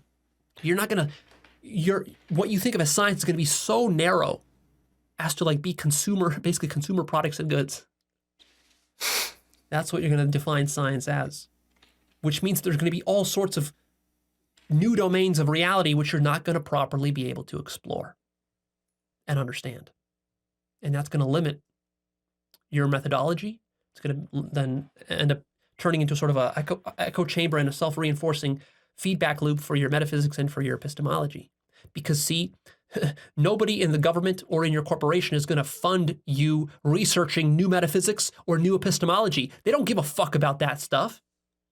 Hardly you care about it as a scientist. Most of your colleagues don't care about it. If you are one of those scientists that does care about it, who's going to support you? Who's going to fund you? Is somebody going to give you a $10 million grant to go research, something like a paranormal activity or phenomena or something, or some mystical experiences or psychedelics? No, of course not. And as science becomes more complicated, the experiments become more expensive. They require more labor. This means you need large teams. Large teams mean more groupthink. It requires larger budgets. Larger budgets require also more groupthink and more being beholden to donors. And of course, your donors want a payoff. They're more like investors. They don't care about the truth. Your donors and investors, they care about their profit margins.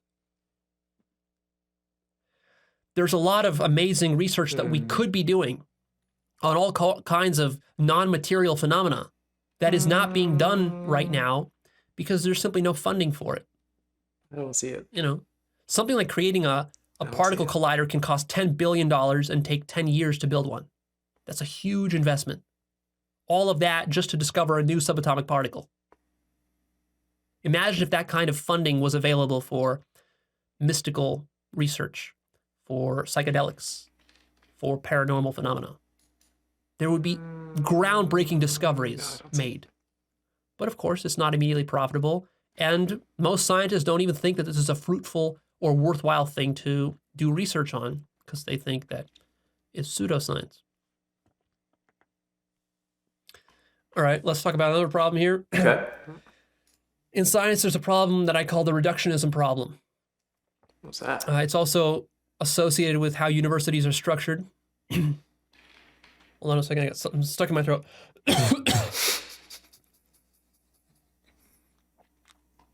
No worries. Lots of stocking. All right. So science is becoming increasingly more over-specialized, which means that people are becoming narrow experts in fields. This is like putting blinders on. It's very problematic if you're trying to understand the nature of reality at a deep level, because that can only be understood holistically. So as science is developing, people are becoming so specialized that they do not look outside the domains of their fields, and they don't care about anything outside their little field. This makes everybody basically stupid and ignorant, even though they can be very good experts at the particular thing that they're good at. This is the same video. See, science likes to break nature apart into fields and subfields, and they think that these are It's natural quite divisions long. within reality. They're not. There's nothing natural about this at all.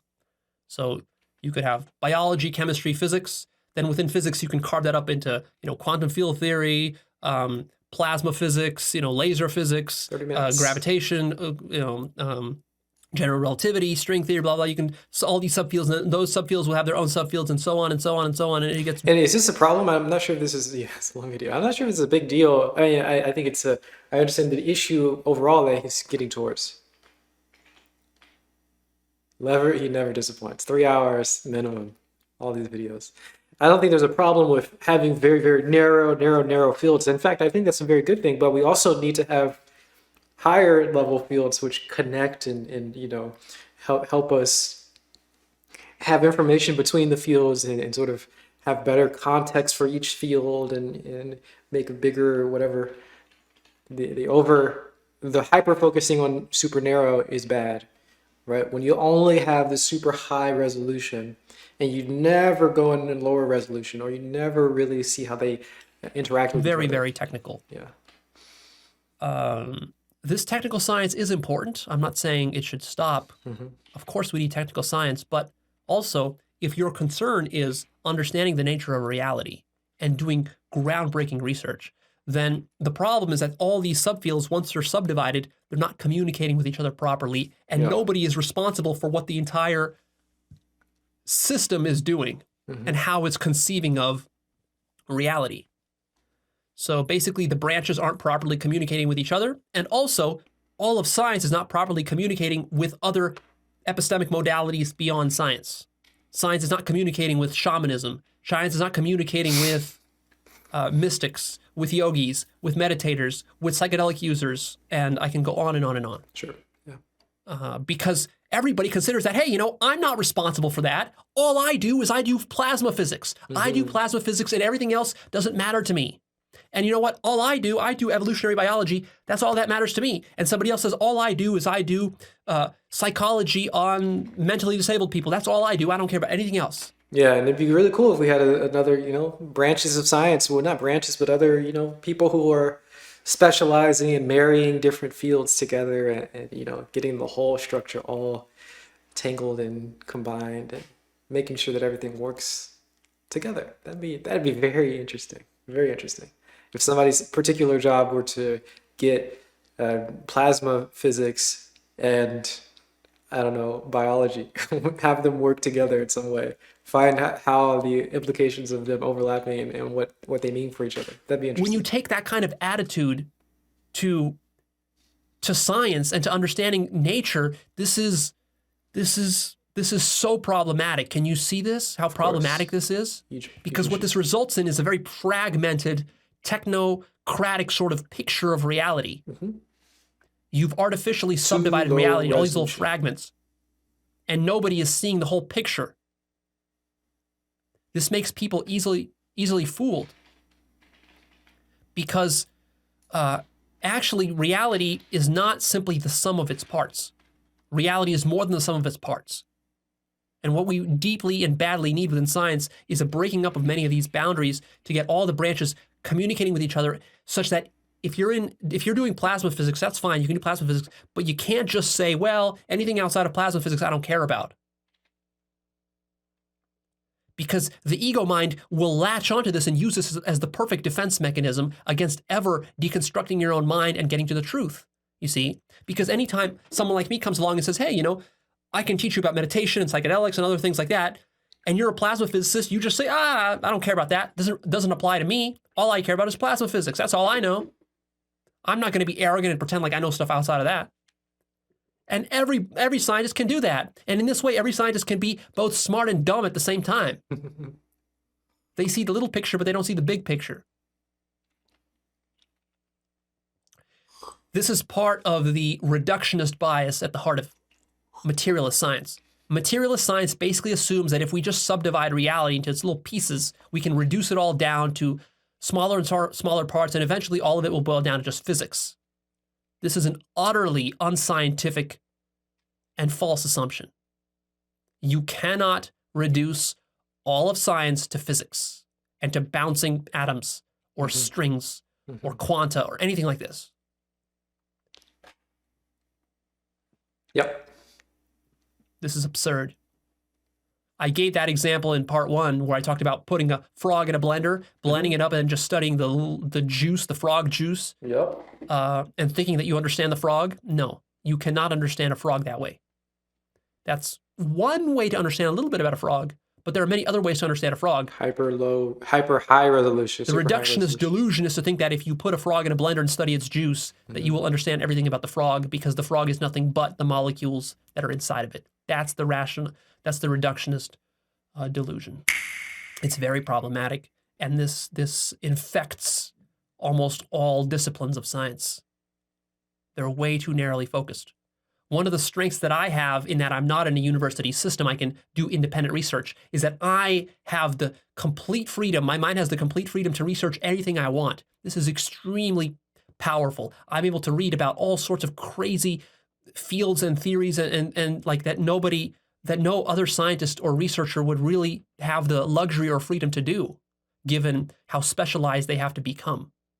See, this is one of the advantages that I have by not being an academic, which is how allowed me to run circles around academics and to understand reality in such a broad and deep and profound way that they can't even comprehend as possible because of the system that they have signed themselves up into. You see, this is not an accident. I deliberately saw, when I was 20 years old, this problem, and I deliberately said no to this problem, and I made myself independent. I created my own businesses so that I could pay for my fucking self, so that I don't have to be reliant on advertisers or be reliant on investments or other kinds of survival forces that would corrupt my work. Now, that doesn't mean I'm immune from corruption. Of course, I can be corrupted too. I have to be careful. I'm always cognizant of that. I am capable of corruption, but also I take that very seriously, and I try to mitigate those things. See? And I feel sorry for many scientists who have consigned themselves to that bureaucratic system. Now they're stuck. Now they're wedded to it. And in fact, they're so wedded to it that they're not even going to admit to themselves now. They don't have the luxury of admitting to themselves the system is corrupted, because literally their children won't be fed if they leave the system. They've invested so much time and energy into that system. What would they do? How would they do work outside the system? How would you even do work as an independent scientist? How would you get funding? How would you publish your work? I mean, it's only now becoming possible with YouTube and the internet. It is now becoming possible, more and more viable for you to be an independent scientist. And actually, many of the early scientists, people like Newton and Leibniz and even Einstein, these were independent scientists. They weren't working in some large institutions, which is why they were able to make amazing, groundbreaking discoveries. This is becoming more and more rare with late-stage capitalism, because all of our resources are being funneled up to the top of society, such that if you want to actually be independent, you can't be independent because you got to go suck up to some capitalist who has a bunch of money, and then you got to become his bitch. Probably not. And he doesn't care about the truth at all. He cares. I'm not. I don't know if this is a political stream at all, so I don't really care about that. So no, I will not be watching any victory speeches. But I will rely on you guys to tell me who wins and why it's important. It's about more money. So, of course, the solution to this reductionism problem is holism. But the problem with holism is that it's not financially rewarded. You can get paid very well as a specialist.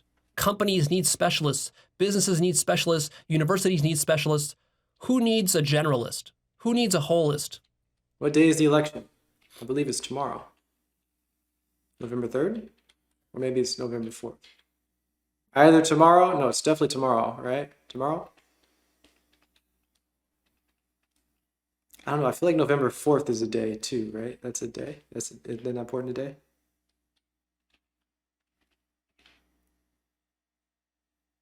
You got an animal. Uh,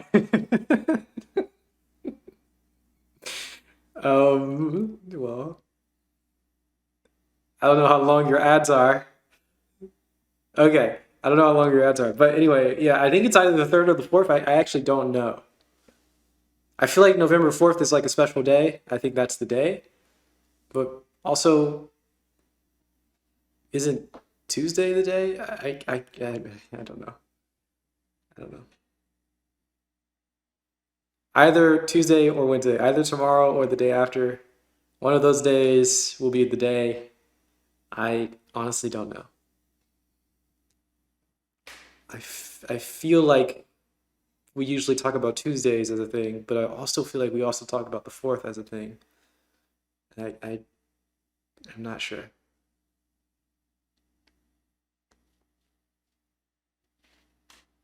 Four more years. Maybe. 4 more years. Possibly.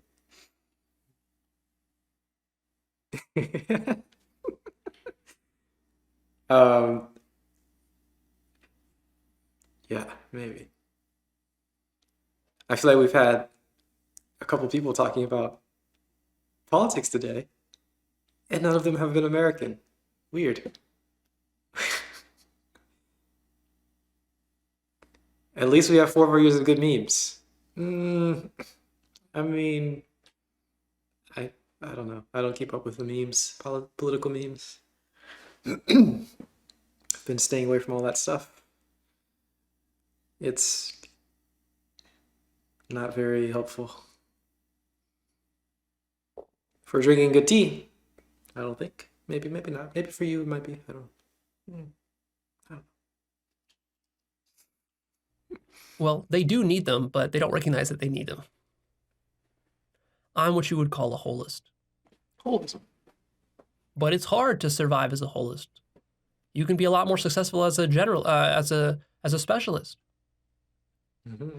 The next problem is a problem of falsifiability. There's this false, ironically, this false idea within the myth of science that every theory and statement about nature needs to be falsifiable. Mm-hmm. I like this falsifiability thing. And if it's not falsifiable, it's not scientific in the traditional sort of scientific narrow bounds. But certainly there are other things statements that are not falsifiable in the way that science is falsifiable. They're just different types of statements. But a quick note about the holism. I wonder if there's like a holism sort of seems to be implying that all of it together is the only way that you evaluate is all together. And I wonder if there's a different word for like the narrow, the in-between, holistic, super seeing everything else connected and then seeing it, very specific narrow fields, evaluating those. I wonder what that in-between phrase is. This is a common objection that is made against religious people and so forth. Like someone will say that Allah exists, and then a scientist will say, well, but that's not a falsifiable claim. How could you ever falsify Allah? Because Allah has supposedly no predictive power, right? And there's also this idea that every theory needs to have predictive power. And if it doesn't, then it's not a real legitimate theory and it doesn't even make sense. There's this even further delusion within science that a question that has no predictive power is not it's not even just a bad question, it's actually meaningless. The idea that it's a meaningless question. Like a question, you could ask a question like, what is existence? And some scientists are so pragmatic, so deluded with pragmatism, that they will tell you that that's not even a valid question to ask. It's not even meaningful. Because the answer to what is existence, it can't exist. Such an answer can't exist, and it would have no practical purposes, and it would be unfalsifiable. Yes, it is not a meaningful scientific question. It is not a valid scientific question. It's not falsifiable. It can't be evaluated by science. This is all true. This means that you need to change your mindset and use something else to evaluate it. And you should be stuck with your intellectualism and scientific minded and linear, causal, so on and so forth. Not be stuck there. The problem isn't the question. The problem is being stuck in this framework thinking that science is the highest of the highest level of evaluation. Our traditional materialistic science is the highest level of evaluation. Our materialistic, traditional, pragmatic, useful, all these things. You know, that type of science is at the top of the hierarchy of all types of evaluation. That's Well, this is not the case. bullshit, of course, because it's question begging. The fact is that you don't know what can and can't be falsifiable in the future. Things that don't seem like they're practical today end up being practical 100 years from now or 200 years from now. In fact, the history of science is filled with examples where things were discovered. These discoveries, at first, they seemed like they were impractical, that they were pointless, that they were insignificant, that they had no meaning to them whatsoever. And then 100 years later, 200 years later, we discovered that actually, oh my God, this is the most amazing thing. It has so many practical implications. How could we have been so stupid? See, the mistake is to try to judge the practicality of a truthful thing. You don't know the practicality of every piece of truth.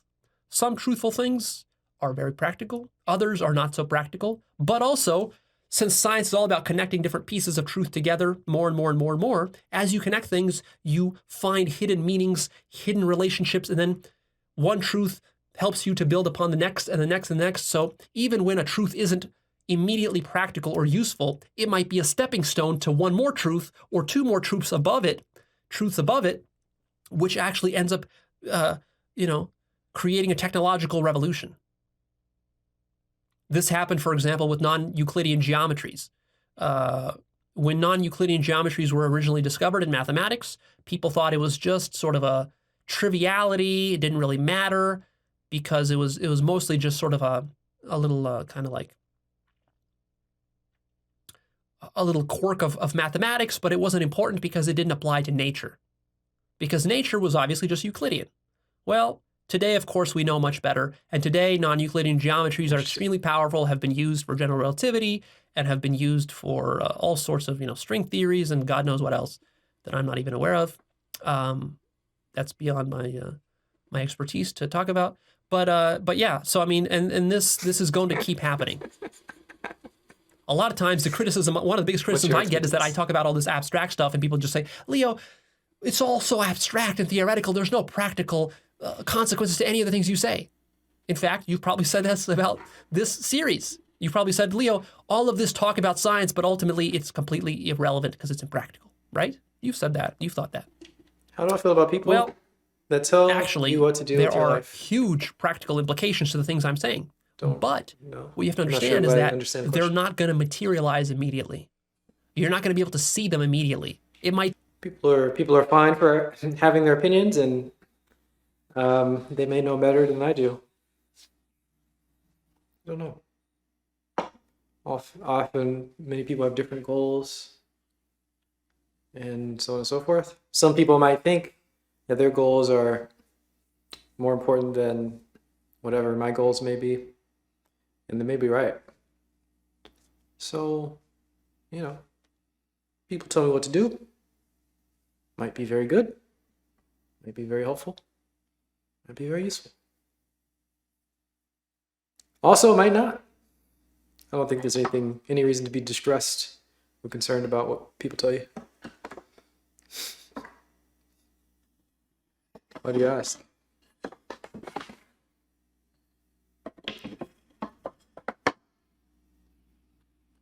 Take you 5 or 10 years of studying this stuff and pursuing it and working on it, contemplating it, and doing practices and exercises before you get the full fruit, the practical fruit of this work and these ideas. But people are so myopic today that if their ego can't see an immediate practical survival advantage to some idea or some teaching, they immediately just dismiss it as stupid. This is not scientific. This is just idiocy. This is pure idiocy. This is why you have to separate very carefully between survival and pragmatism and truth.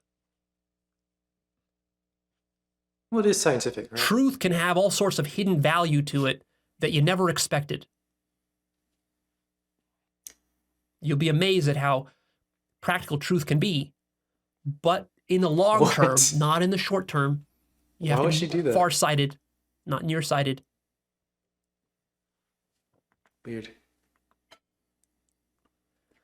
Another, It's kind of upsetting, I think. trying to see how much time I got left here. We're going a little long.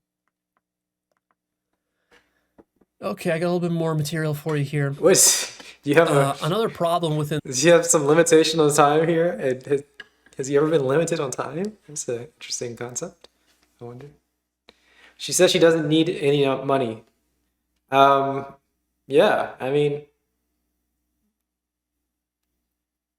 so. If I get that, I understand that she's already pretty rich, or at least well off, whatever. She doesn't need money from donors. It's probably not even a big portion of her income. But still, like, who is it helping?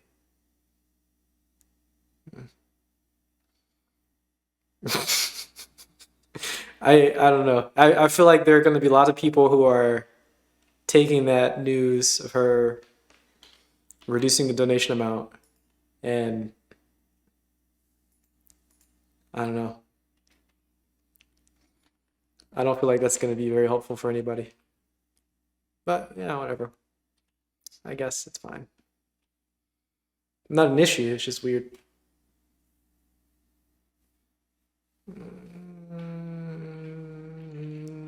Yeah. Well, anyway, all her donors can come over here. science Help me out. is Posted the same. Didn't he stop taking donations at all? He, like, yeah, 2 years ago. I remember that.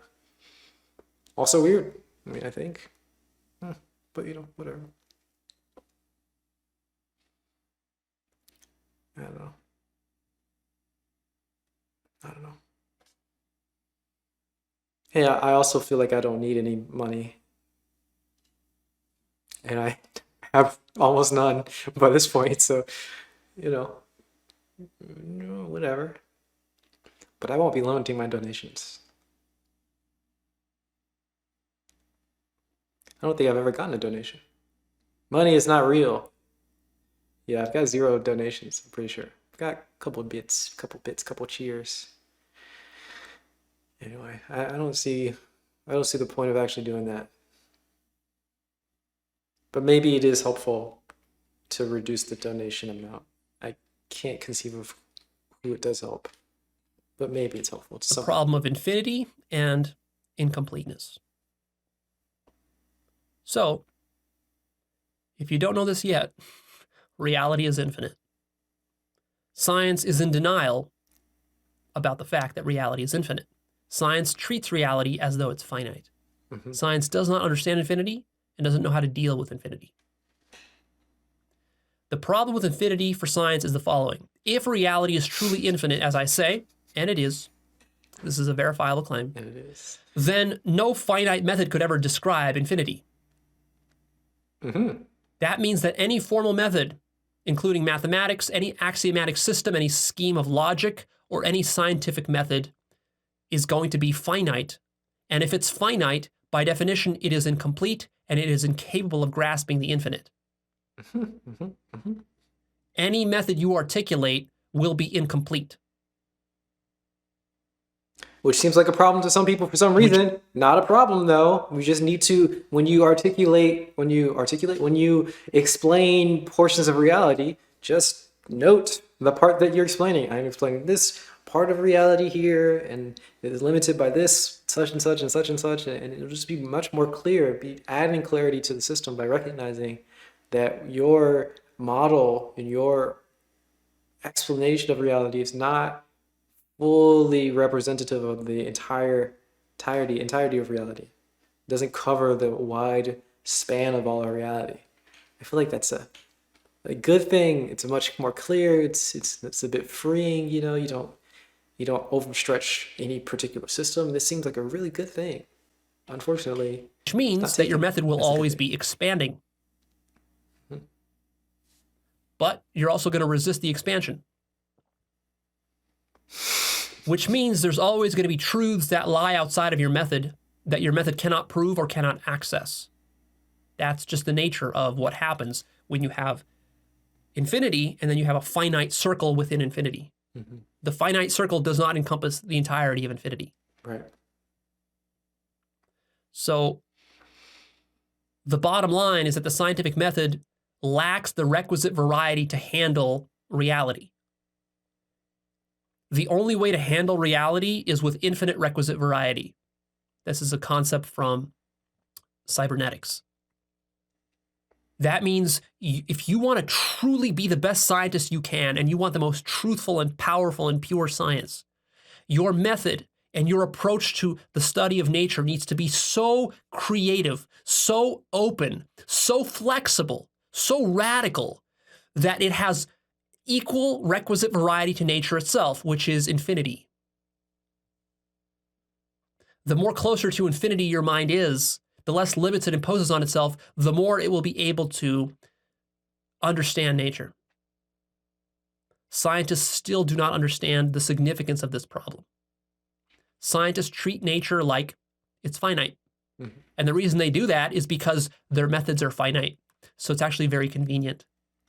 Their methods cannot access infinity directly, and therefore, to them, it seems as though nature is finite. Because, hey, if I can't access it with my methods, and I believe my methods are complete, then, and there's no problems with my methods, then that means that infinity doesn't exist. Of course, this is question begging and gross confirmation bias. It's a blind spot. Now, of course, you might wonder, well, Leo, but how do you know that reality is infinite? Prove it, if this is true. Proof. But of course, this begs the whole question. Because the notion of proof is a finite notion. Any notion of proof you have is going to be finite, and infinity, by definition, is not finite, it's infinite. So actually, it's impossible to prove infinity. Now, you'll say, but that means infinity isn't true. No. It isn't true scientifically, but it's not limited to science, right? The way that you prove things scientifically is limited in this particular way. It's very narrow. Scientifically validated, whatever. You use a different evaluation system, which I personally would not, I would just let it not be true. I would just say it's not true. That's fine. Reserve truth for science. This is a different validation system. This is a different evaluation system. It's completely different. That's how I go about it. Leo will be going a different route, saying that it is true, but it's not scientifically true, and truth in terms of science is not real truth, and real truth is what he's got. We're saying the same thing, though. It doesn't really matter. I completely agree. Infinity is true. It just means that it can't be proven. Can't be proven.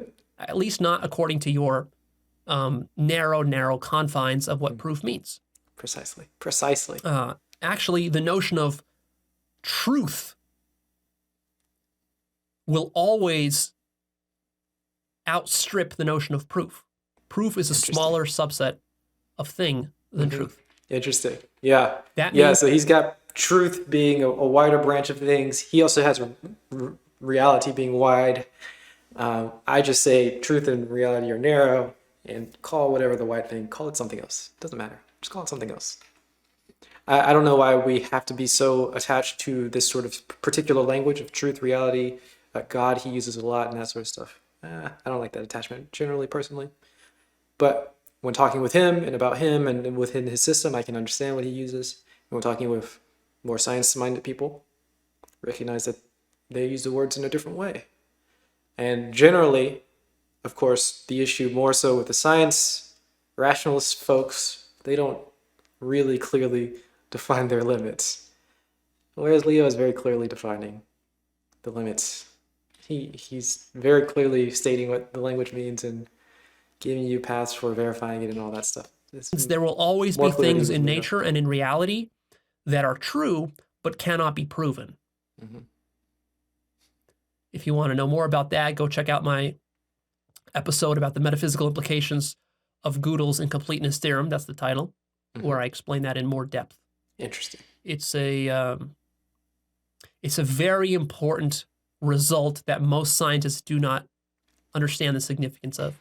Most scientists are under the false impression that nature can be quantified, analyzed, dissected, explained, and reduced, and formally proven. It can be formalized. The idea of formalization. You can take nature and you can symbolize it and formalize it.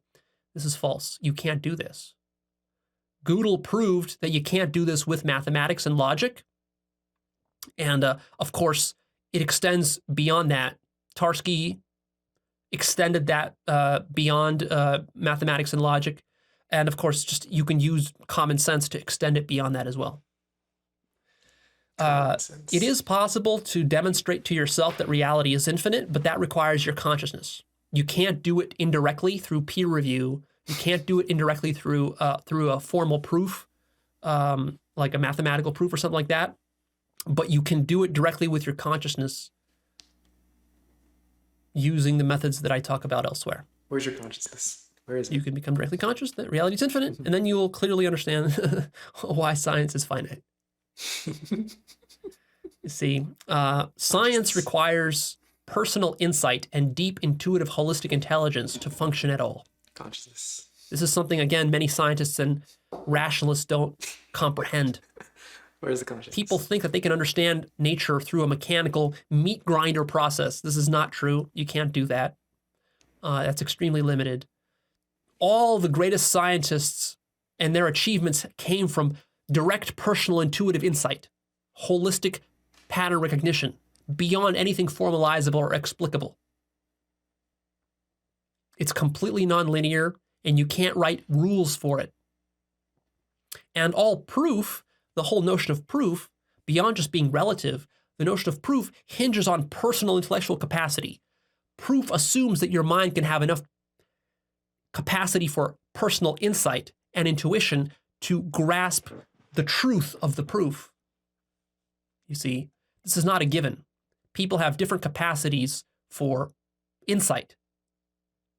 In the same way that, for example, a donkey has a much lower capacity for insight than a human, which is why math and science does not exist for donkeys. Have you noticed this? It's so obvious, but again, overlooked. And most scientists don't understand this. There is no science or math for donkeys. Have you noticed this? There's no numbers for donkeys. There's no gravity for donkeys. There's no quantum mechanics for donkeys. There's no atoms for donkeys. Now, most people assume, well, that's because the donkey is just stupid and the donkey can't understand these truths, and therefore the donkey is just unaware of them. No. They are true. It's not that the donkey is too stupid and isn't aware of them. For the donkey, these things literally don't exist. They exist for you as a human because of your level of consciousness and your neurology and the projection and the invention of these things that you've done with your mind. Science is an invention of the human mind. It's a projection of the human mind. So he's doing his... Which is why it doesn't exist for donkeys. He's doing his thing poorly again. Not poorly, I mean, it's pretty poor. Unfortunate thing. Wait, how are you getting more ads? Unfortunately, he is creating he's using language, dang it, what am I saying? He's using, worse than TV, 10 minutes, every 10 minutes? No, 8 minutes, every 8 minutes is an ad on TV. He's using truth, exist, in this case right now, he's using truth, existence, and he's using that as an abstractable thing. Let me try to make that make more sense. So you have the idea that truth applies to only everything, all of it, like beyond science. It's one very broad sense of the word. You can have truth be only into the narrow sense of what science can describe, science, physics, materialistic, linear, whatever. This is truth. But then, as he's using it now, it's an abstractable concept. So truth is, if you're in the context of science, it is what is verified in science, in the evaluation system in science. But if you're a donkey, you're not using that sort of evaluation system. So truth is, however donkeys evaluate the world and whatever they evaluate, that's true for them. I mean, it's true. And then if you like play Mario, all the rules of Mario, that's true. So it's abstractable. You can use truth to mean true in a particular situation. Does that make any sense? It's an abstracted concept. So he's using truth so loosely. It's not very clear. Well, I'm sure this is going to be missed by a lot of people because it's hard to, if you haven't thought about using a word in a broad way or a narrow way or an abstractable way, and we don't really have good language for this type of concept, this type of abstractable concept. We don't really have good language for it. Anyway, so it's difficult to express. Even now, explaining it might be difficult to understand what I mean here. But abstractable thing, he's using truth as an abstractable concept that applies to different scenarios, different situations, different contexts, as opposed to keeping it reserved to the way that we understand science currently, or keeping it reserved to a very broad notion. And it's confusing when he flips between these like four different ways of using the word truth, or reality, or existence, and it's not explained at all, ever. I don't think he's ever talked about this sort of thing. Very important, though. Very important to pick up on. And likewise, gravity does not exist for donkeys. Gravity is not true to donkeys. Numbers don't exist for donkeys. for you to be able to understand infinity, it would be as problematic as trying to explain arithmetic to a donkey. Mm-hmm. Trying to explain infinity to a rationalist, materialist, reductionist, realist who is stuck within spiral dynamic stage orange is as difficult and impossible as trying to explain arithmetic to a donkey. It can't work. But if you evolve your level of cognitive development to post-rational, and you have some, breakthrough direct consciousness awakenings, you can have a direct experience of infinity yourself. Mm-hmm. You can't do it through peer review, though. If you insist on doing it through peer review, you're always going to miss infinity, because infinity is not a thing that comes to you through peer review, Mm-hmm. because peer review is finite, not infinite. Mm-hmm. Mm-hmm. You have to be smart enough to understand this. So Smart, sort of the contradiction within science is that although science likes to claim itself as this very hyper-rational objective, Smart might be the right word. Again, this is the problem. He's saying smart in a broad way as opposed to a narrow way. And maybe he's using it in an abstractable way. I don't know. But he's saying it more in a broad sense. Not smart in a broad sense, even though you might be smart in the narrow sense. See the issue there? See the issue? Because he's working with a completely different framework. But he's trying to talk to people in the narrow framework. And he's also trying to explain abstractable frameworks. It's very difficult. method. In reality, what makes the heart of science function and what has generated all the amazing breakthroughs in science has been intuition. This soft, fuzzy thing, it's not hard, and it's not rigid, and it's not rule-based. It's intuition. There's a great scene from Star Wars, the very original Star Wars, at the end, where Luke is flying through the trench in the Death Star, and he's using all the other pilots are using their navigating computers to try to shoot that bomb, that proton bomb, whatever it is, into the death hole, the Death Star, exhaust port, and then you know the scene, right? Yeah. What happens? Everybody is using their targeting computers, but they're all missing. They're missing. And then Luke, he's about to use his targeting computer, and he's about to take the shot, and then he hears Obi-Wan tell him something like, use the Force. Use the Force. This is the first episode, right? This is the perfect example here, because the Force is supposed to be this mystical, anti-scientific thing, right? But then, of course, Luke turns off his computer. Everybody else is like, "No, you're crazy! Don't turn off your computer. He's gonna screw up the whole mission," because they don't understand what the Force is. Sure. But then he uses it. Boom, gets the shot. Yeah. Saves the day. Get some of that. That's actually how science works. Science isn't done through a fucking targeting computer. It is not done by sticking nature into a meat grinder and getting truth out the other end. It is done by highly intuitive minds that are using the Force. And then it's backwards rationalized as having been objective and rigid and hard science. But in truth, it was done using the Force. All the greatest scientific discoveries of mankind have been highly intuitive leaps of consciousness, not achievable through a dumb mechanical process, as the rationalists and the materialists would like to have you believe. This is a delusion and part of the myth of science that we are deconstructing. All right, Okay. That's it for this episode. I still have more to say, still have a lot more stuff.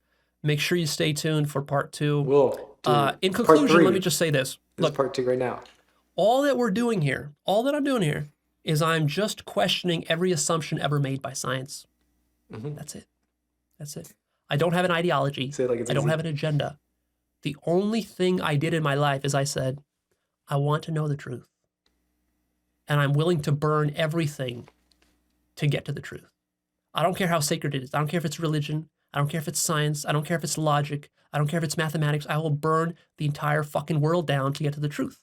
That's all I said. And that's what I've been doing. That's it. A little extreme. And whatever remains after throwing all of this stuff into the fire, whatever remains, that will be the truth. That's all that we're doing here. See, don't be afraid to throw things into the fire. Have faith that the truth will survive the fire. The only thing that will burn away is Which the one bullshit. is more sacred? I don't know. So don't be afraid of questioning science. How do you even, like, what do you define as sacred? I don't know. Is sacred bad? Why is sacred bad? Sacred's not always bad. Is it? Maybe. Is it? Science and truth, these are not fragile things. Maybe. They benefit from rigorous questioning. You get that? Again, it all comes down to, where do your loyalties lie?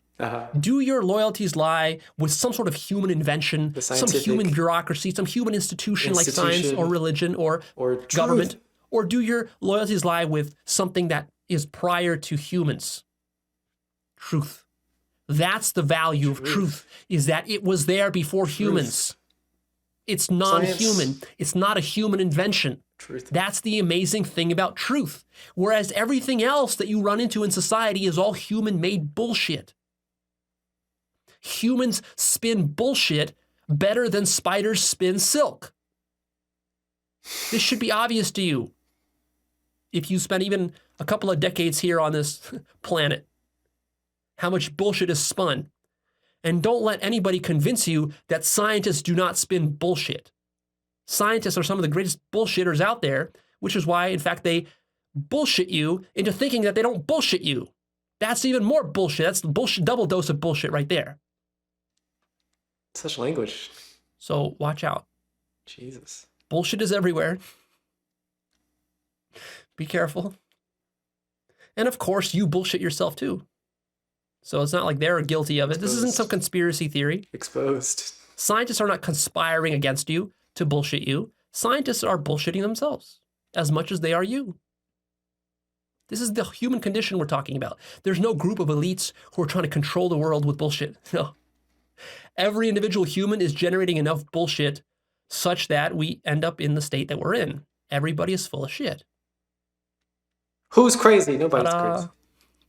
To that. It's pretty obvious once you think about it. You know, I'm not saying anything revolutionary here. It's just that most people are in denial about it. All right. Okay. Anyways, we still have a lot more left, so stick around for part 3. Too much left. If you have any objections or criticisms, by all means, please post them down below. I love reading objections and criticism and answering them. I'll answer every single one that's high quality. And then I'll answer more objections in part 4 and so on. All right, that's it. We're done here. Please click that like button for me. I work hard on this one. Almost forgot. This is some of my best content here. And then come check out actualized.org. That's my website. You will find my blog. I certainly will ask something. I asked something for the first video, so he might respond to that. It'd be cool. How are you getting so many ads? It's so crazy. Every time you typing or commenting, you get ads. All the chatters getting ads right when you start chatting. That's how they know you're here. Great insights and unique content. You will find my book list with great books. You will find the Life Purpose course that will help you to set your life on track. What else? You'll find the forum, and if you'd like, you can support me at patreon.com/actualized. All right, see you in part 3. Sweet. We'll see you, man. Hey, man. Really appreciate the content. I like it a lot. Okay. Wow.